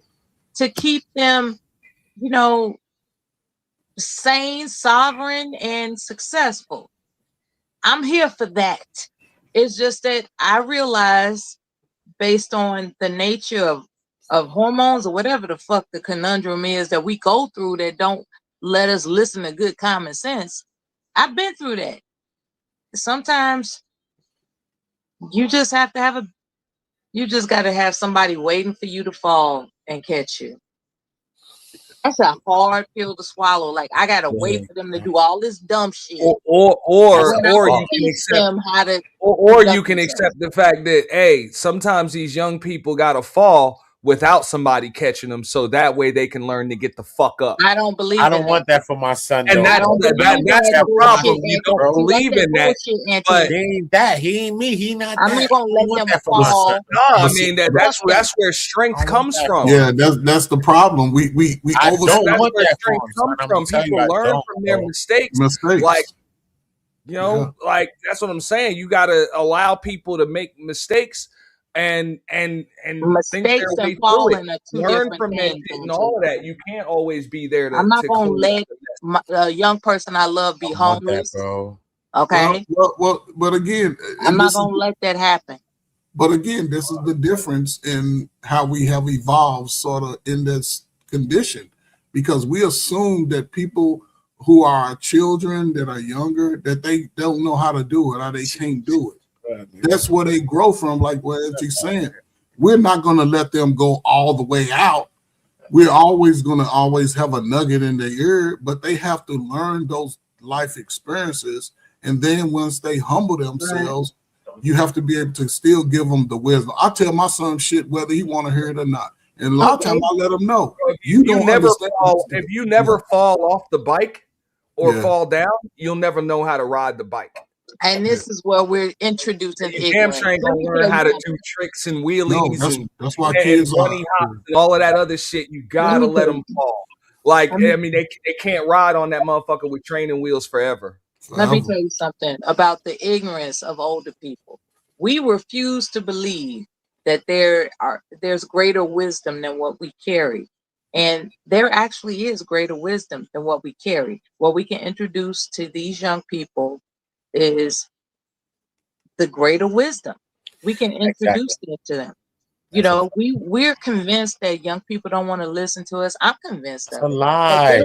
I'm not convinced of that. It's a lie, Mella. It's a lie. Since he brought us the bicycle thing, No, right? the men need to talk to young men and the women need to talk to young women. No, we gonna connect every time. We all gonna connect. We all gonna be hitting. Yeah, and that would be nice, but also young men need to talk to young men, and young women need to talk to young women too. That's a problem. I mean, it's a serious divide right there, because I understand that I grew up in a different day and age than my kid grew up in. Like, look, our children don't know a world without the internet. You know, those of us Gen Xers, late Gen Xers, and millennials, we know what it's like for the internet to be an innovation, then it to be a luxury, then it to be a necessity. Like, we know what the fuck that shit is. Like, we understand that. What up, Royal News? But you know what I'm saying, our kids don't know a world without that shit. So, I mean, sometimes we got to understand that it's different. So they can learn a lot from each other, just like we had to learn from our homies and our friends. And also they can learn a little bit from us too. But if you always there to try to, clean up the messes and all of that other shit, then they'll never know how to clean their own mess. Anyway, I want to break it down in a way that people can understand it. Miss Mella, can I ask you a question first before you start? After I finish, of course. No, I just want to ask you a question. You can After say I yes or no. finish, of course. Okay, go ahead. Thank you. The analogy that I would be afforded to introduce about riding a bicycle, as it turns out, when we are taught amongst our peers as young people, we riding behind them, holding the seat and all that good shit. But as it turns out, there's a simple scientific formula that can teach a child how to ride a bike in 2 minutes. This was introduced to me by the internet. So I think the internet is an accompaniment to child rearing and not a hindrance. And we just have to own up to it. We have to own up to the fact that we don't know every goddamn thing. We are just surfing on our ego. Thank you for letting me say that. I'm willing to answer the question put before me now. Thank you. So in this, going back to the bike concept, right? Did you learn how to ride a bike as a kid? My peers taught me how to ride a bike, and knowing what I know now, so yes, it was so some yes. primitive bullshit. Hold on. What I know now. But again, I'm gonna speak from a man and a boy. That was the beauty of the learning process, right? Because it was all peers teaching each other on an elementary level. That's how you learn. You do realize in these modern times that peers don't congregate like they used to. There was a time when you could just send your child outside to play, and you all learn stuff from each other. It's not like that's a misnomer. Hold on, in the house playing video games. But still, that's in some aspects that is true. But however, I'm engaged with young people almost every day, and believe me, the problem is when I ask these questions, right? Because a lot of them are truthful when they outside of this, they family, and they will let you know a lot of times the parent gets in the way of that learning process. A lot of times parents be enabling their children to learn through those trial and errors at an early age. We at an age now where boys are getting breasts. Boys got hips. Boys are not using muscle memory. Boys are not running even if it's running up and down. They don't go outside. But again, all of that comes from a learned behavior. They don't go outside. But all of that is a learned behavior. You go over Black folk house right now, they ain't got no curtains open. It look like a cave in there. You have a lot of that is learned behavior. The adults always allow their kids to be within the adult environment. Sometimes you just have to be. I'm telling you, I agree with you that there is a cloud of fear that has changed. There's a cloud of fear that has changed how parents raise their children. But it's the adults who are limiting themselves and they pushing on the child to limit. Afraid, brother. They are afraid. But what are we afraid of? Somebody snatching their child. We're afraid of the white man, the black man, the green man. Who we're afraid of? They're afraid of everyday occurrences that's bombarding them on media. Every day you turn around, some child is being snatched up. Every day you turn around, no, I'm serious. And God forgive me for reminding people that there is a cloud of fear intentionally being pushed down our throats through media. Can I ask you a question, Mela? This kind of access to media. Can I ask you a question, Mela? Of course. So therefore, because I don't agree with Corey Holcomb and I don't agree with Anton, because Anton did some of the same things too. And I'm never weaponized against a child ever, right? But regardless of nothing, because sometimes people think that this is that and that's this and all this other mixed up confusion, when we start to let it go sliding, that we weaponize it against children, and we dealing with weird things as well, kids, women, and a lot of things that look like my hue on earth is going missing, right? So when we unfocus and we arguing and we talking about this and that, or we saying that this is this person's kid and this ain't our kids, right? What the fuck happens? We need to be more focused on what's really happening around us, really focus on all of our children, all right? This is how we get, whether people have kids or not, because some people that don't have kids love kids more than people that have kids. So what the hell is we talking about right now? So we got to get a mass protection of our children. But we're talking about structure. We're talking about structure. It's a man's. Scripture won't never tell you a mass protection of our children. Forget Okay. that. We're talking I'm talking about what structure. we're going to create our own thought because but we got to again- get out of that. I'm in the scripture. I get all of that, but the scripture A can't lot of- tell us that. I said We got to create structure. our own I didn't thought. say scripture. What'd you I say? said structure. Oh, structure. I'm sorry. Structure. But I'm again, a I put a veteran. script. Okay, on that. Okay, I'm sorry. I didn't hear you, Yeah, sister. I'm a talking lot about of this, structure. but Oh, a yeah, lot we of need these some things, structure. A lot man, of a lot people are going with the flow because they have competing domestic responsibilities. Like I have to provide a certain household lifestyle, and then I'm supposed to concentrate with my exhausted ass on how to maintain the structure within the household I provide. It's exhausting, and quite but frankly, a lot of people pick sides. They don't entertain the option of educating what is the best structure under the roof that they provide. And so everybody's willy-nilly under this beautiful house, poor excuse, you know, without structure. but that's a And poor that's not going to fare well. You have to But have that's- structure. But that's a poor excuse because now we're talking about the adults who are It in is the a poor authority. excuse. But yes, it is because again, with this modern information, this modern technology, niggas will swear that white folk been subjugating us since the beginning of time. We know this. So in this modern movement, we, regardless if you with a man or you single, you are in authority to determine the structure that your children have. We These can children- distract ourselves with that mumbo jumbo about how people are holding us back, but the reality is the future's They ahead hold of they- us, they and we have holding to do themselves something back. about it. Okay, so here we are. People are making this conscious decision to hold themselves back, and most children are harmed by loved ones. Most children come up missing by that friend of the family, that pervert uncle, that pervert auntie in the family. Those are the ones that hurt the children the most. Most But you know, strangers, a real man can spot that creep out and take him out. a real woman, you got to be exposing Okay, that. so though.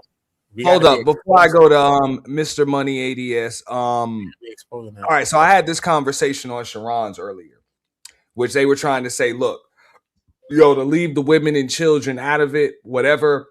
And when like we're gonna use the Corey Holcomb example, when he brings the women and the children in, or the children in, it should be up to men to step in there. Which I'm with like, that.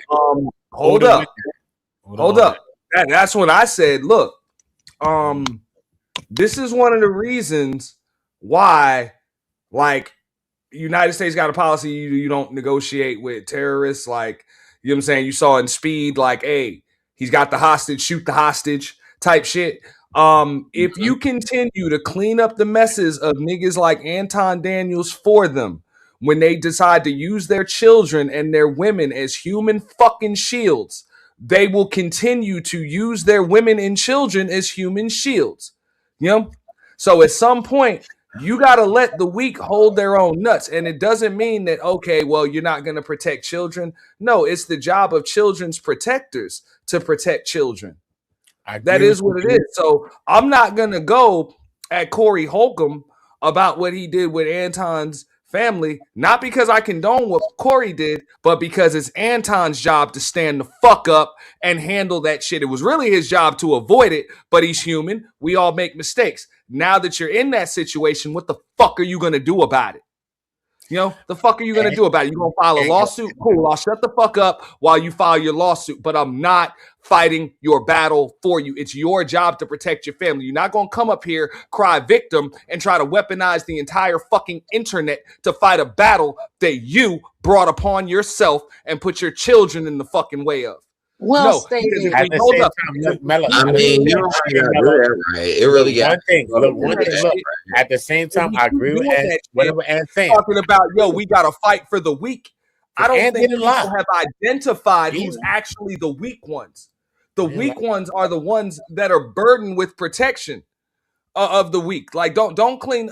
Look, if I'm a deadbeat, I don't take care of my family, I don't take care of my kids, whatever.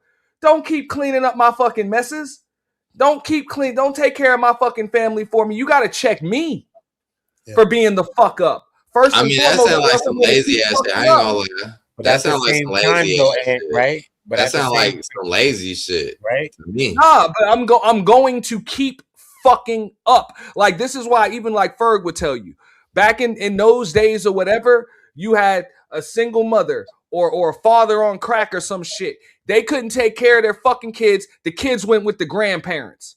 The kids went with somebody else. We ain't gonna keep cleaning up your fucking messes. That's it. We'll take the kids. You ain't got them no more. Yeah, you remind me of my. Let me say one You thing. remind me of my sisters, bro. Let me just say one thing. Remind me of my Right? sisters. I agree with what Ant saying because Eventually, what you're many gonna people do is see it like Like real talk, though. it's true. Whatever he's Ant saying is true because you could see it like that, right? So I could agree with what he's saying in his lens could be true, That's right? what I'm saying. But at And the same people time, know look that at me, women right? and At the children same are off time, look limits. at me, though, These Ant. Look at me. motherfuckers will keep using women as children, I get women it, and Ant, children but look, as human Ant, let me shields. say one thing to you, Ant. Look at this, people. I swear to God, son, right? Even I haven't agreed with Anton, and I don't know when I ever did. I don't know if I ever did because by the time I ever was introduced to him, he was who he was, right? And so that's a whole long story. So that's cool. But I'm just saying though, besides that though, whether Anton is this, whether Anton is that, right? When we're talking about children, and even I went as far as even his wife Rita, right? Because even when Daryl was going through something with him too, because now it spilled to something else. Because I knew Daryl before Daryl was weaponized, right? Before it became Weapon X. Logan, right? He's Logan. But before he became Weapon X, you know what I'm saying? He's Logan right now, chilling. Damn. But before he became Weapon X, I knew him before he became Weapon X. You know what I mean? But even when he was in the Weapon X mode, because now it's going to, remember, they both from Michigan and shit like that. So they got some other energy going on besides whatever it could be. I'm from New York. So regardless of that, right? I still spoke to him, right? And when I spoke to Daryl, Daryl can't say it's a lie. I spoke to him regardless of this. And I understand. I was with Daryl. I'm on the panel cursing this thing out. And I wish Daryl told me don't curse the nigga out today. You know what I mean? But when I spoke to Daryl, I talked to him. I was like, you know what I mean? We want to leave certain things out. You know what I'm saying? So sometimes if that was to some places that he'd be at, you know what I mean? He'd be at where he at. I don't know. I done left it. But when I spoke to Daryl at that time, when it was that, and the energy was that for Anton, you know what I mean? I spoke to Daryl, bro. I spoke to him. And I was like, yo, bro, Rita, you know what I'm saying? Come on, son. You know what I'm saying? Because remember, this is the first time I've ever seen his child being weaponized again. So the Corey Holcomb thing was crazy to me because regardless of anything, Rita was always the person that always took Anton's brunts for everything he ever did. Not Anton. Anton moves every day like everything's normal. But Rita is the person that got weaponized against every time throughout all his beefs. Even recently, right now, we see it happening. Right? We see that happening all the time. His wife, his kid is the new thing, though. But multiple times, his wife was a part of things and videos and all that. I've never seen her ever respond to anything. And this, I've been around maybe like 7, 8 years or something like that. But I've never seen her respond in that time that I came. And I came a long way to even come to YouTube. But I never seen her ever respond, regardless of whoever said anything. You know what I'm saying? So we still just got to still keep a code, I think, to how we carrying ourselves and how we dealing with shit. You know what I mean? And once we create that, I think that many more people are treated differently. I'm just saying, if these motherfuckers know that women and children are off limits no matter what, then they will punk motherfuckers will continue to use women and children as human shields. Yeah. I'm just being real. So Uda, I want to ask you this question based on what you say. What do we do with the individuals who violate that standard of what Auntie just said? How do we handle those individuals if they're going to use women and children as a shield for their bullshit? How do we handle that? You put them on a fucking t-shirt. I don't think we need to be joking with them like that's a joke. I don't know. Maybe you need to embarrass them. How we think about it. I don't know what you're talking about, bro. You know what I mean, Ferg? The first thing, one of the first things, Ferg, I think, is how we think about it, because it's not a joke. Once you understand that certain things are not a joke, then that's the first part of it. Regardless of how we start to move with things, when we understand that first things or certain things are not a joke, It's not a joke. Like, kids are not a joke to me. You know what I'm saying? I don't care. The only people that mention kids and bring up kids is PDFs to me. So if a person weaponizing against my kids, I called one dude a PDF. He wasn't, I don't know if he's a PDF or not, but I'm just saying, when he weaponized against my son, I literally called him it. And as he was on my body, on my bumper behind it. But I'm just saying though, bro. And I had to go back and he had to go back. But at the end of the day, that's just how I look at it, because who weaponizes against children to me? You know what I mean? Nobody brings children involved and nobody does that but PDFs to me. You know what I'm saying? So like, if we men or women, like I watch women and men get it on earth. You know what I mean? So like, ain't nobody ever had to involve it. You right. And they, you know what I mean? So for me, that should get weird to me when people involve it. Because they know grandma, like, I'm just being real 100. If they know that you will shoot the hostage, they'll stop taking hostages. Real shit. I agree with that. People only respect what they can't disrespect. The only way you can truly protect people from being hostages is those crazy motherfuckers need to know that you're willing to shoot the hostage too. But we might not have to shoot anything once we start to understand that we moving on a certain energy, and this is how we're going to understand things, right? But then also what comes back to where men is supporting that as well, and is women the same thing, you know what I mean? So this is what it's all about. Forget all the other supplemental arguments that we can have with each other. We can still keep those arguments if we want to have them. This is where we are, brother. Some shit we got to come together on. But this is where we are. But Uda, this is where we are. We at the fork in the road. This is where we are. We've seen it play out. And you see how it sparked a whole nother concept about how we're going to protect our children, in a sense, because just this one incident has sparked somewhat of a divide in how we looking at the future. It sparked that. This is where we are. I'm just saying. But it needs that though, right? But we need that for right. We need to come to crossroads. We need to come to that place, because that's the part that get us ingenuitive. That's the part that get us thinking. Listen, and I like to put time as men, modern men, information. Everybody knows everything. 99.9% of niggas hate to be wrong. Here we are in the fork, right? What standard do we set to say, listen, this is how we must move, and anybody who's willing to violate that movement must be put in their place immediately, regardless of who it is in the space, who it is in the community. So that to me is where the caveat for a lot of men, listen, y'all say I'm aged out. You 40 something. Y'all the security. Y'all the security. Y'all know what I can do that for myself because I've been through the gauntlet. Coach Ferg. I believe in attacking the roots and not the fruit. There you go. There you go.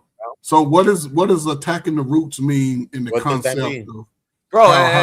As a man with something to lose, just like I need to pull up that clip where Corey told Anton that, bro, you got a life that you living out here, and bro, men can go to war. He said that shit to him before any of this shit popped off, and Anton's response was, "Look, I knew what you was gonna do before you did it." And then a week later, after he popped all that shit, now all of a sudden, oh, but leave my family out of it. Man, fuck out of here.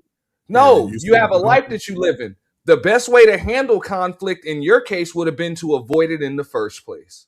Facts. That's internet. Why would you avoid it if you want to play into that? Because you want to try to make money off the internet. So you're gonna play into what you're playing into, right? He's playing into the shit. Everything has a price and a cost, including money.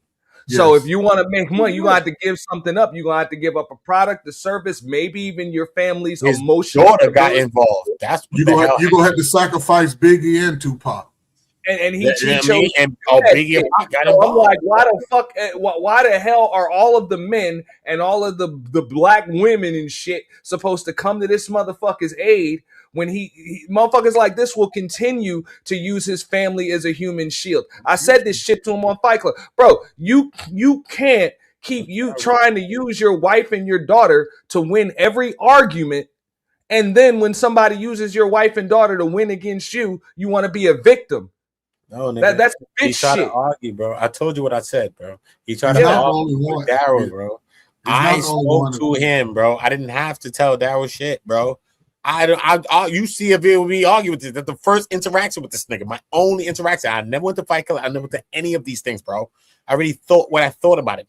Yeah? I never had to hate on him. I never made videos about this guy. Nothing, bro. You know what I mean? Seriously.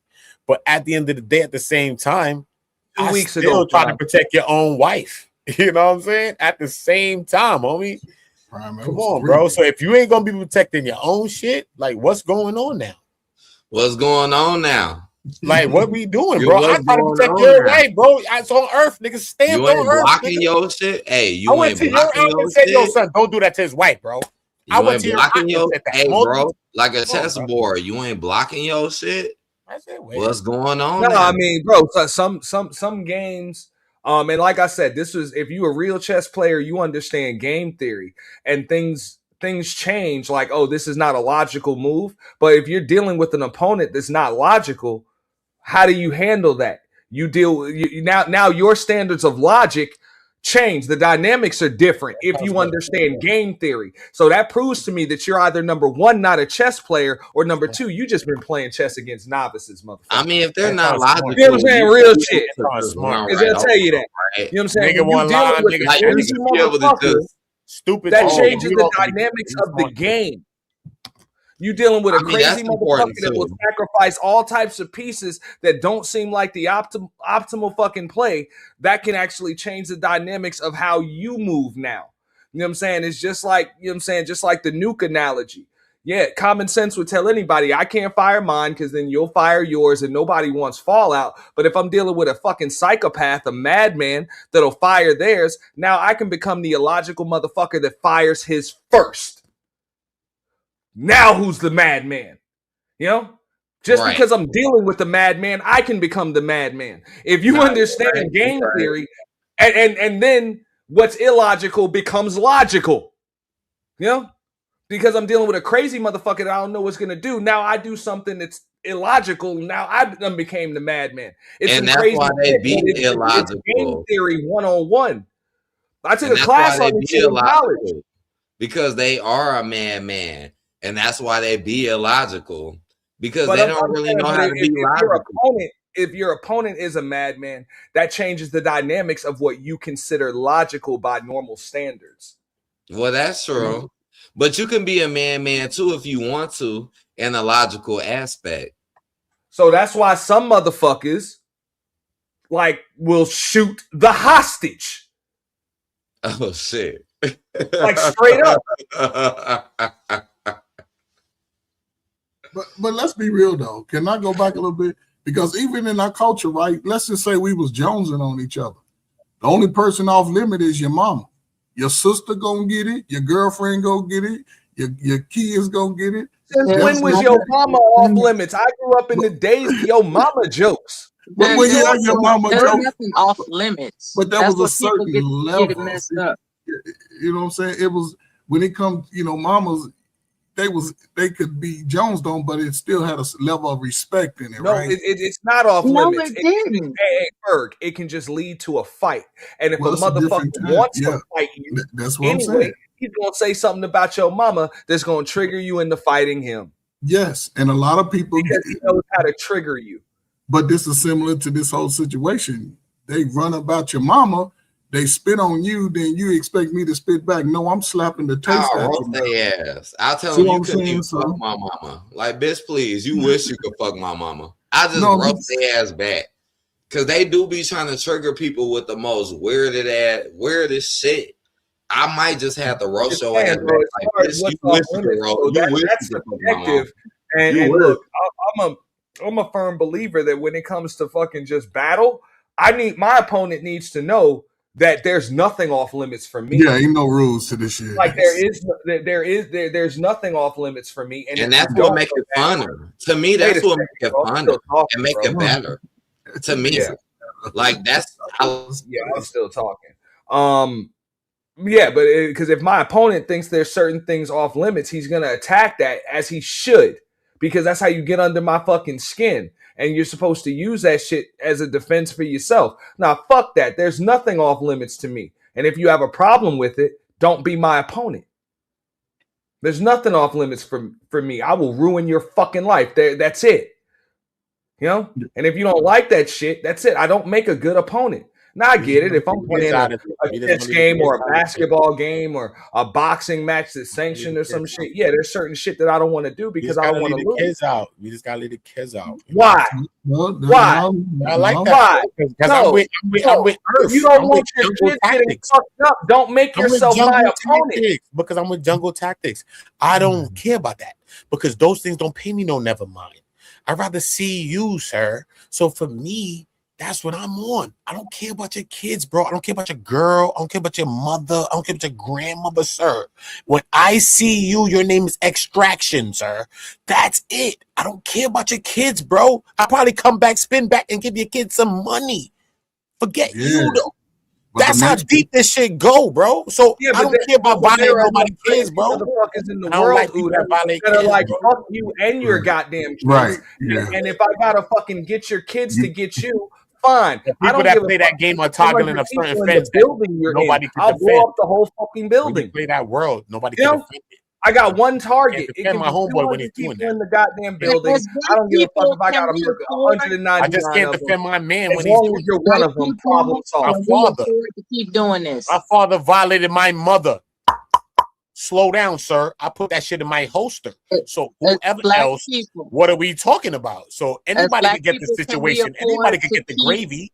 So as black people, can we afford to keep looking at one another as he can get the gravy if he acts opponents or what have you? Can we afford? I try to stay out of war with crazy motherfuckers. Yeah.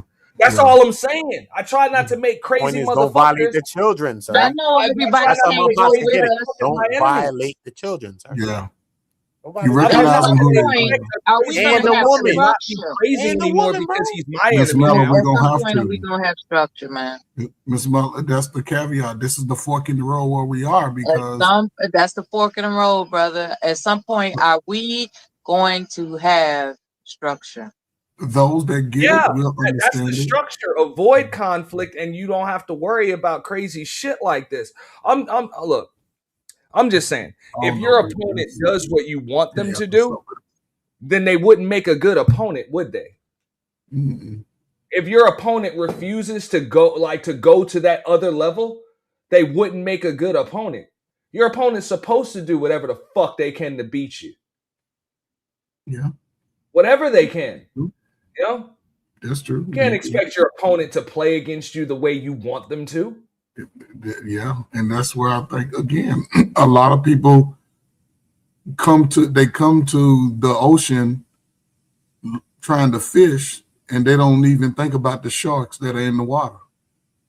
And this is, I always believe in, stay ready, so I ain't got to get ready, and that as it pertains to everybody. The white people, I don't care about race. I don't care about how tall you are, short you are. I don't care about none of that. I'm going to make sure I'm always prepared for battle, and nobody would ever know. I don't. I understand what Uda's saying, though. It's like, okay, women and children are off limits. Women and children are off limits to a motherfucker that's already put the fear of God in you already. That makes sure that you know that if you fuck with his fucking children and his women, he's gonna fuck you up beyond recognition. But a motherfucker like Anton does not put the fear of God in anybody. You're just gonna file a lawsuit, and nobody's scared of that. Okay, I understand guerrilla tactics. If you don't strike that type of fear in people, then you might want to avoid conflict instead of getting into it. I understand guerrilla tactics. Because people gonna test their limits against somebody they ain't scared of. That's all I'm saying, Bella. I get it and I respect it. What I would like to emphasize is that it seems to me that there are some people that are addicted to soliciting enablement, right? And Anton is one of those people. Like he talks rah, rah, rah. And then when he's confronted with strength that he doesn't have, he's soliciting sympathy. And that's some coward ass shit, if you ask me. That's coward. That's some coward ass shit. Believe it or not, Mella, I don't think he's. I haven't seen him look for sympathy, and I'm gonna break down that clip because I have it. He's trying to explain why you attacking my children. Children are supposed to be off limits, but he's done it himself. Mella. All right. So I don't think he's soliciting sympathy. What he's trying to do is weaponize other people to fight his battles for him. So it's not a sympathetic thing. I've seen people solicit sympathy. They just want to cry, and then everybody tell them how they're not wrong and how everything will be okay. I don't think Anton wants that. I think it's a basic deflection tactic from Anton. I saw him do that shit multiple times with Yanni. He tried to do it here, where he's like, "Oh well, it's only because they're dark-skinned black women." You're trying to get the attention off you onto somebody else, and also make it so somebody else fights for you. Fuck out of here! It's really insulting. But I saw the shit with Yanni. It was like enablement when she did something specifically to him and his wife, you know what I'm saying, put them in the thumbnail. That motherfucker went up there, copped a plea, apologized, and then had the nerve to go on the Fight Club and try to fucking put a battery in the back of fucking Jay Prince and Ali and all of them other niggas and get them to we gotta fight these women. Nah, they didn't try men. They tried Joe Punk ass. So it's a lot of self-hate. They didn't try black men. They tried Joe Punk ass. Yeah. You know what I'm saying? So you fight your own fucking, you hold your own fucking nuts. And this morning you couldn't do it. So why? That's some fake boss shit. Yeah. Fake boss shit. No, that's some Don Fanucci shit. It's a lot of self-hate.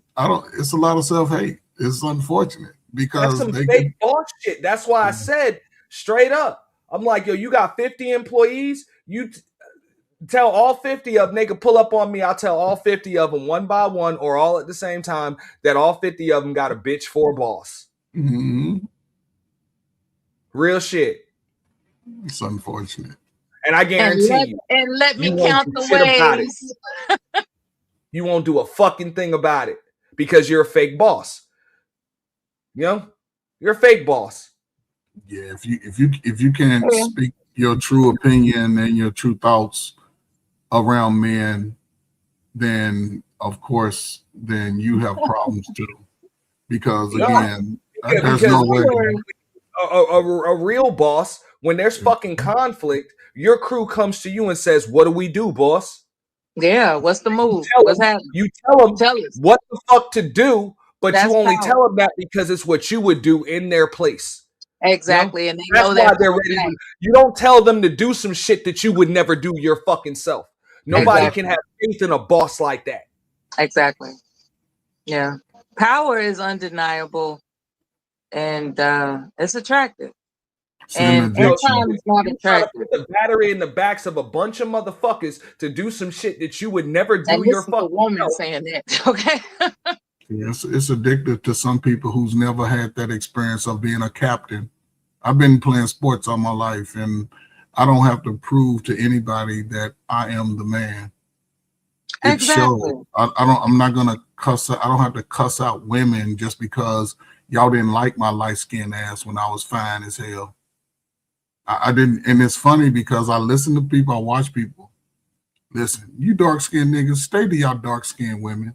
Y'all always go to these light-skinned, bright-skins, give them all your money because they playing you for the bag because they realize niggas is ugly. I don't know if niggas understand that. They know we ugly. But just because you have gotten to a space, don't shit on everybody behind you. At some point, it has to be. You understand as a captain, Ferg. 1 second, Miller. You understand as a captain. Yeah. You get the credit when you win. But if you're going to take any of the credit when you win, that means you have to be willing to take all of the blame when you lose. All of it. You know, all of it. Mm-hmm. It all goes on you, no matter what. Which means, you know, guys like whatever, Jordan, Kobe, whatever you want to, you know, talk about them. And I'm only talking about that because you play on both sides of the ball for that game. But not only did they want to take the last shot and score all of the points and get all of the glory, they'll also take the toughest fucking defensive cover on the court too. Mm-hmm. All right? If you scored the most points, I'll guard you. There's not a better defender on this team. I'll lock him up. Mm-hmm. And if he scores, That's on me. He's got to score on me. Right. And we lost. We lost the game. I gotta be better. I'm not y'all gonna. Oh, I gotta take the last shot. I'm gonna get all the credit when we win. But when this motherfucker is torching us, oh, you go guard him. You go guard him.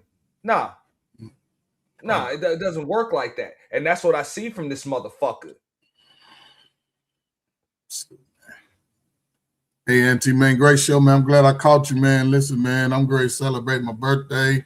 Starting, well, it's been all week, but I still party at night with my wife, man. You know, salute to y'all, Happy man. birthday. You a fellow Aquarius, bro. Man, Aquarius, man. We the life barrier, man. World can't move without us, man. Your birthday is when? My birthday was on Monday, bro. Oh, this past Monday? Yeah. What day was that? What was the date? The 2nd.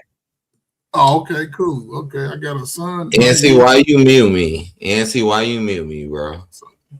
Why you do that? Happy birthday, y'all. I was gonna wish you a happy birthday too, Auntie. And Auntie, why you do that, bro? Why you mute me, bro? You were talking while I was talking. I was talking like everybody else, bro. Everybody else was talking. You ain't mute nobody else but me, bro. Why? Maybe you on a delay or something. You were getting kind of annoying. So you don't really like me or something? Because I wasn't really trying to overtalk you. I really wasn't. I don't know what you were trying to do or not, but it was becoming annoying, so I muted you. Why, Auntie? I mean, what are you saying? Like, what about what I did annoys you? What are you saying? It's unfair? I feel that way. Feel like you were treated unfairly?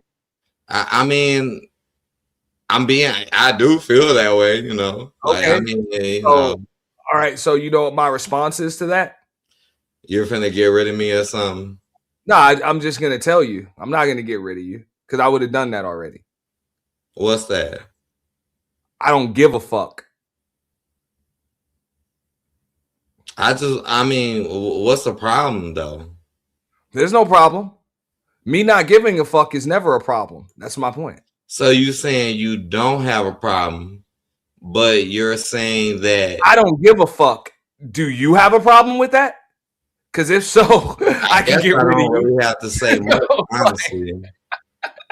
I mean, you laughing, but I'm just saying, bro. It's like you're being very aggressive. Usually, I say things like, "Yo, I just work here. I don't own the place." But in this particular case, I actually do own the place. So, like, it doesn't have to. It kind of just is what the fuck I say it is. But I'm not being aggressive towards you. So why are you being so aggressive towards me? I never said you were. If I felt like you were being aggressive toward me, I just would have fucking kicked you. And if you're going to sit up here and play victim or even derail what the fuck I'm doing right now, then yeah, I'm just going to tell you I don't give a fuck anymore and likely just kick you. But that's not necessary. We can get on with the show. All right. I mean, we could do that. I mean, I don't need your permission. It wasn't a request. It was more like a statement. Auntie, why are you trying to roast Auntie? Come on, bro. I'm not roasting. You are literally trying to roast me and clown me right now, bro. I'm not even doing nothing to you, bro. And I look, you know that's what you're doing. And I'm like holding back because it's like, what the fuck? Why are you trying to clown me, bro? You're holding back. Shit.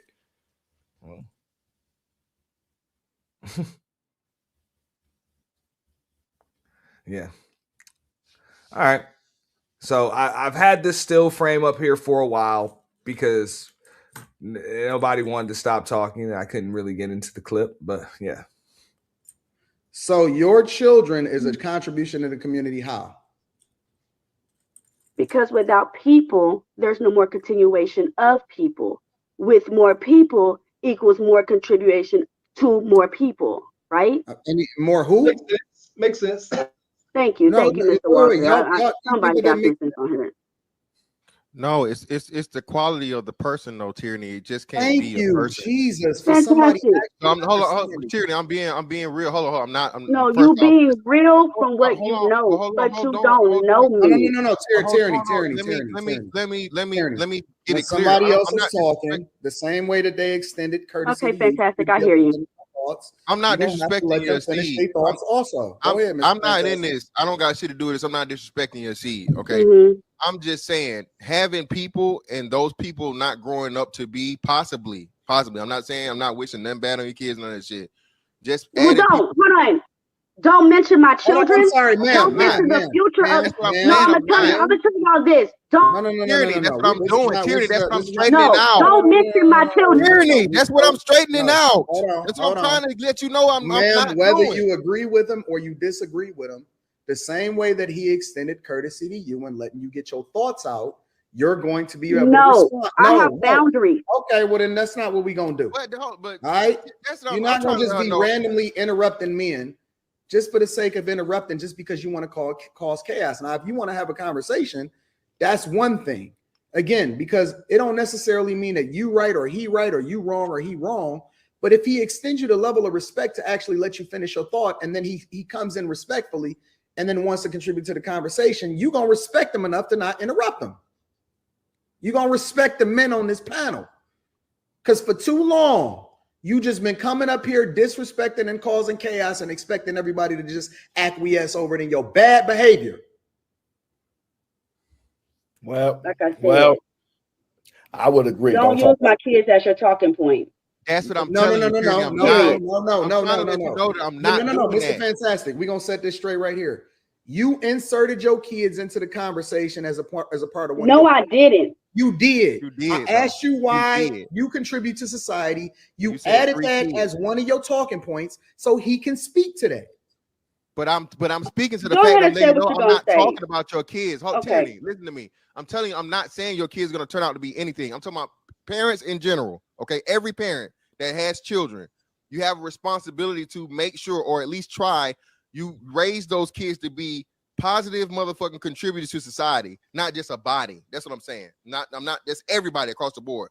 Not just saying that I birth children. I'm being a birther and not a parent. You're not adding anything to society other than a body. If you're not putting something positive into that body, you know, raising that person to be again an asset to society, and they're being a menace, or they're being a leech or whatever. And this is everybody across the board, not just you, me myself included. I have kids.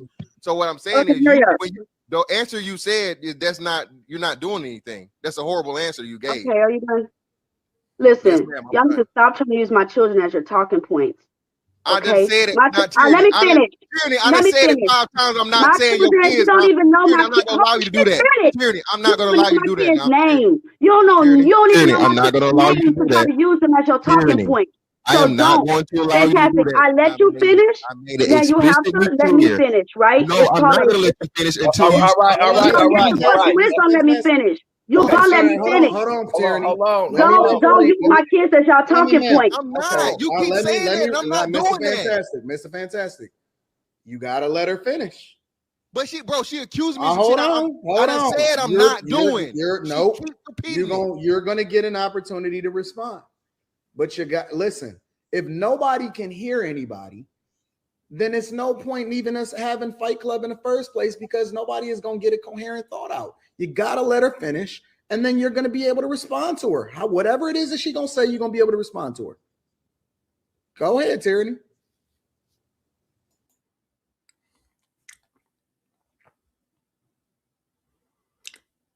He knows all hell gonna break loose for the simple fact that, see, this makes sense in a setting in which you actually have a fucking moderator. But I'm just saying, there's no moderator. So it looks like Fantastic and Tyranny are already on separate pages. It seemed like Fantastic was making a generalized statement. But Tyranny feels as though it was directed straight at her. So they already having two separate conversations with each other. So this likely will not end well. Don't use my children as your talking points. Okay? If you're gonna make a point, find another way to make it. But my children ain't none of y'all business. The race of my children ain't none of y'all business. You asked me a question and I answered, but I didn't ask you to elaborate on my children. Okay? Now, if I the thing is, my womb is open. It's not closed. That's a beautiful thing, because we are supposed to be fruitful and multiply. Where a lot of people are getting their balls clipped and getting their tubes tied, and they cannot contribute to a damn thing besides Jordans and themselves.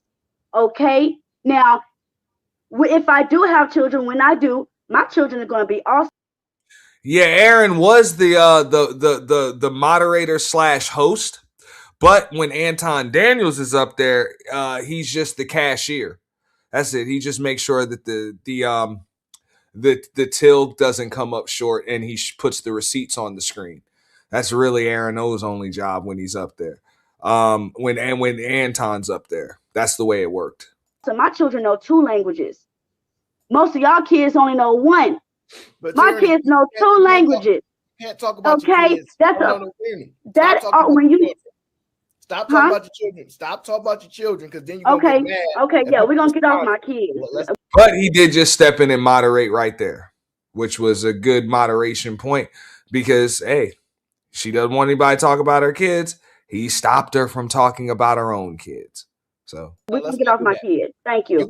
I'm just saying how good of a parent you are and how you think parenting is good, but don't talk about your children. You understand what I'm saying? Like, because you open that line of questioning when you do that. Okay. Okay. I just want to know, Anton, why you don't like me. That's what I want to know. Because you're disrespectful. To who? To me and the people that surround me. I haven't talked to you in forever. To me and the people that is around me. I just don't like that thing that's sitting behind you. But everybody else I'm cool with. First of all, Q is gorgeous, especially compared to you. You shouldn't be saying that with a wife, though. You can't tell me how to run my household and my relationships. But that's what you do. You get on here and give advices. My chick is right here. But as a woman, she out of line. You don't know. Women are not. Listen. You ain't got no man. You don't know how to keep one. I don't need to have a man to know a woman's place. But she don't need to be hanging around you and your wife. That's out of line. You can't tell me what I'm doing in this this fucking big ass crib that we in right now. You can't tell me or tell anybody in here how we supposed to run things, because they do things according to what I say, not you. Okay. We don't care nothing about it's out of line to have a single woman hanging around a married man. That causes sex. That causes temptation. Listen. First of all, you don't know what her relationship status is. You have no clue. In the same way that you don't want nobody to assume that they know anything about you, you know nothing at all. I'll step in right there. I know what her fucking relationship status is, and I don't give a fuck if she say she got a man or not. Is she at your fucking house? I don't give a fuck if your wife is there or not. She ain't got no fucking man. Or she lying to that nigga. Cause I don't see how any man that she with is okay with her fucking coming to your house, even if she there with your motherfucking wife there. That's bullshit.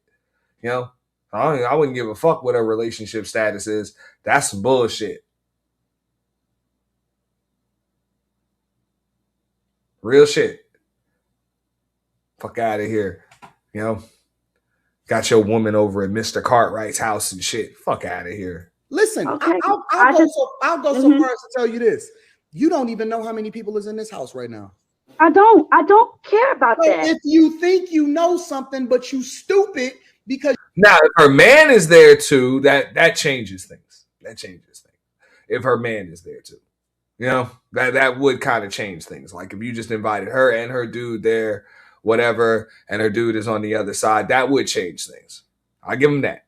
You assuming, and when people assume, they make an ass of themselves because you think you know and you don't, and so you talking about something that you don't even know nothing about. I just know that it's out of line to be hanging around a single woman when you're married, and these messages ain't to you. You know that. You're speaking on something. Wife is right there in the room on something that you have no clue about whatsoever. And so, you just seen his wife. As a result, you asked me a question. You said, Anton, why don't I like you? Because you talk out the side of your mouth and you foolish, because we shouldn't have to explain to you something that you shouldn't be speaking on in the first place because you don't know nothing about what's going on over here. But I wasn't even talking to you originally. I was talking to her. This is the woman to woman. And I don't understand what you mean. Here's the difference. I don't understand why men insert themselves when women are talking. Here's the difference. Y'all need to know y'all place too. Here is the difference. When you speak on her, you speak on me because she's sitting right next. When I speak on who? Q?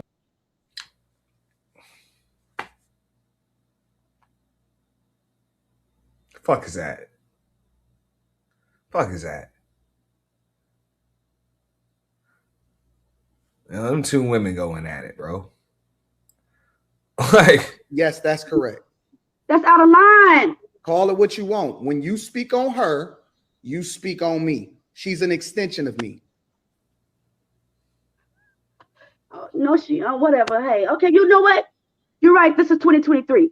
I don't know what y'all motherfucking niggas doing. I just know if it was my husband, ain't no bitch finna hang around my husband because your legs is probably gonna be open to my husband.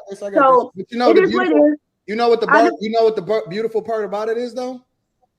Because that's a strong if, because you sure ain't got no husband. I had one. Thank God I ain't got one now because y'all niggas want single women in your relationship. Thank God I'm single. Wait. You don't even know how to keep a man and you don't have a man. How you know what I got over here? Now, like you said, you don't have a husband. I don't know what's over there, and you don't know what's over here. You don't have a husband. You don't know what I got. You just said that if I had a husband, you don't have one. I also said if I had kids, right? Didn't I say that? No, you didn't. You said if I had a husband, and you said that the only people over there is you and your 3 kids. Yeah, I don't need no nigga living with me, living up off of me. So you don't have a husband. You don't know what I got. You just said it.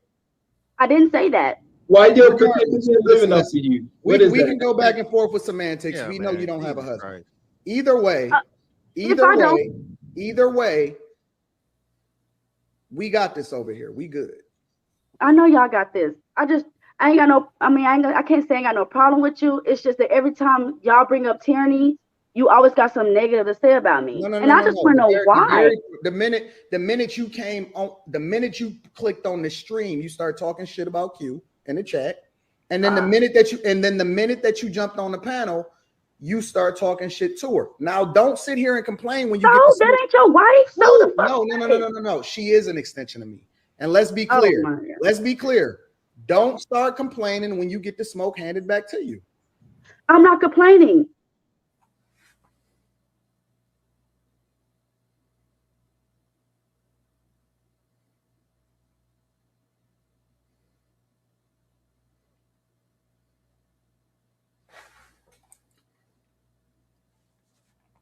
You know?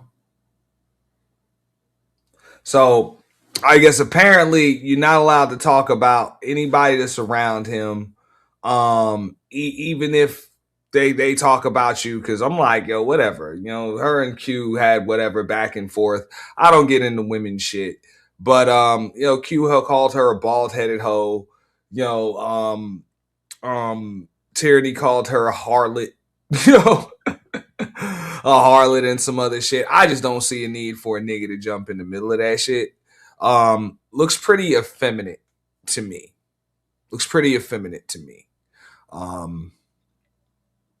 For real. Because and the main reason why is because we've seen people come directly at him and he just ducked the smoke. Like he just ducked that shit. Like we done seen that shit. Like so, all that care to step outside shit, nigga, you ain't even stand up. You ain't get out of your motherfucking seat. But Tyranny talks a little shit on the fucking panel. You got out of your seat for that to a chick. Man, fuck up out of here, bro. Yanni got your wife in the fucking thumbnail and your daughter in the fucking thumbnail. All you can do is apologize, nigga. You know?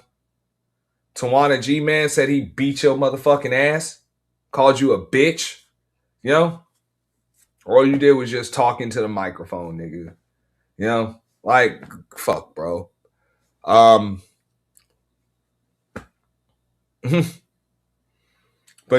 you gotta defend the super sensitive Island Gal Q, which I mean, I don't see why she couldn't handle herself. She was bountying, she was, you know what I'm saying, called the chick bald headed, all that shit. You know what I'm saying? She was holding her own. I mean, I ain't too fond of the roast, but whatever. You know what I'm saying? I'm gonna keep it 100, man. From somebody that used to watch Fight Club and shit, most of them roasts was watered the fuck down anyway. You know what I'm saying? Like there was a few pretty epic roasts and shit. You know what I'm saying? Tommy had an epic one on Daryl. Might have been some other ones, but man, for the most part, you know, man, most of them roasts watered the fuck down on this show. I can handle myself. I'm a big girl. Good. Then stop whining. Because you I'm sat not. here. I'm not whining. Because I'm you not came. whining. You But if came. I'm talking to The way Q, that this I need you to move to conversation the side and let me handle the Q. way that this conversation started was that you asked me why I don't like you. I don't like the way you operate, and I deal with you accordingly. I haven't dealt with you for over a year, and I don't operate in any I other way haven't dealt with besides the you way over I a year. operate. As soon as you came on the panel that I own, so you decided to get disrespectful, and so I dealt with it accordingly. But I bring you. I bring you money. I bring you money, and I bet if you added all the money that I brought in last year, a lot of them super chats will have my name on it. You're welcome. You said Q is an extension of him, which I'm like, bro.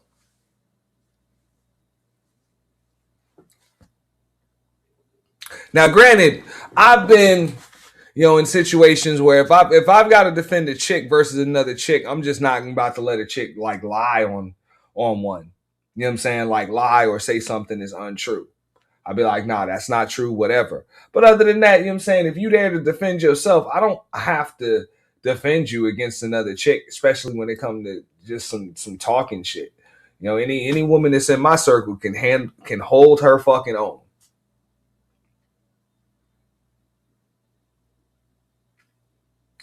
Trust me, I don't know how many fucking purges I've done. I've had a lot of women as co-hosts and shit. Women I was cool with come up there and have all of the smoke for whoever get confronted. You ain't never seen me jump in the middle of some shit with two chicks over some fucking YouTube panel shit. That shit is weird. Like that shit is weird. How much money you think you brought me? I know it's a lot, and you're welcome. How much you brought me? I know you're welcome. How much you brought me? How much money you brought me? I know you're welcome. I know a lot of these super chats have my name on it. How much money you brought me? Please don't have that amount of money. If you had to guess, how much please money? don't have that amount of money in your pocket, man. Don't pull it out your pocket. If you had to guess how much money you brought me this month, how much money you think you brought me? Add it up. Don't pull it out your pocket, man. If you had to guess, This month it ain't a lot. How much? You said for the year. Oh though. no, I'm not even on her this year. Actually, I don't even want to be doing these things because y'all do is hate on black women. That's all y'all do is hate on black women. That's all y'all talk about. Topic ain't even about black How women. much money you think you brought me this month? That's how you build your platform by hating on black women. How much money do you? If you had to guess, how much money you think you brought me this month? Don't do it. Don't do it, Tyranny. Don't do it. Get to the chopper. Get to the chopper. Yo, y'all got to let her answer. How much money you think you brought me this month? I don't know. I don't know. We're gonna sit there and count. Don't do it. If you had to guess, do it. I know. I'm not guessing nothing. I'm not guessing nothing. Is it what? 100, 200, 1,000? 100, bro. People spend 100 on me in a day. What you mean? What you talking about? What happened? Oh, that's cool. Funny you say that, Trinity. Shout out to Trinity Time Travels. You're in here looking for your second husband. Yeah. I wouldn't say that I'm looking for my third wife, but I'm available to her. No. Sounds like fun. Please stop. Please stop. Please stop. Please stop. What'd you say? I'll stop. Please. You already told a multi-millionaire that you in a rent-to-own situation. Please don't do it. Don't do it. Rent to own, nigga. You can't hear it. Don't fuck up with that. Don't fuck up with that, Is. Shout out to Is, but bro, I know millionaires, more than one of them, that rent the homes they live in.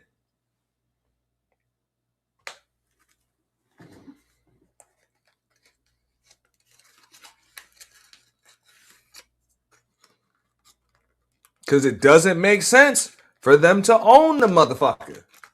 Too much expenses. They got to deal with insurance, property taxes. No? And then they're kind of stuck there. They rather not be stuck anywhere for more than 12 months. You know? A lot of celebrities do the same shit. So I'm not going to knock anybody that owns, but it's just a different day and age, especially after the housing crash. There are a lot of people that by normal society standards would be considered rich that rent the home they live in.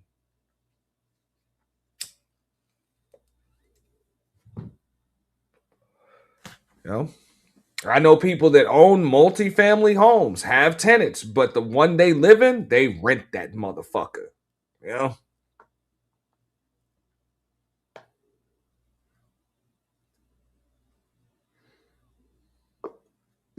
I say property taxes, responsibilities, insurance, you know?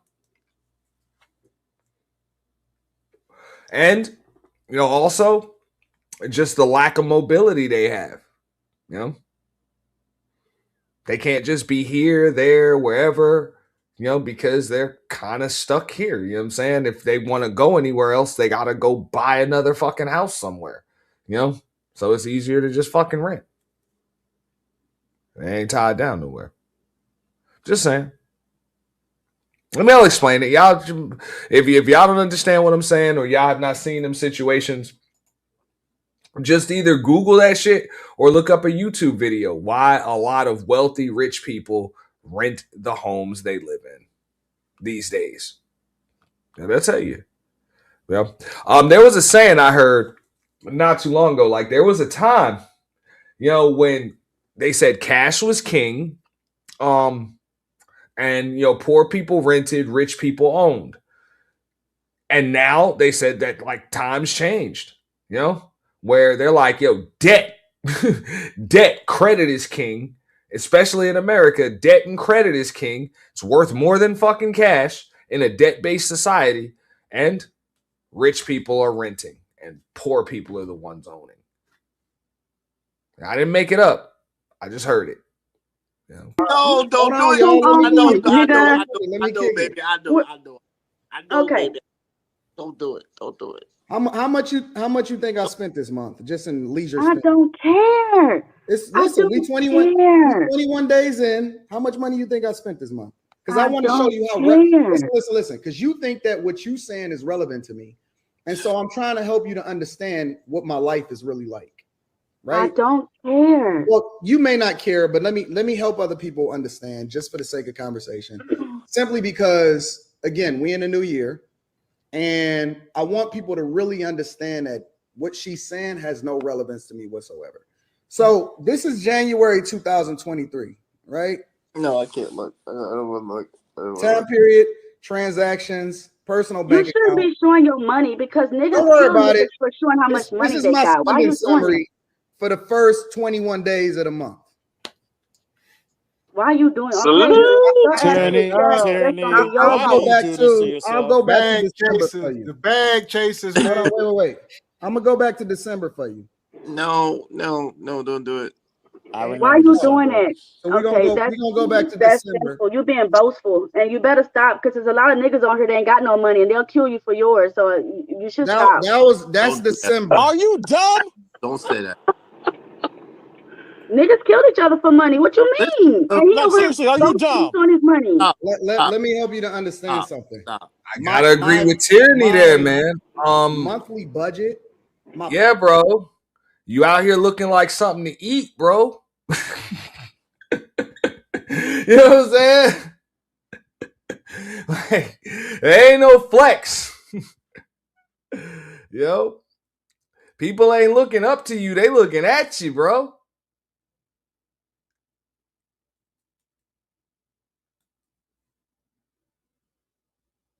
No. Yeah. And they ain't asking, yo, how can I get that? They just asking, yo, let me get that. Let me get that. For real. I'm just saying, man, you move in silence, dude. That would make sense.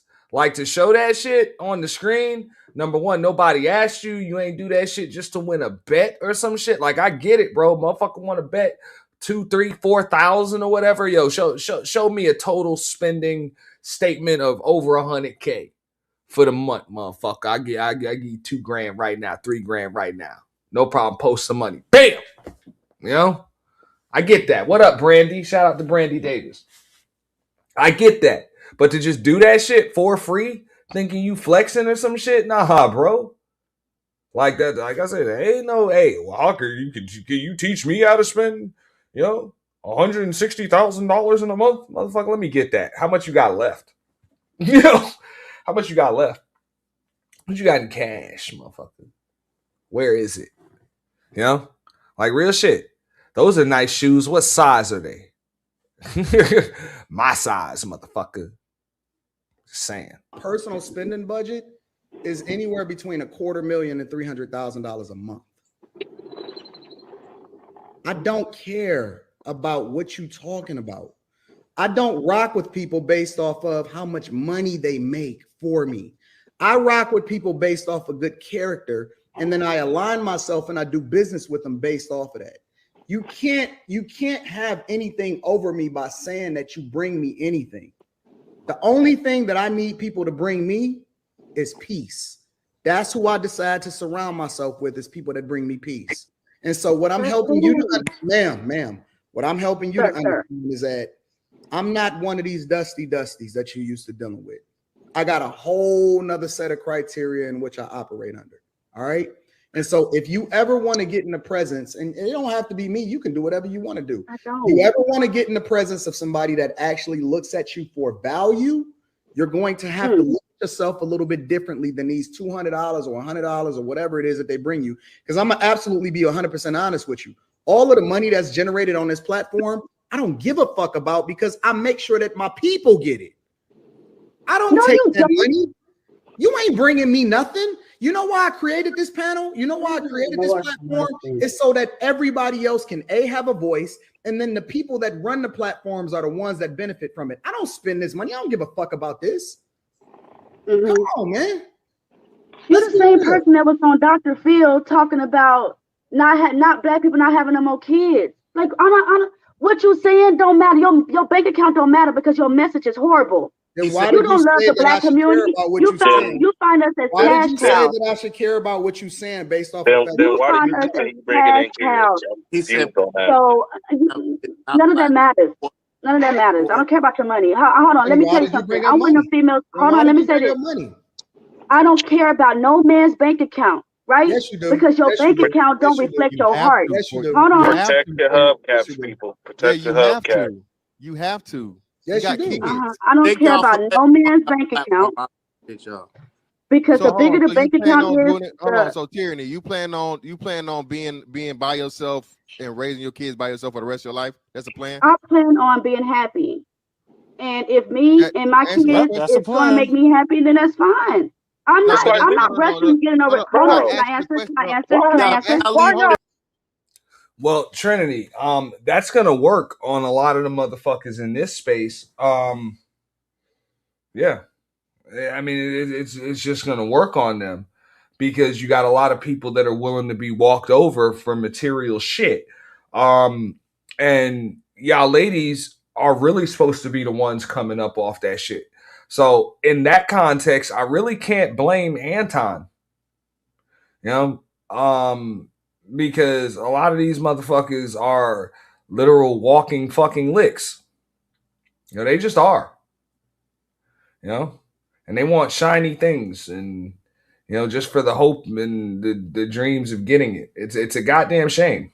It's a goddamn shame. Now he also said something that should strike out, because I don't think he was lying there when he said he deal with people that bring him peace.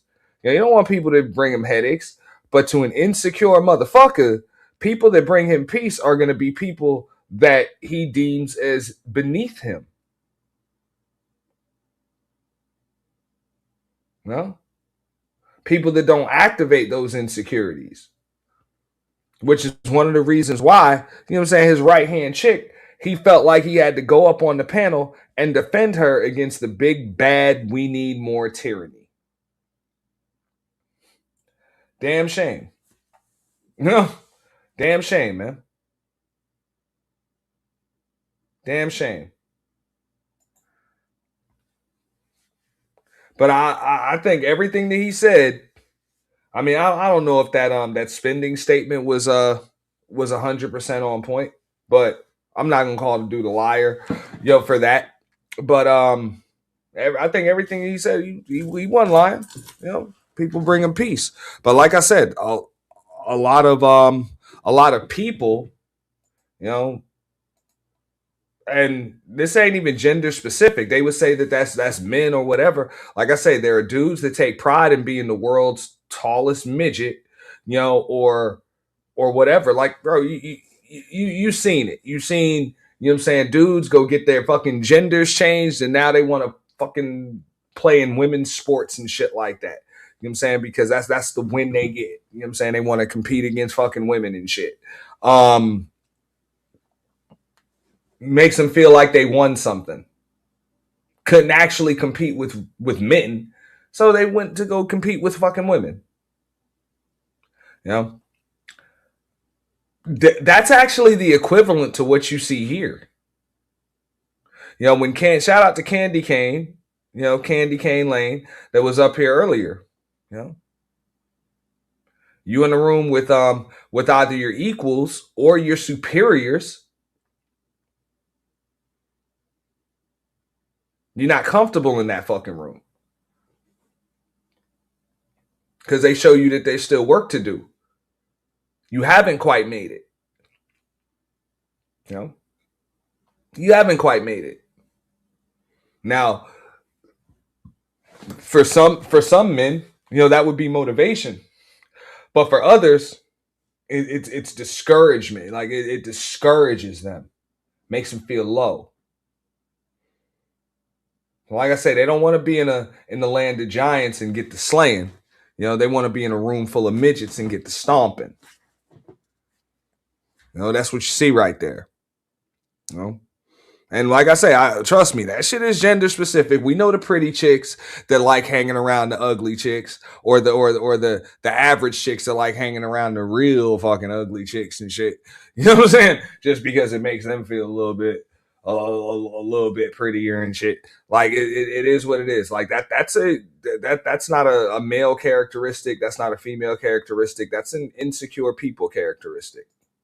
Let me finish. Hold on. Let me ask the question. Okay. So ideally, you want to do it that way by yourself for the rest of your life, no man whatsoever. That's how you want it. I don't care. No, answer the question. You're That not is me answering the answering question. the question. I'm answering you the question. Yes or no? Now I don't care. I don't care. No, my answer is I don't care. That's my answer. Okay, so yes, so you want a man, you just no, you missing what she's saying, one. bro. Basically, what she's emphasizing to y'all, and let me just make it real short, is she's basically telling y'all that she's here to cause chaos. That's all she's here for. And listen, I'm gonna be honest with you, here, bro. You are an entertaining punching bag. So, as a result, we gonna continue to keep you around so that we can use you as an opportunity to illustrate exactly what Black women shouldn't be in the community. When I give you the opportunity, you can't do nothing with me unless I give you the opportunity. Okay, I'm using you right now. What? You don't summon me to nothing. I just come did. here Listen, when I want I literally threw you off the panel, and you came up, and you kept trying to get back on purpose. I didn't keep trying to get back on nothing. Yes, I didn't know what was going on. Yes, you I didn't know did. if it was my internet. What But made- if I knew okay, this what pissed made- me what off, made I you- would have just got Oh on my the God. Amazing Lucas show. Here, What I'm made you- actually stop lying. I'm waiting What on the made you Amazing keep- what Lucas made to you open up keep- his channel so I could go on over there. What made Now, you keep clicking the button? What made you keep clicking the button after? because I thought it was my internet. Y'all see, I have horrible internet. So You a I didn't know goddamn what it lie. was. Stop lying. Stop lying, Stop. goddamn mouth. You better watch your motherfucking mouth God talking to me. damn, man. Stop lying. You better watch your mouth. I'm just letting y'all know, don't mess with Tyranny. Stop. I didn't come up here for no smoke. I don't like you because she always got my name in her mouth. But I didn't come up here for no smoke. I came up here to have a This is why I say, like, success is subjective. And a lot of people don't really understand that people assume that what they deem successful and the things that make them feel good are what make other people feel good. Or what other people deem as success. Like in an Anton Daniels case or a Fantastics case or a lot of people's case, they believe that, hey, being financially secure, financially stable, making money, and being above the people around them, is success. Whereas in a Tyranny's case, she sees success as being a mother, and as of late, as a wife, a mother, contributing to her family, thus contributing to society through her family. That doesn't make her less of a success than somebody that's made $1 million or $100 million or employs people or something like that. It's just a different type of success. That's why, some people will tell you that. Some people will say, hey, I'm an entrepreneur. I employ people. I made a bunch of money. I got my degrees. And other people will tell you, look, I'm a wife. I'm a mother. I'm a father. Like, you ask them what I do. Like, I'm that shit first. That's it. So success is what you consider that shit. And that's why they say, like, what I'm saying? Money is a byproduct of success. But you have a lot of people that believe that success is a byproduct of money, and it's not. It's not. Because what happens when it's currency? What happens when you lose it? What happens when you make a bad investment? Housing market crashes, YouTube demonetize you, Patreon rules and regulations and guidelines fucking change or some shit, and you be broke overnight. Then what makes you a success? You gotta ask yourself that shit.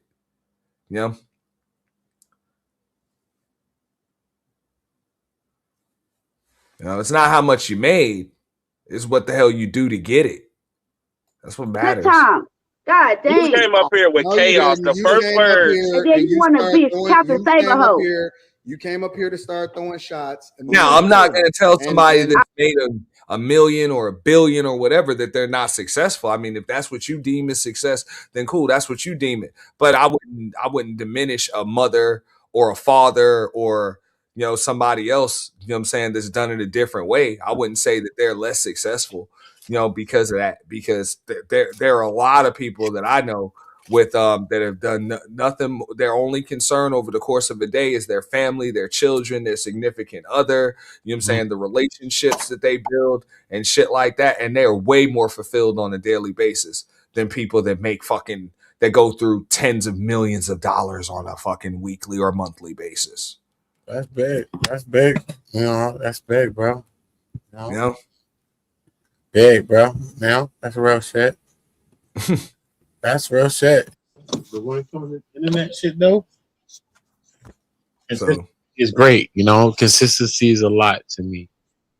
You know what I mean? So when I talk to a person like you, there's a consistency there. Even with like Rilla, even me really even have to speak in time because I've been around so long. But I've seen Rilla through times on Earth. You know what I mean? So even when we can have a time today, that mean that life adds up. So I never had to push to have conversations with me and Rilla, but Rilla been around for a long time, you know what I mean? And he was around the times of a certain time, and at the end of the day, when certain things was happening, he was against that.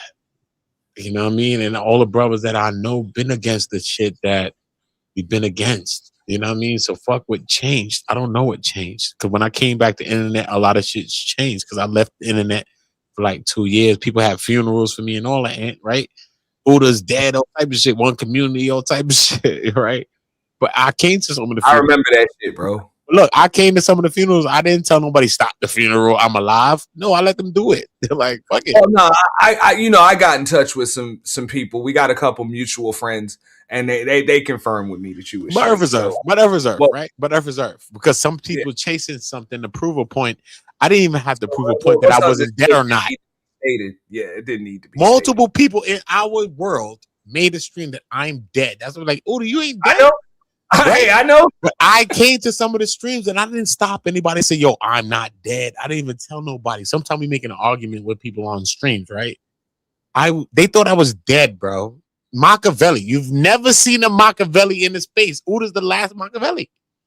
They said Uda was dead. Multiple people in the space, bro, created streams on my shit, bro. That I'm out of here. I'm unalived. And I allowed that, bro. It's all right. Because we here and God is great, bro. So it doesn't matter, bro. A little bit, Brandy. All right, so they're saying that over the last like 45, 90 days, if that, both Beasley and Sansaray have since passed on. Who? So yeah, bro, rest in peace. If that's the case, I'm sorry. I would have to say allegedly because it just seems extremely Damn, ironic. we're gonna send condolences regardless. Condolences. Yeah, no, my condolences if that's the case, definitely. But it is tough to kind of take at face value when you got two people that have a history of faking their online deaths to have passed on, both of them within the 90s. Oh, that's crazy. That's crazy. You know what I mean? But I'm gonna say RP to them. You know what I mean? Off the scrimps with a K, off the scrimps. You know what I mean? Because when Kevin Samuels was getting out of here, I was like, RIP, but you ain't. So I'm just sorry, bro. You know what I mean? Because it's like we against each other every day, but I don't think that on a bigger scale. Like that's why Anton is up to grabs, because even Kevin Samuels, when them people get to the place that they get to, they begin to start changing, they begin to start shifting, they start to being Mystique X-Men. They don't be the regular X-Men. So for me, I like regular mutants. Be Wolverine, be Cyclops, be who you want to be, but you're not gonna be Mystique. You're not gonna be no shape-shifting mutant. Because we can't time this mutant, because this mutant could be you, me, or anybody that this mutant wants to be. So we got to look at these people like X-Men, because we all mutants. You know what I mean? But we don't want people conflating this thing, though, because the things start to get mixed up. Like we think we all mutants. Hold up, bro. We mutants, but hold up, sir. You might be a little different. Hold up, sis. You might be a little different. You know what I mean? So it's more about those things. You know what I mean? So how do we build together? How do we win together? All right. The Manosphere has created something that no one can talk about. Everybody's going to create videos. That's why I stopped creating videos, right? Because I'm gonna talk to you, but I'm talking to everybody that's on the panel with me, right? And God is so great that He keeps talking to me every single day, right? And He's talking to me about remedies for this place that we in, because I've been in this space for all of the years that this shit was here, right? When Kevin was alive, when I was thinking about it, I've been going against Cynthia G and Kevin. Sorry, y'all both could be right when y'all right, but I'm telling y'all that it's wrong because we're not bringing nobody together. So the realest people on earth gonna bring people together, not Mother Teresa, not none of these people, not people that bringing people together for a reason. I'm talking about the realest of people is naturally gonna bring people together. That is the facts, bro. You don't gotta go far as Jesus. I'm doing it right now. Everybody's doing it. You know what I mean? Like we don't gotta go biblical, bro. Like we're on earth right now, and we're creating the Bible right now. Once we understand right now, we're recreating and we're living right now. Right? So once we create the energy of how we want to move with each other, that's something else now. But as men, we need to protect our women and we need to protect our children, because that's all ancient people ever protected. Because if you went to war, you thought about your women and your kids that was there in the village that the people's going to come and pillage, and they probably be murdered by the time you come back after war. This is how natural life happened. Forget today. This is everything. So they said they're going to give you the booty and the treasure, remember? But if you didn't come back to your wife and your kid, you would have been like, who, Spartan on the movie, remember? They took his wife when he came back. They hung her. You'd have been like Spartan in the movie. You'd have been Leonidas, bro. You'd have been Leonidas. Because that's what we coming back for, not the money, not any of those things. We're going to get that. So this is why we have to protect our women. This is why we got to protect our children, because everybody else is supposedly protecting their women and their children, but a lot of these people are not. So then that means that we showed the whole world how to be spiritual. We showed the whole world how to bathe.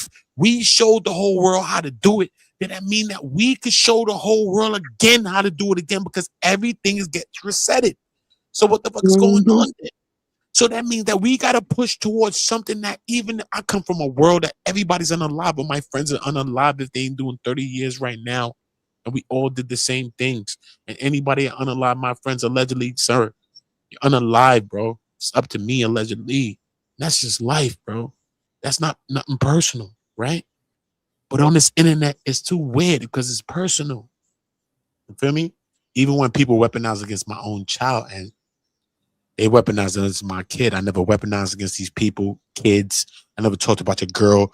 I hunted one person offline. You apologize. The other person apologized the way they did on their own time. God is great. But at the end of the day, it happened. Right? So what is it going to be? We got to protect our own. And to protect someone else's kid is to protect our own kid. And this is what we got to start to, this is what it is. That's why when people get out of pocket, we're going to be able to see them out of pocket. Because to me, when a nigga, because one guy weaponized against my kid and I called him a PDF, and I was wrong for calling him a PDF, right? And I could apologize to him. I did. But at the time I didn't. Because anybody that weaponized against a child is a PDF to me, bro. Who the fuck talks about kids, bro? You can unalive me right now, nigga. Do it. You know what I mean? You don't gotta go into the huge, bro. You know what I mean? So that's me. I'm just to that place, bro, because that's the only people that's like bringing up kids into things. It's like PDF shit. So I just look at anybody that's weaponizing kids on some shit like that. You know what I mean? Straight. Even if you weaponizing kids in a relationship, bro, you're a PDF on the low. You know what I'm saying, son? This is what it is. Because who would weaponize God, Jesus, or children? Only a devil. So you're TD Jakes. If you weaponizing your kid against your baby father, you weaponizing against your baby mother. You TD Jakes too, bro. What's the difference? Why are you looking at TD Jakes like he TD? No. We all TD then. If you're doing it. Because we playing with children. And children is the thing that we won't play with, even if we won't disagree with nothing. We're going to agree on this point. Not disagreeing about that. Or figure it out when you figure it out, bro. But we're not doing that. We're not playing the game with children. That's the only sanctioned thing.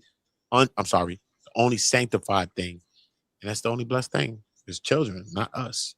So we have to respect children. So everybody, kid, because if we live in a community and somebody's doing this and this and that, he might be wilding with his wife, right? Because it'd be like that. He might be fighting with his wife, but then he got men in the community that pop up and say, yo, bro, come on, son, what type of shit? You know your girl about to be, come on, bro. Y'all be talking about this. And I'm like, come on, what we doing? And he coming to talk to him. Like, boom. When we start to create the energy, it's not going to be accepted. It doesn't matter the patriarchy, because everybody's talking about this and that, but everybody's under the patriarchy, right? Black men is not even ruling or running anything, okay? But they want to rule women, want people to submit. Every woman I ever met in my life submitted, even one day. That's why I had a lot of one-night stands. It is what it is. But I only heard that shit when I came to YouTube. So a woman is going to do what she's going to do when she's feeling to do that, right? And that's the energy, right? That's why she had a man and she submitted to me. Why did she do that? I didn't say that shit. I didn't even understand it, but she did it, right? So we don't control that, right? We got to be who we are, and then the energy connects, and then that shit happens like that. But in the manosphere, we have people that want to push on the backs of women, but then our shit is on the backs of black women when y'all got it from the white man. But then y'all saying delineate and stay away from the black woman and go to the white woman. So that means that you're going to accept the white woman for all her transgressions that she's doing, that the white man originally said, I got a problem with this bird for what the fuck she's doing. This is what he's saying, right? So when we saying that we're going to accept her for her shit, what did she change? But you're still beating down the black woman that you saying never changed nothing. But you're going to accept a woman that the same white man that knows her better than you and me made some shit up called the manosphere about her, not about him.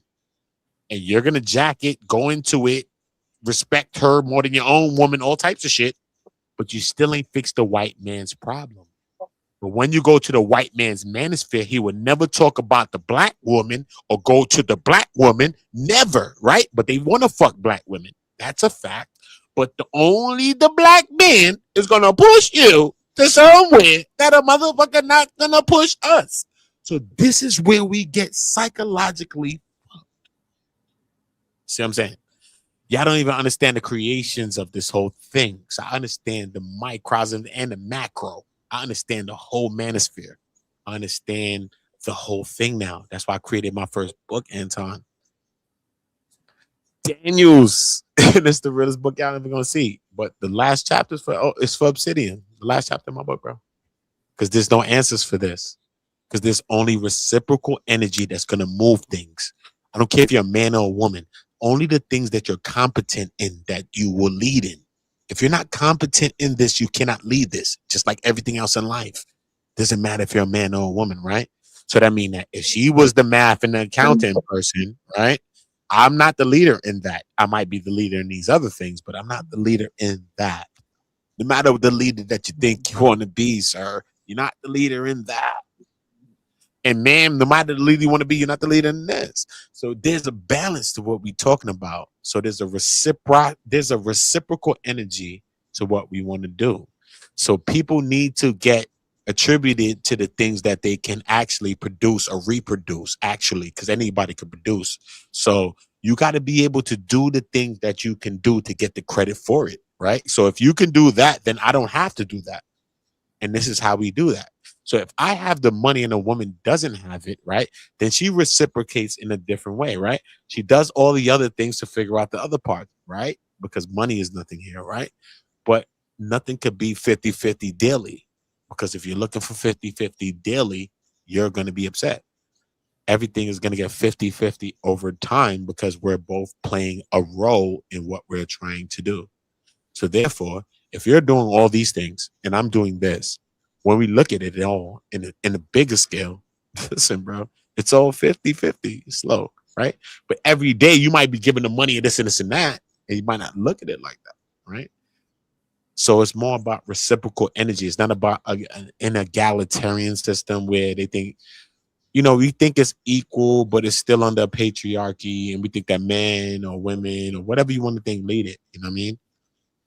What we got to understand is that our women today are different than the women from the 60s, right? Our women today is going out, they're getting it in any kind of way. They're going to get it. You know what I'm saying? It's a lot. It's a lot of differences. But also the men is different because to be a man in the 60s, you'd have never been in no kitchen. They'd have been joking on you, bro. You know what I'm saying? Laughing at you, talking about you in the kitchen. You know what I'm saying? But men is in the kitchen, men is cooking, men is doing shit. Know what I mean? Women is doing this, women is working, women is Feel me? So right now, I think that we got something that's realer than the 60s because we ain't even got no types to this shit. Because we was more to a box that men was men and women was women still. Even though we might need that, because that could make us understand that we understand that, if it makes sense. But at the same time, this is what we got to do. It's about reciprocal energy. Okay, we're in a user culture, not in a whore culture, because we think we're in a whole culture. No, we're not. We're in a user culture that everybody's using everybody. Okay, AI is here. So now everybody's about to use the actual real creator, even though the real creator was missed for many years. Now the real creator is about to be that person. Everybody's about to use the tangible thing because everything's AI. When you look at thumbnails, sometimes you skip past them and it might be your favorite creator. Right? You don't even know the difference anymore. See what I'm saying? So when we start to really get the bigger picture of what it really is, it's not about this. It's about how we deal with each other and how we govern each other and how we going to respect our children first, because I think that we need to respect the women and the children. But if we don't respect the children first, we can't respect the women, right? So first we got to respect the children. And that got to be universal, that we're not playing with nobody's kids, bro. You want to catch an unaliving? Anybody's playing with nobody's kids and never caught no unaliving. You never did, bro. You never caught an unaliving, sir. I could tell you 80% of my friends is unalived. I'm going to tell you on Jesus Christ, not about my own soul allegedly, but I'm going to tell you never unalived shit. Or you don't know shit that's really been unalived. So what the fuck are you talking about now? So we need to make sense of this thing now. It's not about us. If you have one gray hair, it's not about you no more. I don't give a fuck if your ass 26. Okay, cool. If you got one gray hair, it ain't about your ass no more. Okay? We're going to help younger people to move. We're going to help younger people to be greater. And this is what the whole thing is about. It's not about us anymore. Okay? I'm going to defend everything I'm going to defend. This is proven on earth. I don't have to prove anything else on earth. This is me. I don't care. Black women, I defend her, I protect her too. I'm not a simp. I'll tell her ass she wrong too, like she told me. The fuck? Sandals of Jesus, I believe. But at the end of the day, we have to stick to some kind of something first. When we watch the Epstein files, women and children are going missing. Go back a year or so. Show me that like 20-something, 30-something black women ain't going missing, bro. You want to say they prostitutes or they this and this and that. Bro, does it matter? Does it matter? No.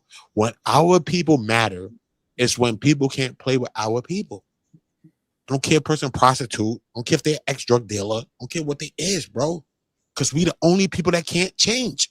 White people changing. Mick Jagger, all these niggas sniffing coke, everything. Them niggas get back to movies, get back to rocking, get back to selling out shows, get back. Yo, let's go see Slick Rick. Yo, he old, son. We ain't seeing this nigga. That nigga old. Nobody can't get no money. We can't change. We can't do shit. We got to stop being a limitation on our own shit. And that's how we're going to detach from the things that's pushing against us. And we have to respect our children first. And that's how we're going to see it. Period. Even when people weaponize against my kids, nigga, they come up right now, bring the niggas on YouTube. I ain't never weaponized against kids. I want to unalive you. I told you, nigga. I'm going to put some boxes in your attic. Straight. I told you straight. Yeah. But I never told you about your child. Never did. I don't care to. Okay. So we got to have something so that we can move forward. I don't care about nobody's political views. I don't care about none of that shit, bro. You know what I mean? We got to move together and work together in another way now. Straight. Because now it comes to a place even on YouTube that if we don't beef with each other, we can't get a view. You're going to have your friend with you do 500 views every day. As soon as y'all beef, you're going to do 10,000. Shit is nuts.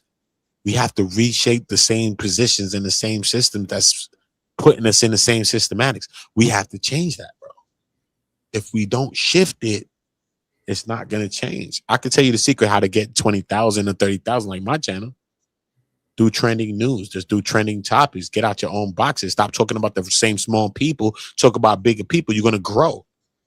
If everybody's doing 1,000 subscribers and this person's doing 5,000, the most in the fucking sector, why is you talking about them? Go past them. Forget about them. Take your fucking talents and y'all jokes and everything y'all go and go joke about some real people on a big level. When I'm in the beef sectors and shit, niggas got real jokes, bro. Imagine they joked on people that got 1 million subscribers, 10 million, bro. Is you dumb? You viral tomorrow.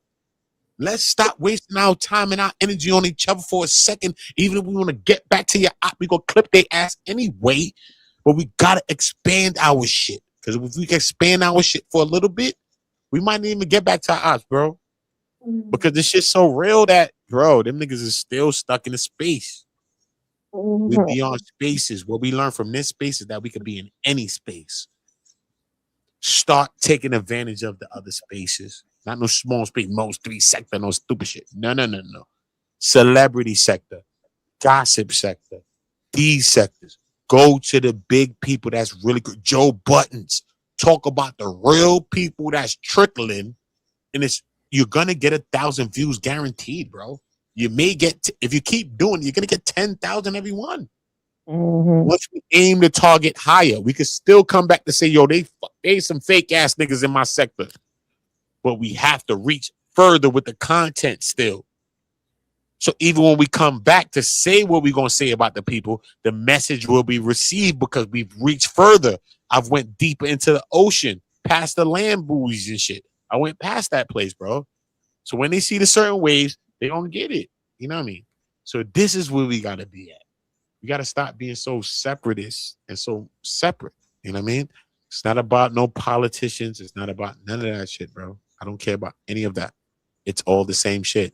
The black people were Republicans and only the Ku Klux Klan was Democrats at that time, bro. I can tell you the history of Earth.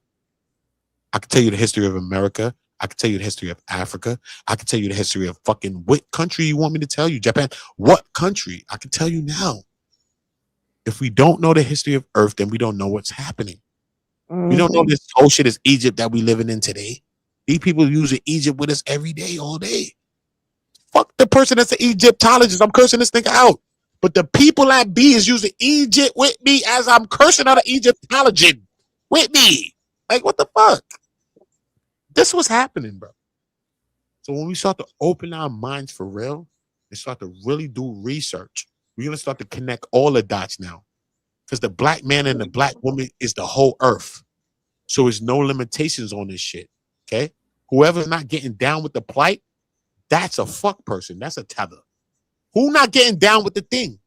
Okay, because if there's 40 something million black people, American black people on earth right now in the United States, men and women, 46 million. Google it, right? You want to roughly 46 million, right?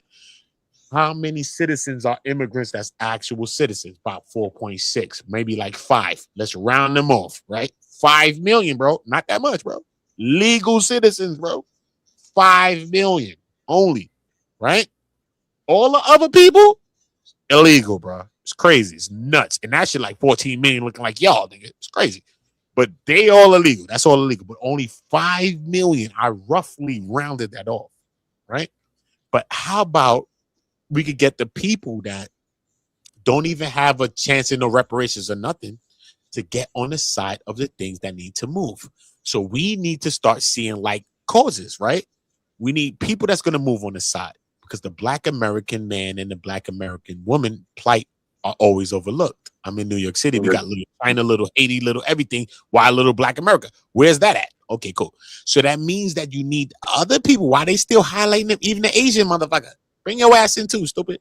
Come in, right? Because they want to highlight your ass. And once you start to see our plight, then the other people start to see the plight. So everybody needs to be used. So we can't really kick everybody out because we need people to use, right? So at the same time, the people that you really need to kick out is people that's amongst you. The actual FBA people that's around you that don't care about this, don't care about you really getting fucking reparations or nothing, but want to get a bag if they want to get there. You see? These people are more detrimental than even a tether. Because when you might look at a person from another country, you might say, this motherfucker from another country. How do you tell the difference between their own person? And that's what happened to Fred Hampton with William O'Neill.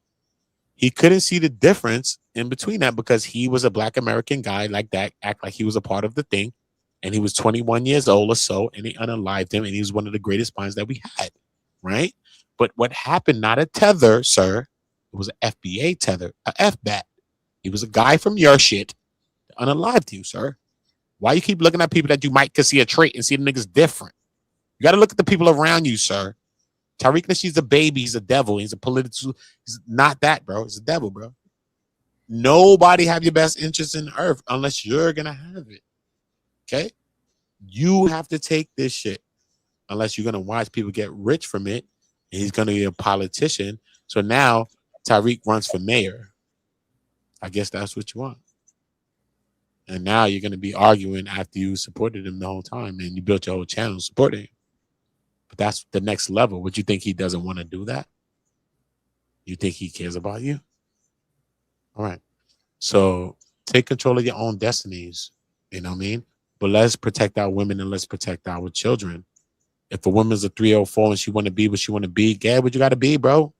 What happened, bro? If you don't want to be what nigga, a nigga get the same shit, bro. I'm defending women, but you ain't want to be. Bye. I cut off chicks on I love them to death. You got to go. I love the chick to death. You got to go, sister. Bye. Don't care. Loved you. The pussy was fire. All like, oh my Jesus, I'd have ate it right now. What? I ain't eat nothing in like 3 hours, 5 hours, 6 hours. I'd have ate that pussy right now. Good. I don't want to. So I can keep it that real with you. Okay? So what are we talking about? When we start to respect our shit is when we're going to start to get the shit back. And we need a certain group of men to bring the shit all the way back. It's not going to be about our women. Our women are always going to fall in line with us if we're doing the right thing. Because they even fell in line with me when I was doing the wrong thing. So if I'm doing the right thing, I have good inclinations or some shit that I think our women would do the right thing. You know what I mean? Because they did the right thing when I was wrong, son. I was living a wrong ass life and it still was right. So I literally believe in a Black woman. She will not falter. And I faltered. But they don't be faltering me too much. You know what I mean? Not in the whole show, son. Maybe 1 or 2, but not like that. So when we start protecting the children and we start respecting the women, that's what we're going to do. Not all because you want to be a simp.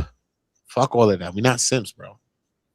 We know who need to be protected. We know who need to be respected. We know what's going on. But still and all at the same time, we could talk to each other as men and say, you know what? Maybe you're going too far. Maybe you're doing too much, and not be like on that tyranny panel where niggas is just laughing and kikiing and joking. Remember on this tyranny panel, The man was joking, right? But the woman spoke up and said, you know what? Let her pop back up, bro. Come on, Anton. Let her speak up. The men didn't speak with a strong voice. It was a black woman on that panel, bro. Where the men at, bro?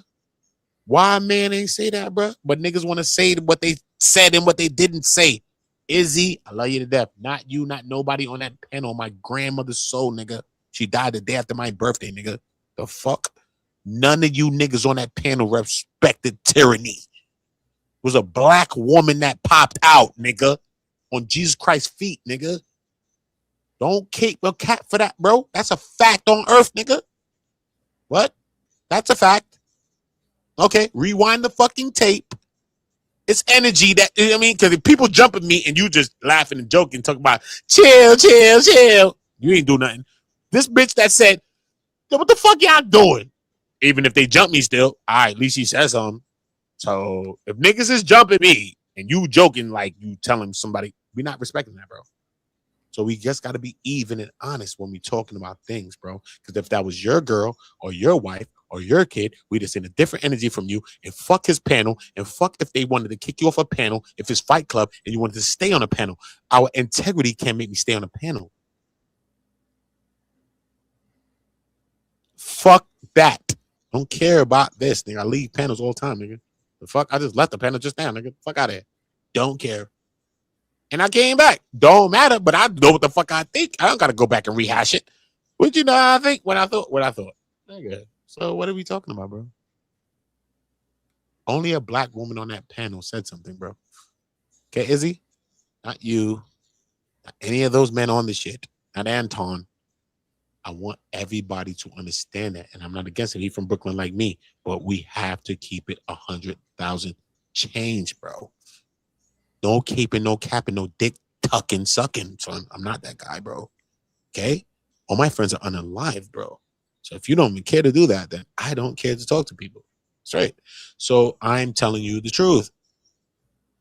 Only a woman said some shit with a stern voice.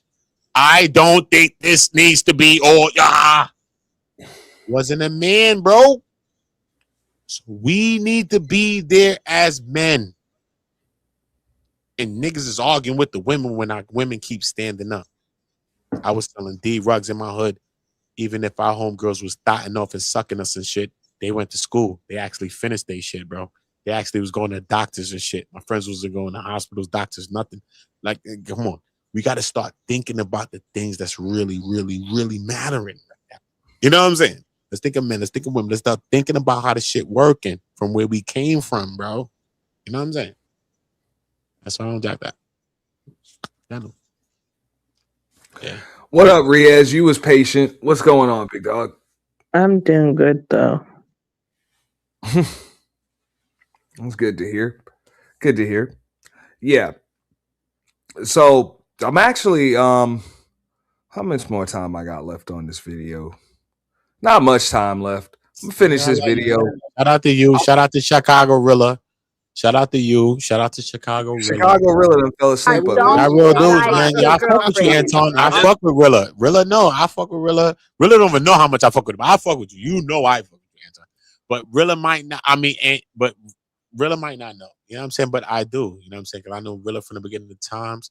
Even when I used to go to Lapeef, I used to listen to Rilla say the things that Rilla used to say. And Rilla's message is not far from everything I say today. You know what I mean? Even 7 years or whatever so later, his core of whatever he says every day is like similar to everything that I ever heard him say from like the beginning of time. Okay, so you remember because I was on here for probably about a good maybe 2 years before I started using the whole Monopoly thing, right? Mm-hmm.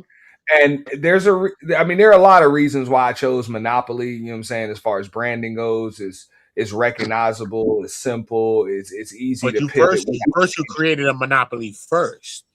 You came up with something that's what took your brain there, because you came up with something and I told you the whole space congratulated what you created, because you created something with the Purge that was crazy. You know what I mean? We had a bunch of things. We had Fight Club. We had mad shit, bro. But the Purge is something else. You know what I'm saying? And when this I started kind of using it But they're I was I the mean, first like I one say, to say that, it's so you gotta recognizable. It's understand that, bro. recognizable to everybody. It's a child's game, and not only that, it's been so many variations of it that I can continue to pivot it for years without totally changing it. Which most people can't do that. You know what I'm saying? When they You was ahead of your change, time, though, Ant. You they was ahead of your modernize time. the logo or some shit like that, or You was ahead of you know what your I'm saying? time, It bro. seemed like You was ahead of your everything just time, bro. You was ahead of your but time, bro. one of the main reasons why I chose the shit was because, of course, I like money just like everybody else does, but I'm not gonna be throwing actual dollar bills in the face of the people that support me with real dollar bills. That's one of the mistakes that a lot of these creators make, like an Anton, for example. You didn't or have even to do that though, because what you did took off from the rip though, Ant. You got to understand, because look, we've been online, but remember, everybody's figuring out their thing, right? We all figuring out our thing as we figuring it out. We got to find a niche, find what's clicking. When the thing click and blick, then we're gonna move on that until the thing don't blick, and then we're gonna figure out what else blick. But you figured out something. When you figured that out, I said, yo, I only really witnessed like the first or the second one. You know, I was gone. There was funerals for me, Ant. So by the time I came back, you still had this shit go for like 4 years. This shit was crazy to me. Yo, it was still going, Ant. With the Crazy to me, bro. That's more of a me thing, right? Because I use it on both of my channels and shit like that. The main thing was I never wanted to throw the money that I made on here in the face, or just money in the face of people that support Nah, me. you ain't do that, Ant. But remember the first year? Everybody streamed that shit. Remember? People had that on their channels. Chill, nigga. I was here for the first year, bro. Everybody was on everybody. It was out of control. So that shit was the first thing. Yo, that shit was on everybody's had a bowl of X. Yo, that shit was out of control. That shit was everywhere. So you hear me? So you end up figuring out a way to kind of get in this thing, because this thing was so out of control for the first year, bro, of the first invention of it. It just went to so you ended up cultivating it. You know what I'm saying? It's hard to cultivate something that goes to where it goes, right? Because people could take it, people could try to pirate the same thing, type of shit. But you was able to cultivate it. So when I came back and seen that you still had it going, and I ended up came into the last one. I was like, nah, I had to listen. But you know what I'm saying? I was listening to cuts. Even my homies was in it, you know that. But I was like, I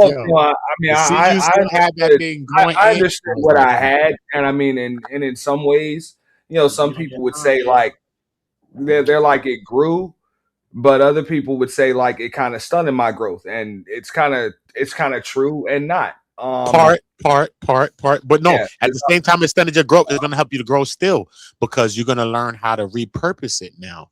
Right? Because one, you have 5 years worth of content, right? That's the first thing. Uploads is crazy, right? You could create a whole new channel based on uploads, because the way YouTube is prioritizing videos now, we want to separate long form content from short form content. So we want to do the long form. If I created my channel right now that I created in 9 months, this channel, Udo on Go, after I was in the space with y'all, and I created this channel, it got to 26,000, right? I created this shit based on trending things, based on different kinds of things. I had to get out the sectors, get out the conversations that's limited to us, right? I had to go to another place, because that's where it's really at. My talent's going to shine there. When I joke on these motherfuckers, they going to jack it. Yeah, why are we joking on a low level? Let me joke on Trump ass. Nigga, what happened, Trump? What happened? You know what I mean? Yeah. So when we start to play around like this, yeah, nigga, they don't only want us to play with each other, pause. They only want us to violate each other. You know what I'm saying? So when we start violating some other shit, you don't know how lucrative it could be. Yeah, but understand this too. Like, look, you're gonna grow, son. You're gonna get 10,000 subscribers, nigga. Fuck that on YouTube. I'm talking about 10K on YouTube. I was always That's what I want for my people. I want everybody on 10K at least. Why not big up the people around you? But this space don't move like that. So fuck these niggas. They don't move it's like that. It's okay though, but you can't believe what people believe in. I look at my glass half full. All we could work with is the people that's going to believe in what we believe in, the people that's going to see what we're going to see, because at the end of the day, I'm going to always help people. And right since the beginning of times, I'm helping people for free. And anytime I ever help a person was for free, and I never charge a person in life, right? Just like it's something that's in me, but at the same I can't change that though. Even if somebody acted weird, fuck that. I'm still gonna help people. I'm still gonna help people for free the same way. I'm not gonna try to swim against the tsunami, bro. But we the tsunami, bro. There's no swimming, bro. When you go against what we want to build, that's it. That's the tsunami. We detaching our brain from anybody that got a bag already. If you ain't got a bag already, you ain't support nobody and show nobody no love. Let's detach our brains from that. Okay, cool. If we all building, let us build together. Just like you mentioned. Okay, so like just like when you said you left, they thought you had passed on. Knock on wood. But they thought that shit, and then you come back, and it's like the space changed, right? It was changed when I was there. I was there at the funeral. It was changed, bro. That shit been changing. I'm gonna tell you, bro. You're the right, space man. didn't fucking change. The space fucking died, bro. That shit. The space but we died. reinvigorators, though. Hold up, no. The space died, and you just came back to some new to some other shit. That's all it was. But the Not space that, you remember? No, I came back to this because I left it alone, Ant. No, I figured it out. I figured out YouTube, Ant. No, Ant. I figured out YouTube now. I got away from my emotions and figured out YouTube. That YouTube is YouTube. YouTube got a billion subscribers on this shit. I need to do YouTube. I'm not talking about you. I'm talking about, bro, that shit was demoed, and this is what the fuck you see. You know what I'm saying? I agree. But we got to pass that, Ant. Because now we got a chance to get money. We got a chance to get some money. You know what I'm saying? Ant, we got a chance to get some money. I'll tell you again, Ant, right? Look, I did the Diddy trial, right? I'm just letting you know, and I'm smart enough to realize that, like, that shit's over. Like, just like you mentioned, you know what I'm saying? That event, it was a good idea, but at the same time, I'm not going to say the entire space, but a majority of the space supported that shit. I didn't need to have a bunch of subs or, you know what I'm saying, a big name or any of that shit. I just had a good idea and a bunch of, or a unique idea, and a bunch of people supported it. Those days are your idea is so unique, though. Hold on, your idea is so unique. Those days are fucking done. You gonna keep eating. You could keep cooking. That's how unique your idea is. You created something at that time. I'm telling you, Ant, that people can't even create at that time, Ant. They still can't, bro. That was a time when they still anybody can have that shit been popping. Or a popping ass stream, and everybody would show up to it. Everybody would come through, see what's going on. Now, these motherfuckers hear that you're doing something. You're doing it on the membership now. We're doing it on the membership. Hold on. We're doing it on the membership. Hold on, Ant. You never did this one. Membership. You're going to bring the energy that you need to bring, bro. You're going to bring the energy that we need to bring with you. You're going live in an hour. I'm going live in 10 minutes. That's the way this shit moves. But you could do that shit on the membership too.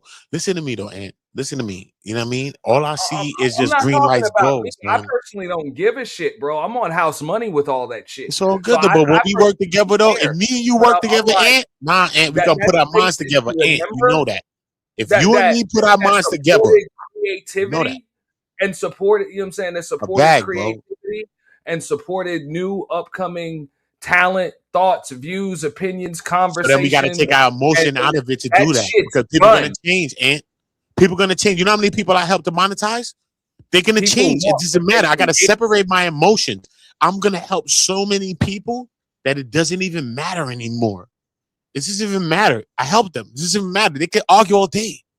This is where I'm at right now. We at such of a high frequency that this is what we're doing, and this is how we begin to create our own tribe, because this is what we with. Even if some people that come in the thing may not, don't matter. Moses was dealing with the Israelites. What? He was arguing with them. Who the fuck is me? I'm special? I ain't special. Nobody's special, bro. We always gonna get into some shit as long as we keep moving forward. As we get into some shit, that's the main part. We keep losing the part that we keep getting to some shit as we moving and we losing some shit. We need to be getting to some shit at the same time. You know what I'm saying? And we can create the culture, right? Based on how we fuck with each other and how we love each other. Pause. I'm from New York, but I'm just saying, based on how we rock with each other, that shows people how you want to rock with each other, because people only respect what they can't disrespect. I watch my friends steal from their mother and smoke weed and buy bottles of liquor. People don't respect what they respect.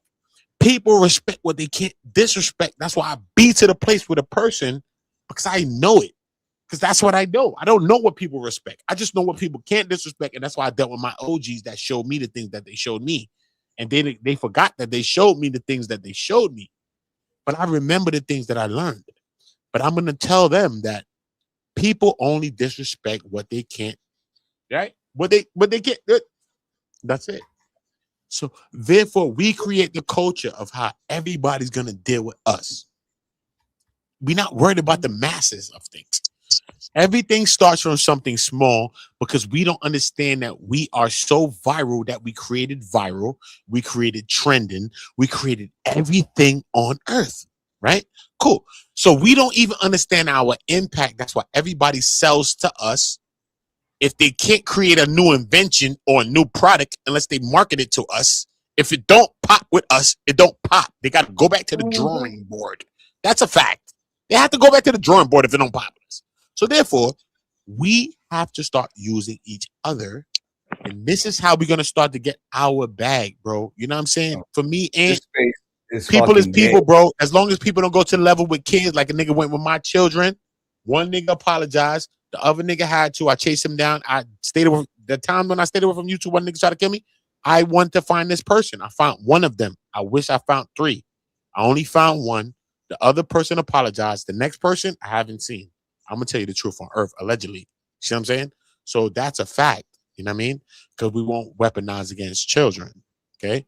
Only PDFs do it to me. You could be unalive, son. You know what I mean? Don't even mention a kid, son. Because I'm not gonna like you. I'm not gonna respect you. I don't care if you my cousin, my brother. You know what I mean? Because your kids, you know what I'm gonna do for your kids. So we gonna respect kids. So if you my OG and you can't respect kids, your name is unalived any day you want to be unalived. I'm gonna respect your kids, but you could be unalived any day because you don't respect anything now. Because I'm not gonna let nobody violate your kids. So if our kids is walking outside, we need men or women to respect our kids and make sure that we taking care of our kids. Because when Floyd Mayweather and Devin Haney, remember, Devin don't like Floyd because Floyd tried to play them, tried to make him sign a deal, whatever happened. But when Floyd Pop said, when he was arguing with Floyd, because remember, everybody say when they mad, because you're going to see the truth that a woman say when she's mad at you. That's why I used to start arguments. I don't do it anymore. But look, Floyd Mayweather father says, I saw your kids, bro. They was out of pocket, bro. I made sure your kids is good. What you talking about? Ain't about he said I made sure your kids is good. Regardless, he bidding like Floyd. Floyd ain't bidding like them. But at the same time, he was able to even argue that to Floyd. They say, yo, bro, you don't care about your kids is outside and all of that, bro. Yo, bro, regardless of me and you, nigga, make sure your kids good, right? And that's what it's about. We're going to make sure our kids good regardless. And they had beef. He wanted Devin Haney to sign. Devin Haney didn't sign. His pops told him what he told him. So you know what's up, right? But when they was beefing, remember, after the Ryan Garcia, they ended up getting into a beef. And his father said, when I saw your kids, Floyd, your kids was out of pocket, homie. I pulled up and said, y'all not doing that to Floyd kids. That's Floyd fucking Mayweather kids, nigga. You dumb or you stupid, bro. Regardless of what you thinking about. That's Floyd Mayweather kids. Bro. And that's how we got to keep it. Regardless if we think it's an op. If he don't like that nigga, I will agree with you to an extent. Like, even when you say, like, look, we set the trends and shit like that. Now you got this flying monkey motherfucker setting the goddamn trends. And bro, yeah. So here's the way it's gonna be. You got a lot of motherfuckers that don't even, they move just like him because they don't know no other way to move. Anton can change, bro. Hold on, let me finish. Anton is not that guy, bro. Let me finish, Uda. All right. So because of that, just like I said, this motherfucker would rather be a shark in a fucking fishbowl. So the fact of the matter is, these motherfuckers don't want to grow anything larger. They just want to be a little bit bigger than the motherfucker standing next to them. That's it. So that's what I mean by this space is dead. It's done. It's over. What up, Ethan, man? But bro, that shit is done. That each one teach one community, that concept that you had, that shit done. Nigga, fucking I'm telling you that shit done. Don't let me argue with you. I'm not gonna argue with you that, but I still believe in it though. You know what I mean? Not in the same way that I believed in it at the time, because No, don't get me wrong. I never lose my created that. Yo, Ant, when I created that, I came from my block. I came from selling D-rugs. I came from everybody being unalived or possibly allegedly unalive and shit. That's why I came from when I created one community. Bro. I wanted to go so far from where I came from. You know what I mean? That's all I know. So people online is joking. They're laughing, they joking, they think it's all a joke. You know what I mean? I could be pulled up. You could say, yo, Uda, you doing wrong. You could tell me what the fuck. I'm gonna figure it out. I'm not gonna argue that. We could get this shit right. You know what I'm saying? It ain't about being this. I'm from a place where people look at people as elders or people because they Udas that they think they that, bro. Nah, and then be running down on the Udas. The Udas ain't even that no more. They're thinking about themselves. If you're not thinking about everybody, then fuck out of here. We got to think about each other. So that's where my mindset goes. You know what I mean? My mindset goes to another place. You know what I mean? Because I'm such in a place that nobody changes. Fuck internet. My argument is never internet. That's why I be chilling. You know what I'm saying? I'll be on panels all day. You never see me argue. You see me chilling. Eat a man, no, that's my dog. You know what I'm saying? And the one time with E, I'm like, yo, E, because E my dog. You know what I'm saying? But me and E never again, because E know that it's just my dog. And I fuck with E. You know what I'm saying? He's my bro. You know what I'm saying? And E's a good man. You know what I'm saying? And shout out to E the Man Williams, because he's a good man. You know what I'm saying? He respects his family. He's a married man. You know what I'm saying? It doesn't matter about some of the things when it comes to like mindset sometimes. You know what I'm saying? I look at a man. I look at the quality of a man. So for the most part, when I look at either man as a quality of a man, I just look at him as the quality of a man. I don't care, because I disagree with E when it comes to Anton. You know what I'm saying? But as he see things, he maybe change his perspective, but I won't push that to E. You know what I'm saying? I just look at E for who he is as a man. You know what I mean? But as we start to look at it, he can't keep for a person like Anton because you're a better person than Anton. I'm gonna listen to you more than I'm gonna listen to him. Straight, I walked on that nigga when I met that nigga the first time, bro. I didn't even want to do that shit. I'm mad that I did that shit the time, because I talked to Daryl every day and told Daryl don't do that shit. And I did that shit, and Daryl was quiet on the same panel. Imagine that Daryl is quiet on a panel that I'm doing that on, and that's not even my energy. I come from that place, but that's not my energy, bro. So I don't look at that shit like no positive, like I'm barking on this nigga. That shit is weird, but it's just an energy that's going on, and we're going to defend each other. And that's the only time that I seen Anton ever apologize to a woman ever, is when us as black men stood behind a black woman, me, King, and Daryl, and defended a black woman for real. Anton saw that. It wasn't about this and that. He saw it. You know what I mean? And King was king. It's not about me. I'm not saying me is me. I'm a part of it. But King was king, because I never seen nobody deal with Anton like King. King had Rolex, presidential Rolex, all that shit, the whole lot. He had 10 of them shits. So nothing that Anton could say, he could say to this nigga. You know what I'm saying? So there was that. Fuck what I ever had in my life. This was the energy that they had going on. You know what I'm saying? So there's nothing that he could say to him. So King is a major part of that energy. Why Anton's there? I'm just there. I might be going to my bag because I'm getting triggered. And that's what it was. I was getting triggered. I was shut up. But the real energy was King and Anton having the conversation, because that's who Anton really respected, King. And that's just my man from Brooklyn. You know what I'm saying? Straight. But I never seen Anton ever have a conversation with anybody like that. King is the only poison. Straight. King was one of the realest niggas, bro. That spoke to Anton, bro. Straight.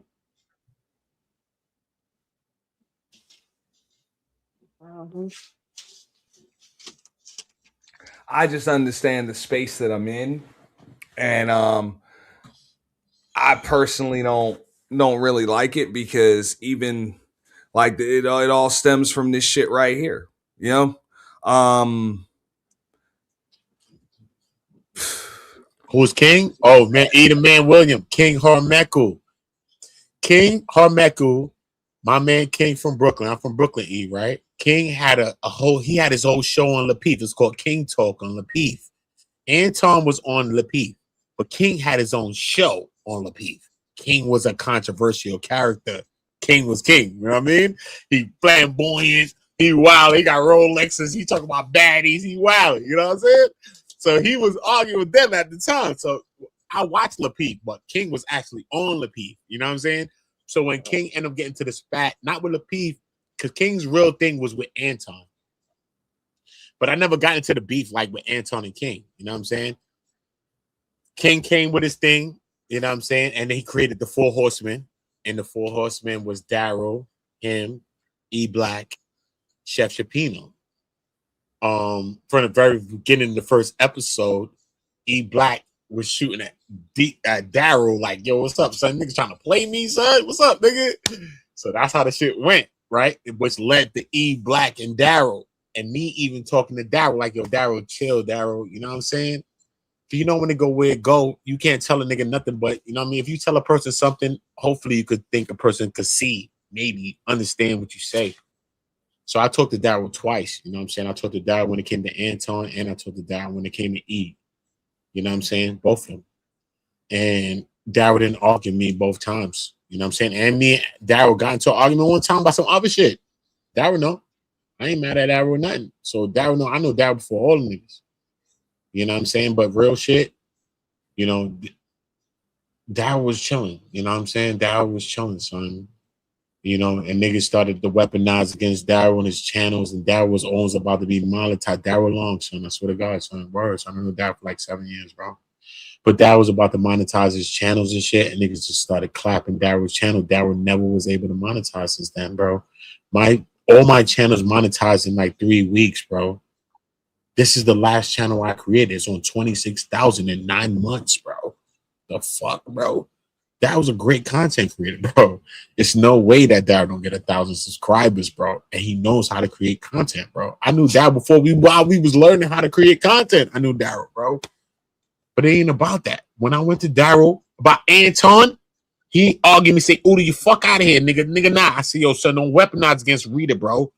He's like, you know what? I'm a chill, though. You know what I mean? Niggas, I said, yo, Daryl. He argued me, bro.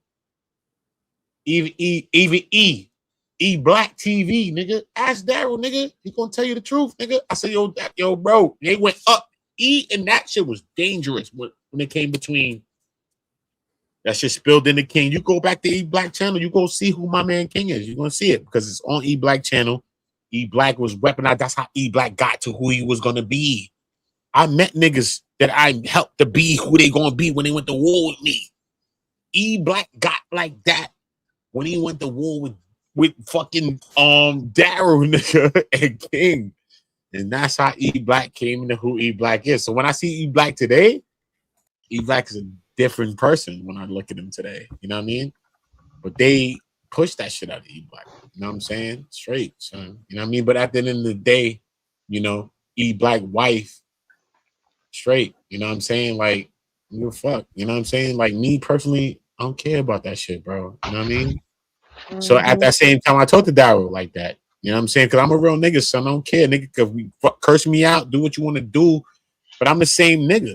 You know what I'm saying? I've always been the same guy. You know what I'm saying? Since the whole time. You know what I mean? And when I talk to him, he ain't arguing me. That's why I always respect that about him. You know what I'm saying? Regardless of where Daryl ever went, I will always respect that about Daryl. When I spoke to that nigga and I was like, yo, bro, we'll go there, bro. And he felt weaponized like Weapon X. I was like, yo, don't go there, son. I swear, son. Please, bro. He was like, yo, Uda, I'm not. He didn't go. He stopped at a time. Look, I don't know where it went after. Bro, hey, I can respect you, bro, because even all of that shine that you got just with your coverage of the Diddy trial, you did so much before that. And even since that, you never felt like you was too big, or you never acted like you was too big for this space. Because I don't think you really felt like that. You always stay genuine. That's all I know is y'all. I know this space. That's all I know.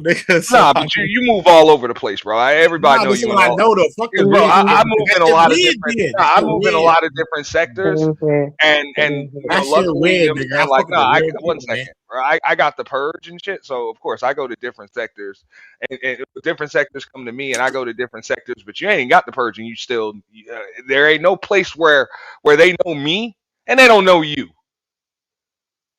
Like there's no place, and that's all of them. Use identity together, though. You know what I'm saying? Plus more. Plus more of separate they shit. You know what I'm saying? Like I'm never gonna separate my energy. You know what I'm saying? So no, I mean I can respect that, bro. You know, I see pulling really my energy. I see pulling people with my energy.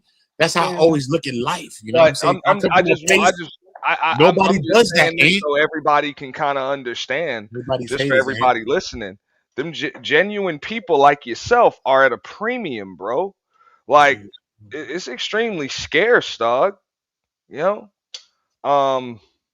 it's just we believe in extremely each other, scarce though. in these I was spaces. We gonna believe say in each that other, even and that guy say though, black men, black women, black kids. We believe in each other. They want to lie. They want to say that black men don't love their kids. We want to get into an argument. We want to get the weaponizing our kids against each other and all this weird shit. You know what I'm saying? The other day, my son's 18, and I'm like, I see Uda my on oldest son, motherfucking 18. CNN one motherfucking day. You know what I'm saying? With on CNN, squirting baby oil and shit outside the fucking courthouse.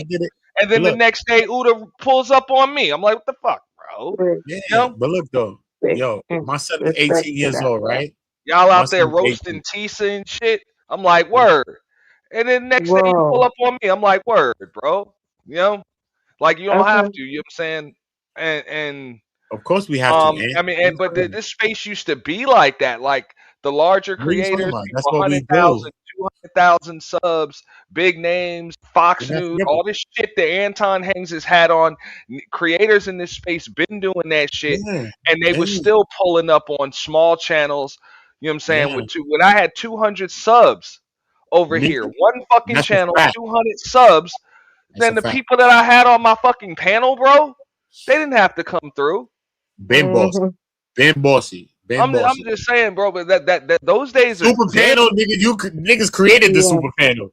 The super panel, yo, bro, it's been super panel. You can remember that, bro, when people with 50,000, 100, and even around the days when Kevin popped off and shit like that, bro, you had big creators and shit that would pull up on smaller channels and shit, and help them to grow, just having their avatars on your panels and shit. And a lot of folks still do that. Still do that. That's why they be surprised when they see Angry Man, Tommy, and people like that just pull up on people with them niggas is YouTube though. 500 or 600 fucking I'm super YouTube dude, bro. I'm gonna tell you, son. You know what I'm saying? Niggas call me to come try to figure out something. You know what I'm saying? For me, I just rock a real energy. You know what I'm saying? No matter where I meet it. Anthony, Brian, Logan, you know what I'm saying? People like that. Amazing Lucas, like motherfuckers like that used to.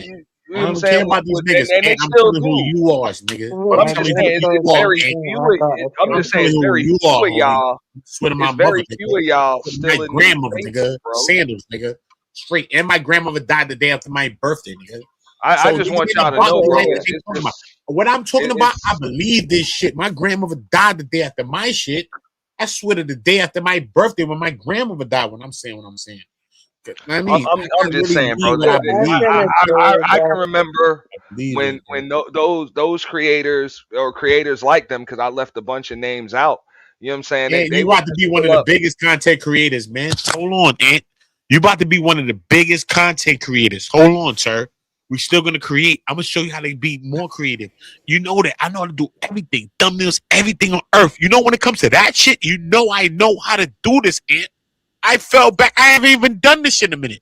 And when we put our minds together and we start to use our minds together, it's something dangerous. We got to do that for a second. We just got to see what it does for a second. Hold on. Everybody eating the shit. I'm going to man you down. So get the fuck out the way. I just want the shit that's involved with the thing. And let us try something real quick. I just want to try something, son. And I'm manning down anything that is in the way, son. YouTube, internet, real life, whatever you thought. You see what I'm saying? Allegedly. Okay. But I'm just saying, because we got to believe in each other. And we separate. I mean, my own brother could be separate from this shit. I don't give a fuck. He unalive shit for me, allegedly. Don't care. What happened? If you're not doing something right now, slow down. So now we have to respect it again now. Because everybody think they know something. I come from a place of OGs that everybody think they the man because they was in jail or some shit. Nigga, get the fuck out of here. How about this, sir? Wake up. So now we not caring about none of that, sir. We about people's energies, how they moving, how they contributing, how we moving. I don't care. If you was in jail for your whole life, if you're not contributing to this, I'm possibly, allegedly going to unalive you. And that's how it's going to work. Or I'm going to send my young boy to possibly, allegedly unalive you, sir. And that's how it's going to be, bro. And And I'd rather do it for myself because I never did what my OGs did, which is put something in my hand and made me go around the corner and tell me that a woman or a kid is there, spin the block and come back. And I did that. So therefore, I still believe that women and children don't need to be weaponized against because I can unalive you without even doing that. Wait, I was just gonna say, as well, it comes to your thing as well, but you're just being level-headed as well, because sandals of Jesus Christ, Riaz, I'm gonna shut up. But the sandals of Jesus Christ, because I have a possibility for you too. I was in England for like the last year, bro. I talked to you about the road dogs, them, yeah. Don't let me go into the road, man. Don't let me go into the things. My dog them. Go look up KO and my boys them. KO and them. You see what they did to KO? They gave my man KO. That's my boy. They gave him 37 years. That's my man. KO. All them niggas. You know KO. You know them. KO TV. My man. That's my man. That's my brother. I know about KO TV. They gave my friends 20 even in England. Oh yeah, my friends in America, my friends in England, my friends in other countries. They know me. They love me, bro. We was friends. We was there. I was in England. Okay. Oh, okay. You know what I'm saying? Shout out to you for that. So when we in the world about we need to protect each other. He basically helped out a lot of UK He played himself. He went to a birthday party, and you know what happened when he went to the birthday party, bro. Okay. Sorry, I was gonna say either I know about KO TV. It's either a guy from North. Oh yeah, I know. Basically, KO he helped out a lot of North UK rappers. North UK, you know North London. You already know Fee. You already know North. Yeah, basically, he even helped out. He helped out Bugsy though. He helped out Bugsy Malone before he was famous. So like literally, there's like freestyles and videos of Ask him about Uda though. Ask him about Uda. Okay. Last shooter. Last one. Ask him. Wait, I'm sure I'm not from England, bro. I'm from America, son. No, Them I know. people know me from England. I'm from America. I'm sure you know who Posty is. So you know Earth Posty. is Earth, son. I was gonna Anybody say, I know doing sure they gave him 37 years. I cried, Riaz. I fucking cried when I found that they gave that nigga 37 years, bro. Oh wow. I cried for him, son, to get a nigga 37 years, bro. He thought he would have beat it. He told me he would beat it. Wow. He got 37 years. My next man out there, my man, you look, you don't know my man Paps? You don't know my man Paps from Church Road? Church Road by Nines in them. You know Nines in jail now. Shout out to Nines. My man Paps in them. Shout out to Trap Star Toxic. Let's go into them. Super them from over there. Church Road shit. I'm talking about Church Road. I'm talking about. Oh yeah, I know about. Come on, let's go to Kilimanjaro. Let's go to Kili. Let's go to Kili. Let's go to rappers though. Church Road has the hardest rappers though, bro. Who was outside on Earth? Kili. I'm on Church Road. I'm here. I'm there. Do you know about HRB basically? That had HRB is my dogs, nigga. You talking about? They just freed the man them from HRB. What you talking about? HRB is fucking Fredo. It's Fredo and them. HRB is Fredo and them. What you talking about? But my next young boy too, not Fredo. Fuck Fredo. Fredo's back. Basically, HRB is my man. My man. The OG Bus. No, HRB is my man. Who? Twin? Twin for HRB. Not Twin. Twin is not Twin. I met Twin. Twin is from. His name is Triggs. His name is Triggs. Triggs. You know Triggs. I'm talking about Triggs HRB. But look, remember my man Twin though. Besides Triggs, my man Twins. That the one of them came out for jail, and Twin and Triggs got the record, right? Shout out. Oh yeah, rest in peace. That's a big record, nigga. That's my man. The guy met these niggas on Earth, son. Oh wow, shout out to you. Well connected though, bro. I was gonna say Jesus rest Christ, in peace bro. to G-Dog. They freed his brother. They did not just free his brother, and he came home on smoke. They just locked his brother. Remember the time they bagged the brother when Twin said he was gonna mash your works? Look, I told you your time. Look, he said he was gonna mash your works. HRB got CGM though. Okay, don't chill but with me, bro. basically before Fredo was the bust of HRB, and before he was like the up and coming star, it was Bust Belly. Bust Belly back in them days.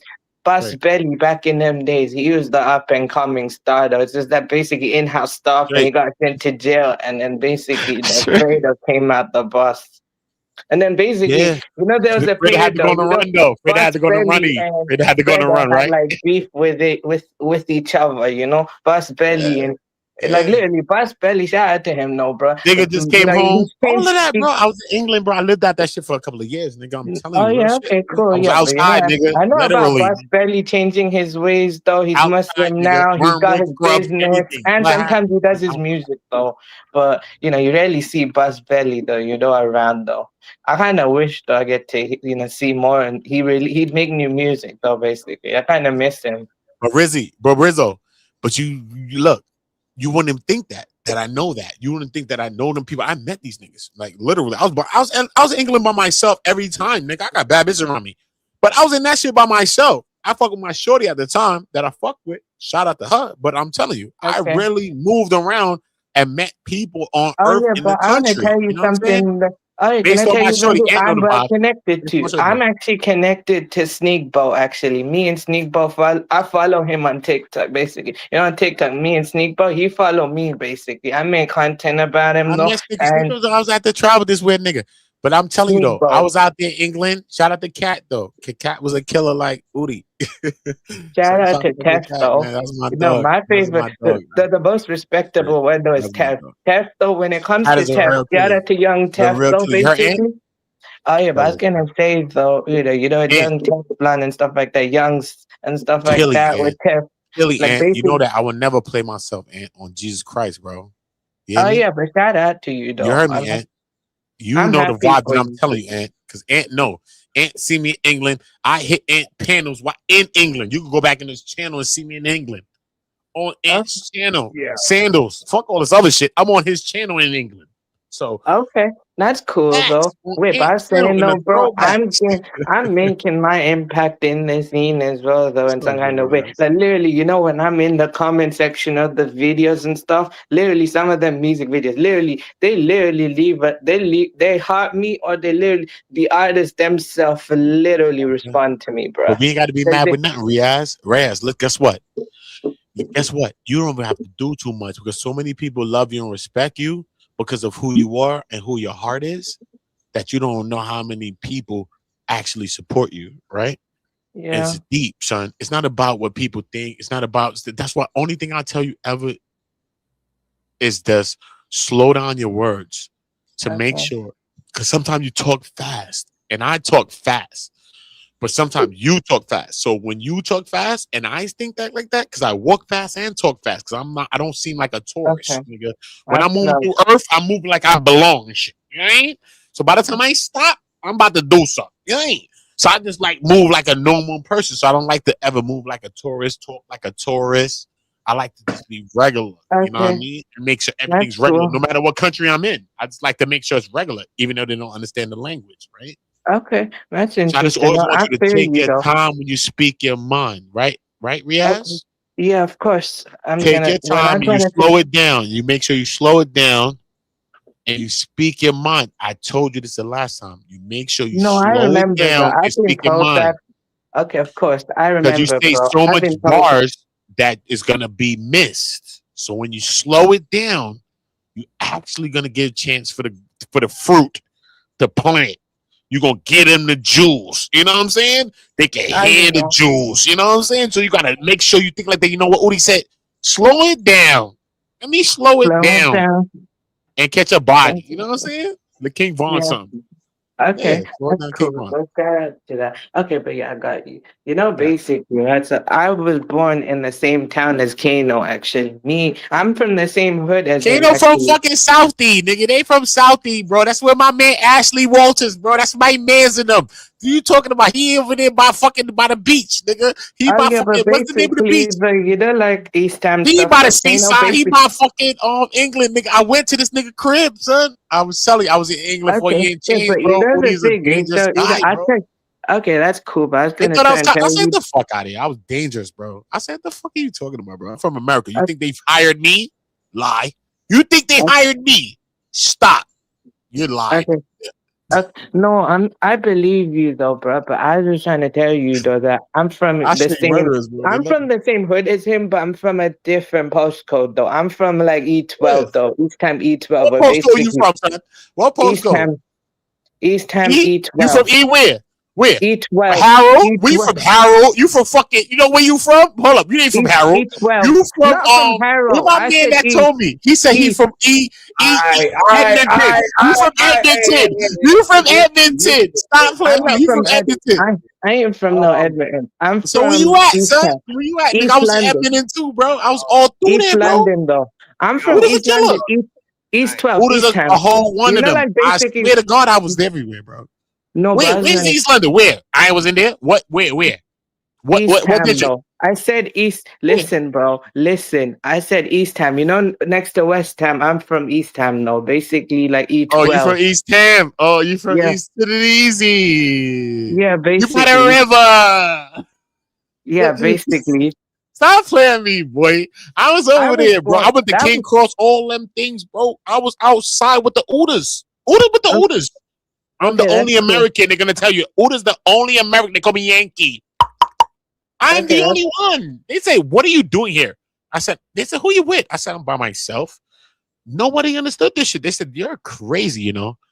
I don't understand why people keep playing with me because they ain't never did nothing to me. That's why when I come back to America, I'm gonna clip you niggas again. Because nobody did nothing to me in England. They sip tea and crumpets with me. We was friends. Yeah, but that's a joke, though. Actually, no one in the UK actually does the tea cups, and some do, though. But no one was in the my UK. dog. That's what I mean by it. They was my homies. They made sure that I was Gucci, and I'm on the same type of timing.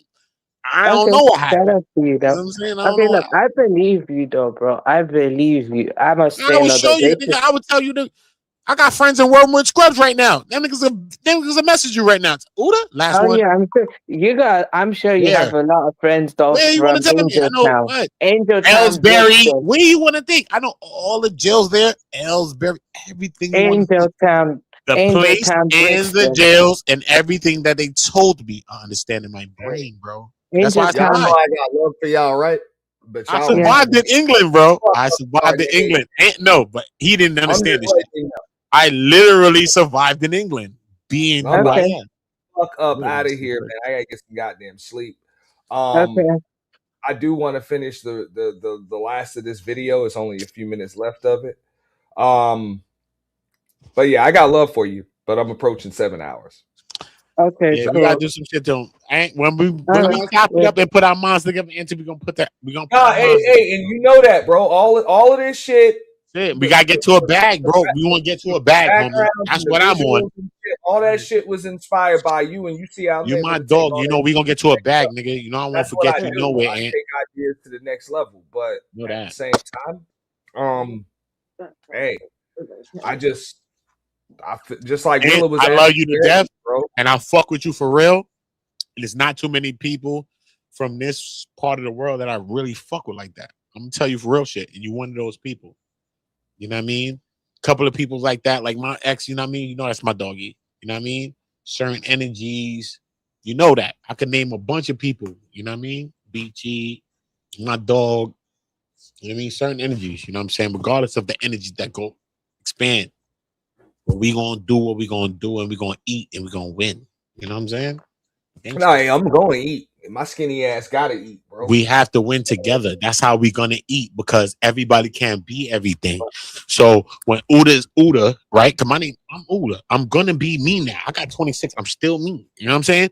So we need everybody to be who they are, so that when we come together, that nobody have to step over nobody's toes. You know what I'm saying? Cool. I'm not respecting no violation. I'm not respecting no violations, bro. That's just me. If y'all want to pop up in real life, y'all want to fight and be on what's the nigga name channel? Risky or some shit? No, nigga, this is risky if you fuck with me, because I'm unalive you, allegedly. So therefore, we're gonna make sure that we put together the energy the way we want to put together. You know how this shit moved, though, bro. I've been there. We move the energy because we create the energy, don't Ant. Everybody gonna fuck with us, bro. Trust me, bro. Because at the end of the day, I ain't worried about that shit.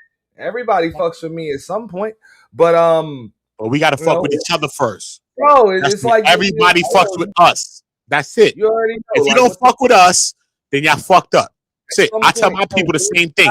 If you don't even fuck with my man, y'all gotta go. That's it. I need to share y'all shit on my channel. Sharon moving, we moving, sharing this on my channel. Look, Let me go get the greatest shit out your stream. Look, because the people in my channel is news people. I got people in my channel that's news people, the people from the trial. So you never know who's gonna follow you if I share you in my channel. I grew up in New York. No matter if 3 people come, right? Just like you did. You know what I'm saying? You was in Brooklyn. I was on Long Island, but I spent enough time in Brooklyn, bro. And I understand you survive out there because of how the fuck you move. Not just who you know, not how much money you got, but by how the fuck you move. Okay? Your word in your face. Niggas talk about I'm a millionaire. Yo, bro, if you move like a man's supposed to fucking move, niggas will put $1 million in your motherfucking hands. They'll just drop off. Well, we don't want that, Ant. We don't want that, Ant. We don't want that no more.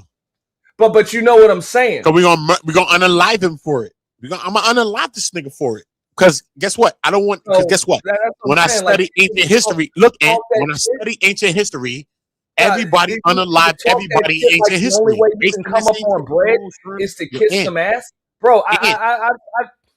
It's not about what we thinking, bro. I'm just saying everybody unalived everybody. I'm talking about ancient history.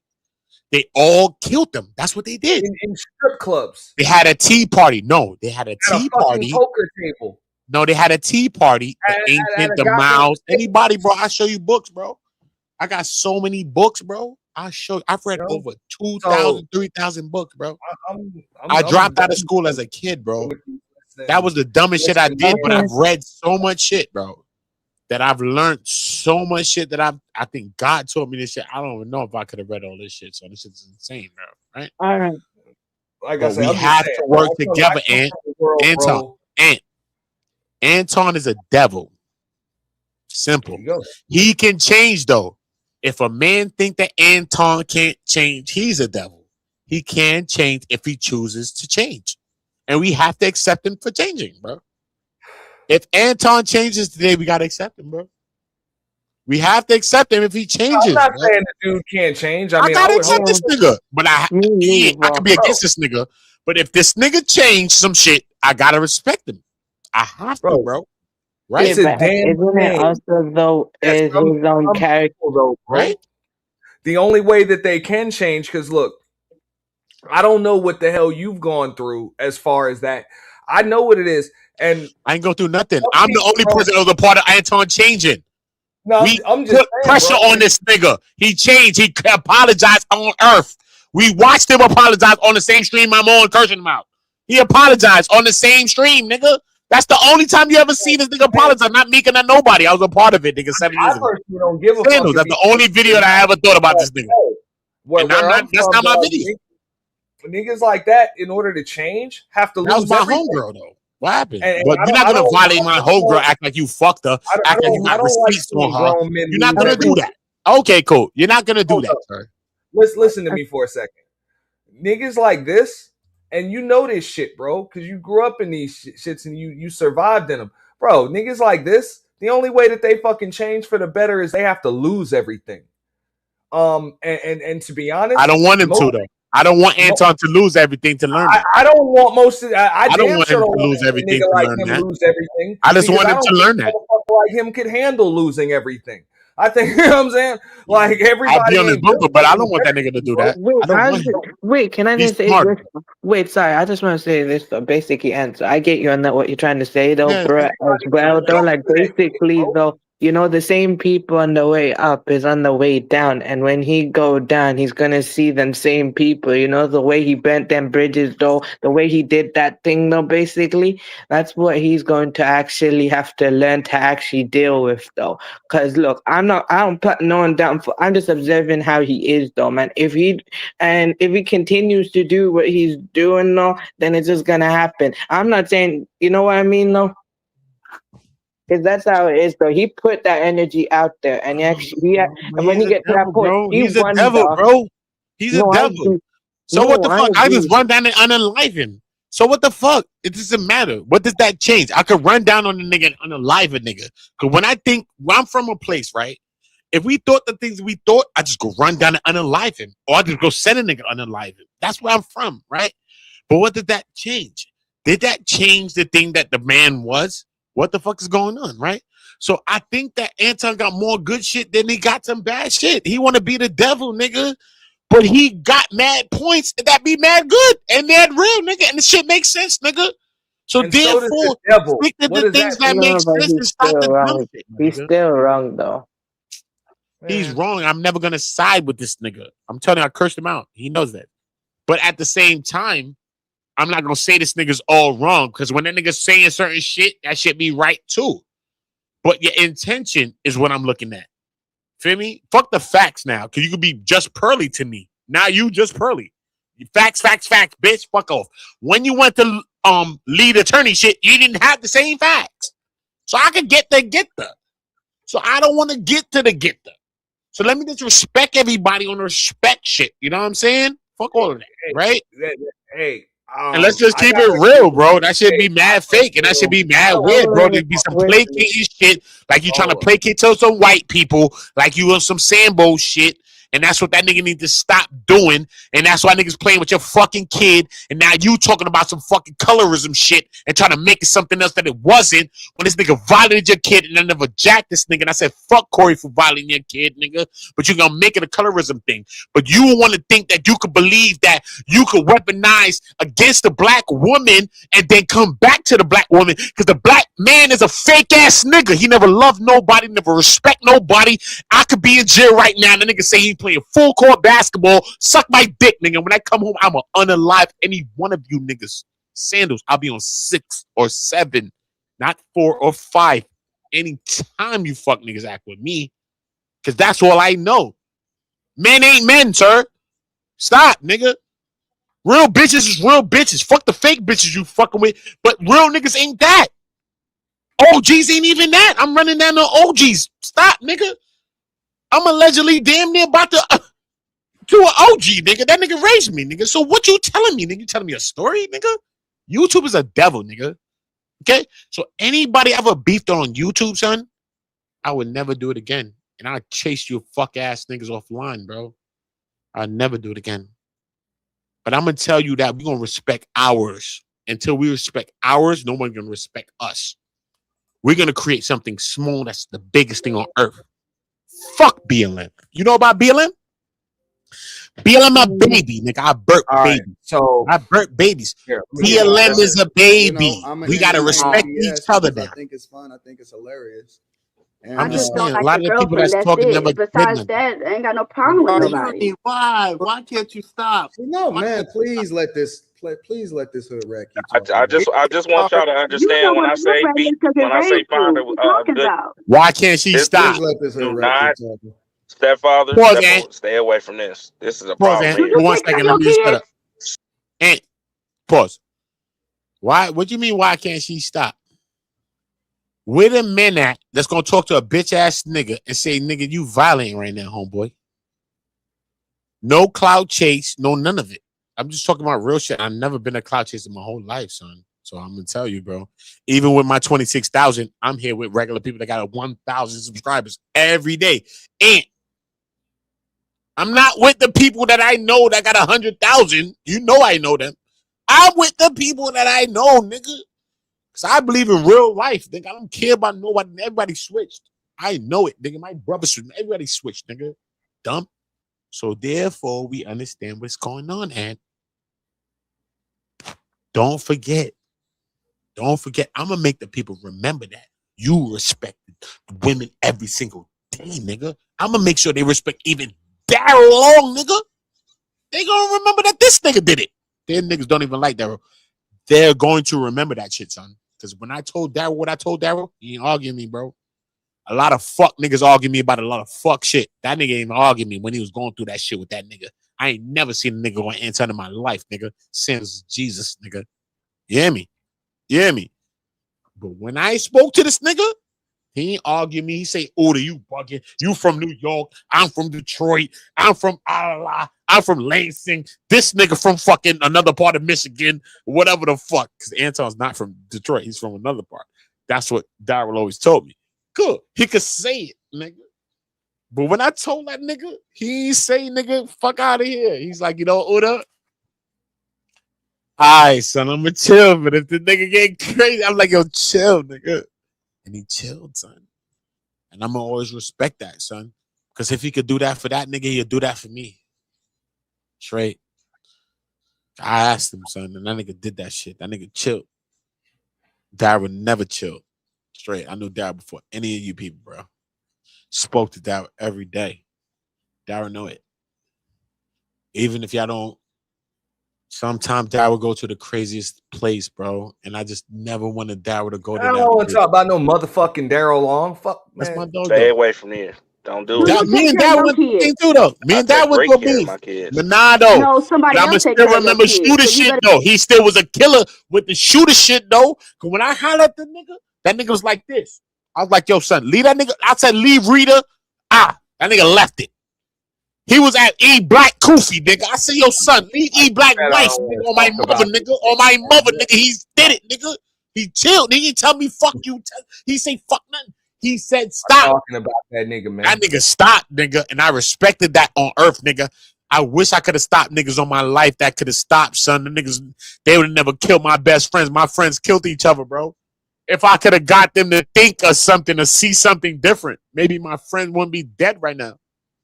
But when I spoke to Darryl that time, that nigga ain't do what my fucking friend did to me and they dead.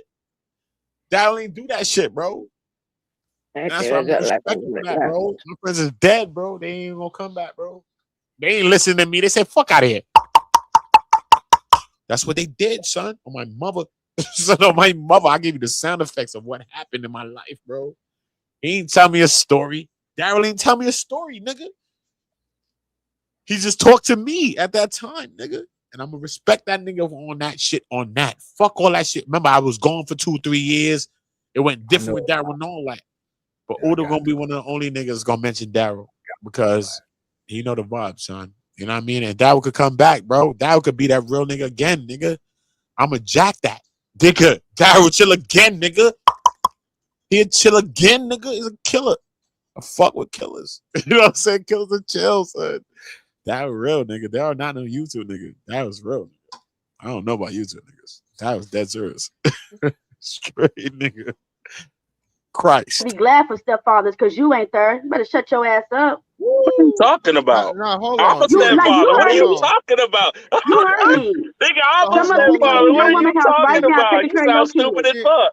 Tyranny, use Oh, all. Use hold on, Tyranny. Now use all. Don't talk about my kids. Don't talk about my kids. Don't talk about my kids. And the first thing you want to do is But talk about that's this what I'm man's saying. kids. She's a Why you so contradiction. quick to hop on a nigga's dick?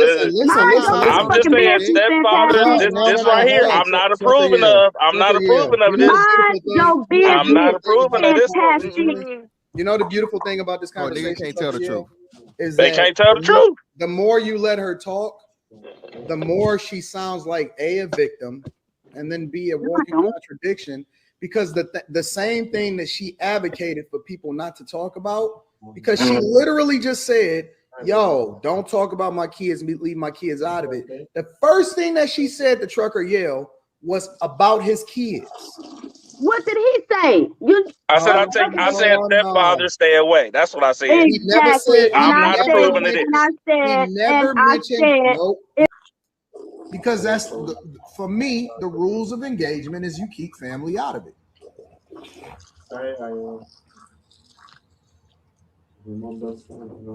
So for me, like again, the rules of engagement is that you keep family out of it. Unless they are a content creator or unless they doing all of that, then you know what I'm saying. If they just regular civilians, you keep regular civilians out of it. Or still have them cats when they grow up, Anton. We know that listen, if she got a son, he probably watching a Kia Boys tutorial right now on YouTube. Or it's a strong possibility that her daughter may be for the streets. Listen, if she was gone tomorrow, nobody would ask questions as to where she was. Nobody will miss you. Well, if she is a walking Taking care of contradiction, your she's kids, not but the you probably not He some other never nigga taking care of your mentioned kids. and the first thing you did was you brought his kids into the conversation. And I simply just said, I'm a. And that's the point, George Golden. What's up, the kickback queen, Miss T? But yeah, that's the point, George Golden. They all do it, and then act shocked. They don't even just act shocked. They act violated when it happens. That was the point of this entire stream. I don't condone, bringing the children into it. But as far as the rules of engagement go, I'm like, for the most part, I understand how motherfuckers move, and there really ain't much rules. The only rules of engagement are if you want anything off limits, don't engage. No. Don't engage. Oh, good, no, bro. Because No. once you You engage, get ain't picked no up for what you talking about. No, we can forget about you. You can get picked off because what the fuck I just thought about in my brain. Man. So it ain't even about that. Man. When we talking about certain things, then I understand the quality in your talk. So at the end of the day, if I send my young boy to do you, then I don't have to come do you because I'd rather do you myself. But when you playing at a certain time, I gotta send me to come send you because you just gonna get sent. Because you ain't even respecting nothing. So when you don't respect nothing, your ass in the wind. Man. That's how Earth moves now. You heard? Because this is how we move people. Even the OGs in my neighborhood got moved, and we moved their ass. You heard? Fuck you too. Hey, Buddha, I agree with you, right? Bro. We moving these people on Earth. You got to listen to me, bro, because I'm running out of energy, right? But this is my point. I get what you're saying, but I done seen this shit countless times on this very platform, YouTube, where motherfuckers want their children left out of it, but yet they're the ones inserting children into it, just like he just accused Tyranny of doing, or supposedly pointed out what Tyranny's doing. He did the same shit. Multiple people do that. They got the kids all on the stream, on the community tab, use their kids as talking points, and then as soon as somebody uses their kids as a fucking talking point, no, you talk about my kid, no motherfucker. You talk about your kids. Apologize, if you bro. don't want somebody to shoot through your kids, don't use your kids as a shield. Apologize, bro. And when he apologized, I don't want people to hold it against him because I don't like the nigga. But if the nigga apologized for what he did, I don't want niggas holding against him if he did. That's his next level. He has to apologize for what he did, bro. When you go out of your way to keep your children out of it, and then somebody's got to dig, and then they find shit and bring your kids into it, then yeah, you got every right to go to hell. But if you are going to bring your children to the fucking battle, your children are now at risk. You can't cry victim. He can apologize for that. He could be better. He could apologize. He could say, yo, look, I'm weaponized against Tyranny kids, whoever kids. I'm sorry for what I did. At that time, it was Fight Club and da-da-da-da. He could do this and be better. So we got to stop limiting each other at the same time. No, I'm just saying, you real. He could be a real. I just showed the clip. Be a real ass nigga and shut down the rumors. He could do that. This shit not working. He can do that, bro. And real niggas that get behind him. If he really kept it real niggas even against him will get behind him too on the real shit, bro. Even if he fake, fucking nigga getting behind that little short motherfucker. Even if he's fake, bro, you'd be surprised, bro. You'd be surprised. No, look, let me explain. Look, you just watched. Now he didn't put his daughter in that shot, but when Tyranny was going at it with Island Gal Q, he put his wife in the frame. He turned the camera on his wife. Now, guess what? Your wife is fair game too. I don't know. People are like, oh, well, this is the way the code's been. No, women and children have always either, number one, been a fucking casualty of war, or number two, been a spoil of war. That's the way war is going. It's only going to be a casualty of undocumented history. That's why the men go fight their wars and women and children stay fucking home. But if you're gonna, that's why you don't bring your children and your women. No, you can be your kids. I'm gonna unalive you. That's facts, bro. I'm gonna run down and unalive you, bro. It ain't about your kids or none of that. I'm gonna run down and unalive you. That's a fact. This always happened on Earth since the ancient days till now. I'm gonna run down and unalive your ass, nigga. That's a fact, nigga. So it ain't about nobody else. So your ass is out here. You know what I mean? So it's not that thing. It's not that, you know what I mean? What it wants to be is that, but it's not that because that's the illusion of and like I said earlier, in Speed, this is why Keanu Reeves shot the hostage. Okay? Yeah. Just being honest. You see the last video of this nigga the other day? Motherfucker might just shoot your kids. You see Keanu 2 days ago? I'll show you who Keanu is. Don't use your kids as a human shield. That niggas don't love us, bro. Keanu don't love us, bro. That But nigga, I'll show you this. As long as y'all keep doing that shit, niggas like Anton Daniels are gonna stay using their kids as human fucking shields. I rather respect Anton Daniels than Keanu Reeves, son, on Jesus Christ, bro. I don't like Anton, but I'm gonna tell you the truth. I'm gonna deal with this nigga first, bro.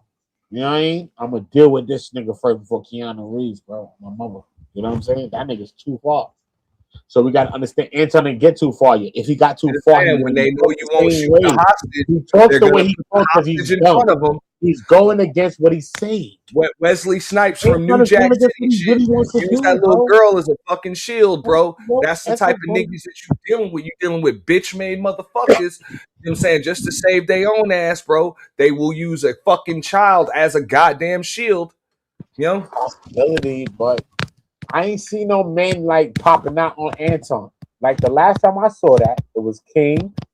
I'm on the stream and Daryl Long, bro. Now, I don't condone I'm it. just saying, I ain't never seen nobody go at Anton like that. I was a part of that energy 7 years ago, and that nigga apologized behind the energy that we was with. We put the press on this nigga, like sandals of Jesus.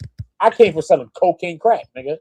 Nigga, we put this way. So when I'm talking to the guy, I say, nigga, you only fly to Detroit, nigga. I flew to England after that. I flew all over the world after that. I'm just telling you. Wherever you think you at, you're not safe. I will fly to where you want me to go. I know. To, so that was my energy before I even flew there, right? That's the first conversation I had with this nigga, bro. Right? I'm not against Anton. I'm not gonna hate on this nigga. He did great things that he did. I'm gonna give all real niggas credit, right? That's who I am.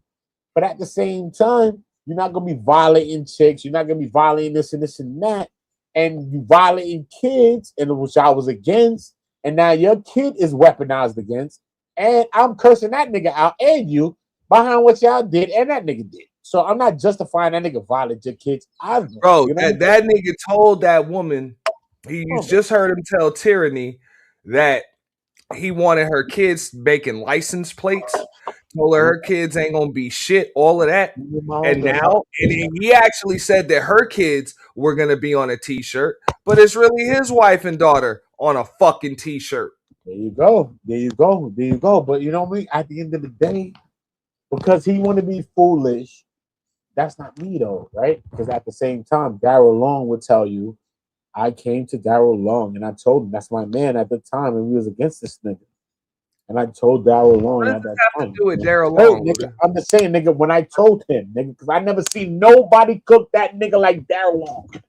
Ain't nobody ever cooked Anton like Daryl, nigga. That nigga apologized to be who he is on earth, nigga. Stop lying on people, nigga.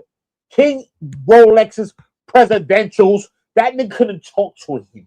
So whatever I said, nigga. It's nothing about me, nigga. I'm telling you, the two people that dealt with this man, nobody dealt with this man besides these two people, bro. Not me, nigga. You're gonna see a video of me cursing the nigga out. I did not deal with this nigga. I was triggered. Thank you. I said I was defending my black sisters, and I was triggered. That's all that happened. But Daryl Long, when it came to fucking King Carmichael, nigga, that's why that nigga apologized to a woman. You never seen that nigga apologize to a woman in my mother's life, nigga. Sandals, bro. So regardless of what you can say, bro, me, King, Daryl, you know what I mean? I don't know what E Black and them was doing. I don't know. The niggas be toggling fences. But for a fact, I know that E Black King is on smoke, nigga. He told Ant in front of his face, nigga, we don't jack you, nigga. That's a fact, nigga. We not jacking this nigga. That's a fact. So King said that on the same stream. Daryl is Kilimanjaro, nigga. Nobody violated like Daryl, nigga. I had to talk to Daryl, nigga. I talked to Daryl, bro. I said, yo, Daryl, please, bro. You know how many times I talked to Daryl, bro? Can you please stop bringing up Daryl? Why, nigga? Because you pussy? I don't talk about Daryl on my show. Nah, nigga, Daryl's a killer, nigga. I love killers, bro. He's a killer, talk bro. About that nigga over here, bro. But it's all right. If y'all went through the thing y'all went through, I don't know. I was gone for 2 years, but that nigga's a killer, bro. I respect killers, bro. Daryl will bust a gun for you, bro. He's gonna bust a gun. You're gonna watch niggas be fake in front of us. I know Daryl be a killer. Daryl, be a killer all day in America. I just asked you to stop bringing that nigga like murderers type shit. Like He's gonna be a killer, bro. He's not gonna choose. He's not gonna choose. Still bro. talking about it. All right, I'm sorry, bro. I love you, bro. But I'm not. I love you, bro. I would tell you on Daryl channel. I'll talk about your ass. So what? I'm me, bro. I'm not gonna go against nothing. But real is real, bro. You know the vibe, bro. I'm sorry, bro. I love you to death. You know that. You know what I'm saying? You know you're my dog, son. Y'all got into the things y'all got through. I know Daryl went to another way. Daryl can't even. I'm indifferent. I'm indifferent to it. I know Daryl went to a place. I know. I'm not opening up more shit. I understand. You know what I'm saying? If he gets talked about over here, then that gives him plenty of reasons. You know what I'm saying? Gotta have a reason. I'm only gonna talk to him if that was that. And I prefer Daryl, don't gotta weaponize shit that he's got going on. Nah, you know? Nigga, I talk to Daryl, nigga. Killers respect killers. Oodles respect oodles. Nah, nigga, I talk to Daryl, nigga. Nah, nothing personal. You know what I'm saying? He's doing his thing. I'm doing mine. And I mean, Daryl, not the premise of any conversation. That will have any one of our blacks. We need this nigga though. Please not do that, dog. We would have our backs, bro. I'm telling you, bro. Everybody's pussy. Nobody's catching a body. I'm on 5. King Vaughn, allegedly. Stop, nigga. No one's catching nothing, sir. I done chase niggas off this shit. Y'all not catching nothing, sir. Stop, nigga. I'm just telling you, niggas, it's about some type of energy, bro. We need all our energy together. That's what I'm about, because I've been fucking scared this shit. I came to this shit from the place I came from, bro. See, so and this is one of the reasons why I went through the archive. I ain't never been no nigga like that nigga though, bro. Nah, nigga. Niggas ain't with that smoky shit. 1 second, dude. I don't think niggas want to unalive people. I think he wants to do it, and I believe him, and I love him for that. Nah, wait a second, dude. Me and all you, man, please stop, dog, for a second, dog. Just stop. When he violated Lucky Marine. This is one of the reasons why I pulled this entire clip to do this review. You know what I'm saying? I called in my sources. Shout out to Baller X, because this shit always fucking happened. Because this shit was so long ago, people just make some shit from 2-3 years ago that had nothing to do with somebody else about who they want to make that shit about. And I knew that was what was going to happen. So I wanted people to see how this shit started and all of that other shit and actually get real context, because it's a game of telephone. And I don't even know how the fuck all of a sudden I've been on the same clip for 7 fucking hours. Well, 1 hour long. All of that. We about to squash all of that shit, bro. When we squash all of this shit, we about to win. So we about to negate all of that. I'm telling you, shit, bro. Nah, bro. I've been on this. I'm just saying that none of this shit has anything to do with that nigga, man. I don't know, bro. I'm just saying. It doesn't matter. I'm just saying. I'm just talking history. I'm not whitewashing history. History's history. I'm speaking history. All I'm saying is that when I speak it, I'm speaking like the white man. I speak history, bro. So it is what it is. If a nigga's a fuck, they gotta say that was a fuck nigga. You wasn't a fuck nigga to me. Anton goes through it with fucking Corey Holcomb, and I've seen multiple people come up and make their own shit go. The fuck out of here, nigga. I was mad at Daryl before that, nigga. The fuck out of here. Me and Daryl, nigga. Ask Daryl. So I can say what I'm saying. This shit, bro. I'm not talking about this nigga, man. But you gotta leave it alone. That's how we all. I don't want to talk about that motherfucker. Stop mentioning him, please. All right, I will stop, bro. I'll stop. If you need me to do that, I'll stop, bro. But I'm just saying, this shit doesn't happen. No, ain't none of y'all niggas catch no smurders. I'm on my God, I'm on my fifth one, Anton, and all you niggas. I'm on my 5th. So what the fuck is y'all talking to me about? That shit's weird. So none of you niggas will catch nothing, but y'all talking online every day. But you never caught a ghost yet. And anybody I know caught a ghost, and they're gonna say that Uda's on his 5th one. So therefore, what are you talking about? Let's stop the bullshit when we could bring it all together and stop the dumb shit and actually be together real quick. Because if niggas ain't catching ghosts and you're not doing nothing, your man's doing something and I do something to your man. So therefore, what are we arguing about? Unless we want to catch the things that we're gonna catch, right? You want to be your friends, which are good guys, y'all business people. You never caught nothing, never been in the streets. That's not my life, bro. I changed it, but that's not my life, bro. So for me, I respect the life that I came from, but I'm gonna show the people that I came from the life another life. So y'all mad at something that I'm not mad at. I'm showing the people in my life that y'all don't need to be mad at that. I'm catching them, right? Cool. And we catching them together. So therefore, if you're not thinking like that, you're gonna be mad at everybody else. Okay, cool. A nigga was talking about my kid. I chased one down. I didn't find the next nigga. The next nigga apologized, and I apologized too for what I said. So therefore, earth is earth. Stop being caught up in a place, and let's get to the things that really matters, which is winning together. And when everybody plays their role, we all win. I'm an unalive nigga, allegedly. And okay, I play my role. You play your role. The sisters play their role. The men play their role. We're gonna protect the sisters. I mean, we gotta do something first so that our grandchildren have something to inherit. Even if you don't want to give them generational wealth, give them some fucking culture to it. Okay, cool. So we don't have no argument. So no one argues with me. My book shatters all things. I said Obsidian can't talk to me. My last chapter is about Obsidian's book. I figured it all out. I swear to Jesus Christ. And I figured out after 0.5 Kingdom. I figured it out now. So now, do what you want to do. You figured it out. I'm about to drop my book, nigga. And tell me my book is an argument. Tell me any one of the niggas can argue me when I drop my book. I will tell you what it's about right now. None of these niggas don't get bitches. They never did, nigga. You dumb? What man told you how to get women? Only women showed you how to get women. That's the first lie.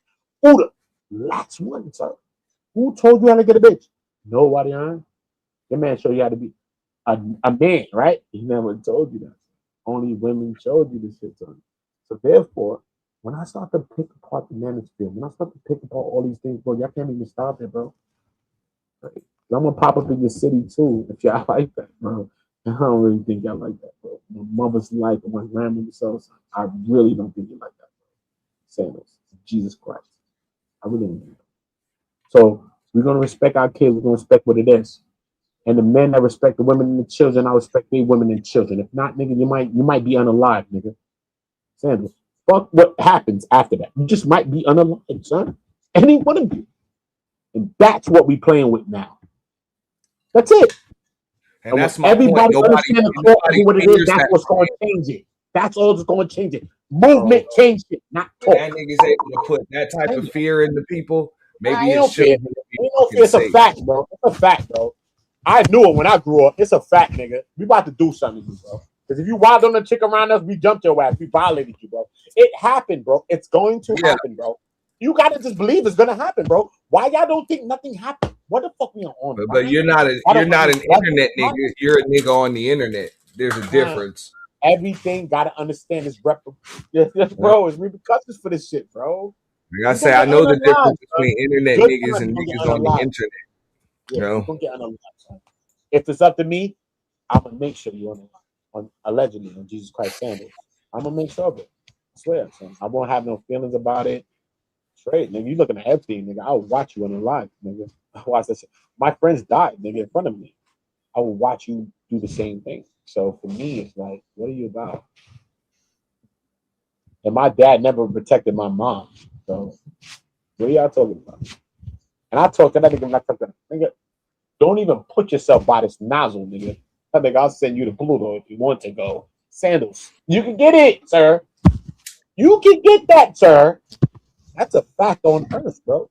What are we doing? What's up, Miss Paulette? I have Uda up here. He's extremely. We gotta protect each other. When we protect each other, we got everything. Even if we had nothing. And everybody gonna play their role. That's it.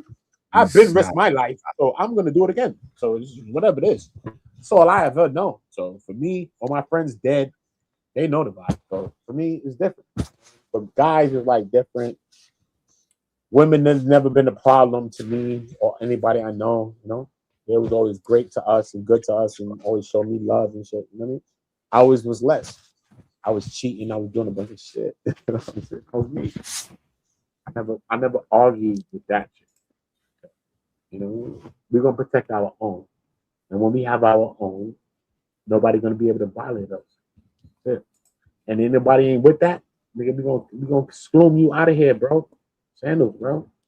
You're not even joking. I want to argue with you on YouTube, thinking you out of here, bro. You put my mind in you, nigga, and you're gone, nigga. Sandals. Jesus Christ. Sandals of Jesus, not fuck my friend. Sandals of Jesus, bro. That's how we on it, bro. You don't play no role. You're gonna be negative to some people. So I'd rather you get up out of here. How about that? Don't prove a point, bro. If you don't got nothing good going on, stay away from me, bro. I'm gonna allegedly unalive you, bro. Sanders, just you don't have no role, bro. And I'm gonna get away with your shit. I'll be on 6. Fuck it. I mean, you're proving the point, and that's my point. Right. Some niggas out here are just crazy. That's why you don't provoke everybody just because you want clicks and views. No, we need to win together. Fuck the clicks and the views, because that's what they want. What? I got 26,000, and they couldn't believe it. And I got 26. Don't matter, nigga. I'm with the dogs. I'm with the killies. I'm with the killers. I'm with the dogs and I'm not with those people that got the hundreds and all of that. Everybody fake, bro. I'm around this real Uda energy. You know me? I'm around the real shit, bro. I'm with shit that I can connect with. I'm gonna bring any energy that I'm gonna bring to anybody, but I'm gonna bring shit that I can connect with, bro. So for me, it's like, you know, I just want my people, everybody be on their 10,000s, and everybody getting 10 bags, everybody 10K'd up. You know what I mean? That's what I want. Especially after going to this next page and doing this, and I got the fucking that shit in 9 months, and me and my people was here, and I still got 2,500 on my fucking channel I created. Oh, bro, I need to leave this shit alone for a second. Create. Let's get to the 20,000 like me. The fuck, nigga, and get back to your house, nigga. After we get to where we get into, I need all my people to a bag right now. I feel lonely, nigga. Right, nigga. Be around niggas. I know everybody, nigga. Everybody got a channel, nigga. I know everybody. Everybody know Uda, bro. Right, nigga. 100Ks, all that, nigga. All niggas, million subscribers, all that. You know, all the niggas, bro. Uda, I'll come on your channel. I don't bring nobody, bro. They want to come every day, bro. Yeah, bro. Ain't nobody make us, bro. We're gonna make each other. That's crazy shit. And when I bring the big people that I know, they're gonna have to help us to be bigger. If they don't help us to be bigger, then bye, nigga. I'm gonna screw your ass too. Then fuck you. I'm gonna screw your dumb ass too. Possibility. Might get it, bro. Might. I have to block them niggas, bro. Sorry, bro. All them niggas. Care about all this nigga. I balked on this number. I'm bringing the video right out. We're bringing the video when I balked on this nigga. Called my phone. Nigga never had my number. I never get my number the whole trial. Yo, Uda. Yo, son, I was on the trial, and you was yo, yeah. Night, you're at the wrong channel, bro. I can't drop a link over there. Sorry. Stop playing, bro. Stop playing, bro. So at the end of the day, it's about drop it over here. Together. Everybody wins together. That's it. If we don't want to win together, then fuck off. We connected all our dots, nigga. Anything I know, I'm connecting with my people, bro. If you fuck with me and you ain't fucking with things I ain't fucking with, I don't want to jock you. That's it. That's how I'm on it, bro. That's it. Why I know the news lady, if she don't want to come chill with my people, come talk to us. You want to talk to me? That's cool. You wanted to source me up in all this. That's a fact, nigga. So what the fuck? I don't want to do that. Why don't you come and chill with our people? Right? I don't want to do that. Right? You want to fuck you, the news lady, and all of them. 7, CBS. That's what happened in my Diddy trial. You didn't know? All right, cool. You know all the 5 people in front of the court, even news people, even anchors, all that on your favorite standard. Did you know I hold up 5 people in front of that trial? And they all up in front of me like this, and they danced when I oiled them all up. News lady, news people, the whole shit. Armand Wiggins was one, a crackhead, a woman. Like, yo, bro, I oiled up like 6 people, bro. Hey Uda, all stood in front of the oil like this when I squeezed it, like this. Good luck, Knight.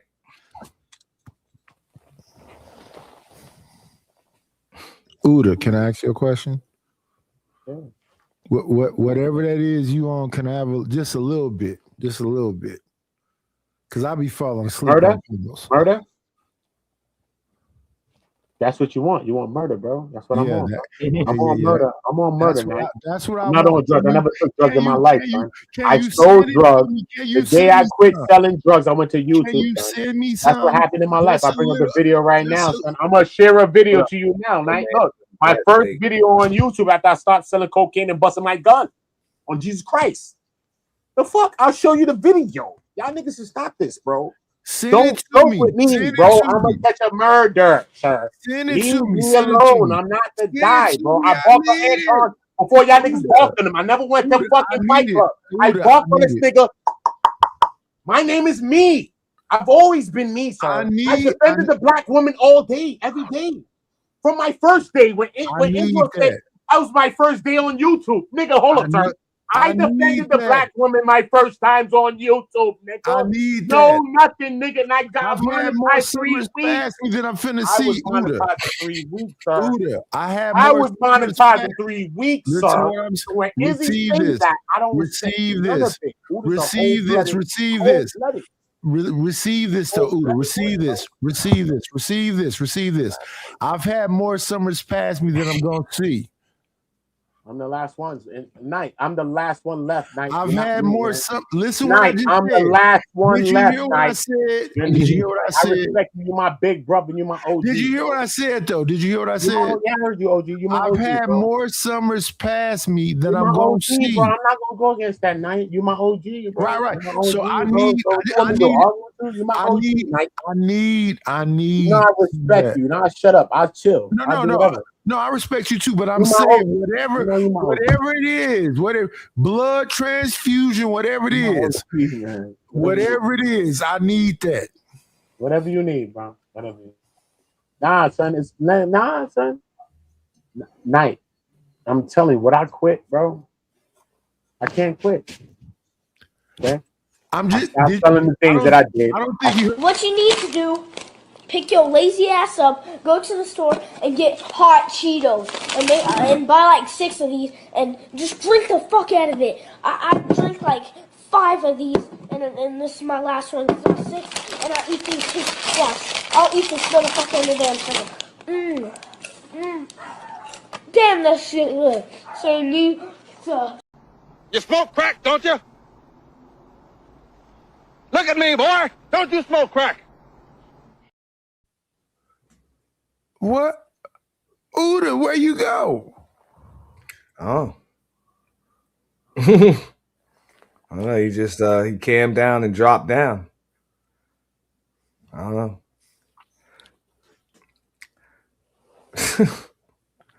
Cheetos and what was that coffee cocoa crap that the white boy had?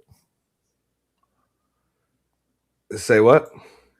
What was the coffee cocoa stuff that the white kid had? I seen it before, but I don't remember what it is.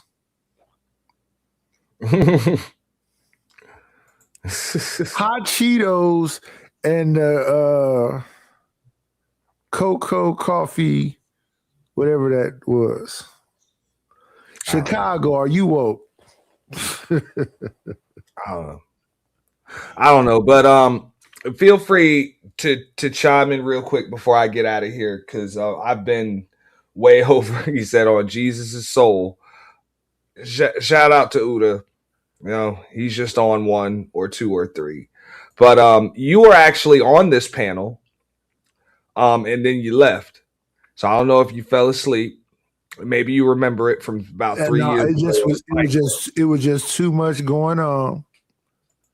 After the baby's gonna be making license plates and whatever else, and I was like, you know, it was too many people kind of like laughing along with it and whatever else, and maybe 2 or 3 people defended her, but I think she fought the good fight. Shout out to Auntie. I just came up here to mess with Uda because Uda was on one. But yeah, shout out to the shout outs. Everybody be great. I'm up out of here. You're up out of here? Yes, sir. I guess I'll be out of here in a second too, because I'm too far over. You know, I think Chicago Rilla went to sleep on us. So that's what I just said. Tyranny. Yes, same on tyranny. Tyranny. Why don't you apologize to him, since you just was a hypocrite? I don't apologize to no nigga. The fuck you talking about? And this is who y'all want as y'all queen? Man. No, they don't want me as their queen, but I am what I am. Fuck you, me. Ask for it or not. I am what I am. What y'all gonna do about it? What y'all gonna do about it? Is y'all queen? This is bad. What y'all gonna do about it? Get to the chopper, Tyranny. Get to the chopper, man. Do we want, Anton? What you mean get to the chopper? What does that mean? Save face. Listen, I see attractive black men on the panel, and Anton, you messing this up. You giving me a bad image right now. I didn't want to come up on here and bring out the smoke. I didn't want to bring the smoke. I was trying to have a good, nice panel tonight. Giving you a bad image. Ain't nobody giving you a bad image. 2023. Shot at you, brother. No, I'm not shooting my shot. I'm just saying. You giving you a bad image. How is anybody else giving you a bad image except for you? Are you talking to me? What you say? Yeah, why you giving you a bad image? How come ain't nobody giving you a bad image except for you? How come it's everybody else's fault? And you up here trying to throw that little pussy on the panel too. We heard that. You up here trying to throw that little pussy. See, you see, ain't nobody trying to throw nothing. Yeah, no, that's why you're laughing. Listen, wait, Tyranny. I know when somebody's throwing that pussy now. Tyranny, I know you don't want to apologize to Trucker Yale for what it is that you There's said? my girl. Hey, Black Beauty. You just gonna ignore what I asked you? There's my girl. You don't want to apologize to him because you brought his kids into it and he never even mentioned you. Where's he at? He left. He left. Oh, okay. He's listening. Go ahead and apologize to him. Wah, wah, You are a bad investment. Put me back by Tyranny. I need to protect my queen. Put me back right there, sir. And you Oklahoma Thanks, niggas are just Quentin. different. So, like I said, What happened though? What happened? I woke up this morning and I just heard everyone shouting to at Tyranny. everybody watching this, to everybody watching this. Now you know why I have no mercy and no sympathy, and when I go in, I go all the way in because I can identify when somebody is being is like the most toxic person, and they want to claim victim because they want some attention, and it's not necessarily to contribute to the conversation. It's just because they are made for chaos. That's all it is, bro. We rocking with you though. But is there anything wrong with a woman wanting attention though? Like that's an expectation. Everyone comes up here because they want to be It's seen. absolutely wrong with somebody wanting attention because usually what happens is in most instances they seeking it in the wrong way. And so they'll come up and they'll call people bitch niggas. I don't give a fuck about no nigga. And then they'll bring other people's kids into it. But then they'll cry the victim and say, yo, but why y'all talking about my kids? Yep. Negative. Well, I do agree that sometimes these panels can be very difficult if you're one woman up here by yourself. Damn that. This ain't even a woman thing. I saw some shit with two niggas, and I'm gonna say this shit on the way out. I saw some shit with two niggas, and then that shit led to this. Based off of what you saying, I apologize for that. What I did, because that's for me, it don't matter what I did. It don't matter what I did because that's for me, the rules of engagement is you keep family out of it.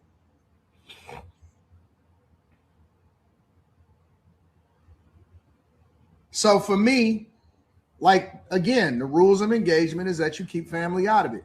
Unless they are a content creator or unless they doing all of that, then you know what I'm saying? If they just regular civilians, you keep regular civilians out of it. So for my part, LeBrack, based off of what you saying, I apologize for that. Yo, listen, not only is she trash, not only is her pussy trash, but unfortunately, I also think that her kids is gonna be trash. We know that your children is gonna either be still in hubcaps when they grow up, or they'll have hubcaps when they grow up, Anton. We know that her, listen, if she got a son, he probably watching a Kia Boys tutorial right now on YouTube. Or it's a strong possibility that her daughter may be for the streets. Listen, if she was gone tomorrow, nobody would ask questions as to where she was. Nobody will miss you. Please, nobody will put you on a t-shirt. This is worse than ether. Listen, let me tell you something. Let me go all the way in. Hold on, Izzy, let him rock. Let him rock. Stop him. Somebody stop him. You are nothing. Nobody will miss you. Nobody will remember you. Nobody is going to check on your kids. Nobody cares about who your baby daddy is. Nobody is going to donate to a GoFundMe. Nobody is going to have a fish fry in your name. You're nothing. That's it. I want your kids making my license plates. Stupid whore. So wait a minute. Are you guys telling me, some of you, because I see the overwhelming majority of you are logical, are you guys telling me that it is okay for people to go after underage children? You take money from the taxpayers. You never actually contributed. I mean, there you go. So shout out to Chicago Rilla. I'm about to call it a morning. It's 5 a.m. where I am. You know, been here way too long. I pretty much saw how that is. I guess it's not okay to talk about underage children that aren't there and aren't content creators as long as they're your children. But if they're somebody else's children, it's okay to talk about them. I don't fucking know. I don't know. I really don't see much logic in that. Now, if you're somebody that's willing to go to hell, hey, just stand on that shit. Just stand on that shit. I can at least respect that. You know, just stand on that shit. But it's the hypocrisy that we like to call out over here. Just the absolute fucking hypocrisy. You know, people want to do what they can to anybody else and then cry like a bitch when things are done to them and try to garner sympathy of the general public. That is what it is that they do. Okay. So let me give a shout out to, of course, Dark Lake. He said, going to work. Thanks for the show. Thanks for the truth. What up, Bimp? And I'm not done neither. I'm not done. Y'all make sure that y'all check out Baller X 2.0's channel. Make sure y'all hit his Cash App. You know what I'm saying? Hit this one. We'd appreciate that. Make sure y'all sub over there to Tyranny. Y'all want to hear more from Anton Daniels, check out, you know, the Room 9 thing and, you know, the Millionaire Morning Show. And chances are you'll be able to find more hypocrisy. Shatera, I think you got a gifted membership, you know, at the other channel that you're, you know, not at. We're simulcasting on both. I gifted, 10 memberships earlier. So I'm pretty sure you were one of them. And hey, appreciate all of the support. I'm pretty sure also Tyranny will be, you know, on tour, you know, to talk about this one. I think she handled it like a champ, you know, like a pro. You know, she seemed to not take things personally. I think I saw more dudes in their feelings. I don't know. Well, when I broke it down, it pretty much looked like he just felt the need to jump in between two women going at it. And that was really the context that I wanted to give everybody. Mainly just see how it started. You know what I'm saying? Because these types of shits happen on panels all the time. But it's always weird to me when I see a dude run up in between, you know what I'm saying, two women. Run up in between two women and then put the camera frame on his own wife and then talk about leave my family out of it. They're not content creators and shit like that. Can't do that.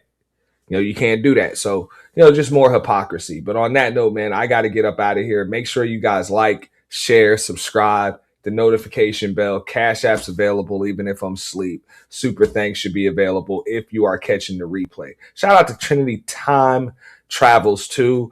Shout out to Chicago Rilla. You know what I'm saying? Uda on Go. You know what I'm saying? Appreciate all of those gems that Uda on Go drop. You know, Nightish, Mella, Candy Cane Lane coming up, Young Riaz. Who else did I forget? You know, anybody else that came up too. If I forgot you, you know what I'm saying? I still got love for you regardless. And everybody that supported, you know what I'm saying? Appreciate all of that. And shout out to everybody with them birthday wishes too the other day. That was appreciated too. Y'all have a good night. I am out of here. And you guys also make sure that you subscribe to our special guest that was here for the evening earlier a while ago. That being We Need More Tyranny. And that was a track by Nightish. Salute. They say she emotional, dangerous and delusional, dangerous and delusional, dangerous and delusional.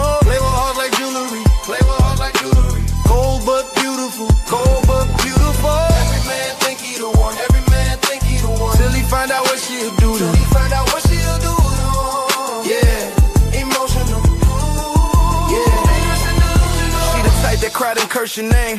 Type that smile through pain, type the post a quote online. Then go spin your brain, got dudes buying a piece while she flirting in.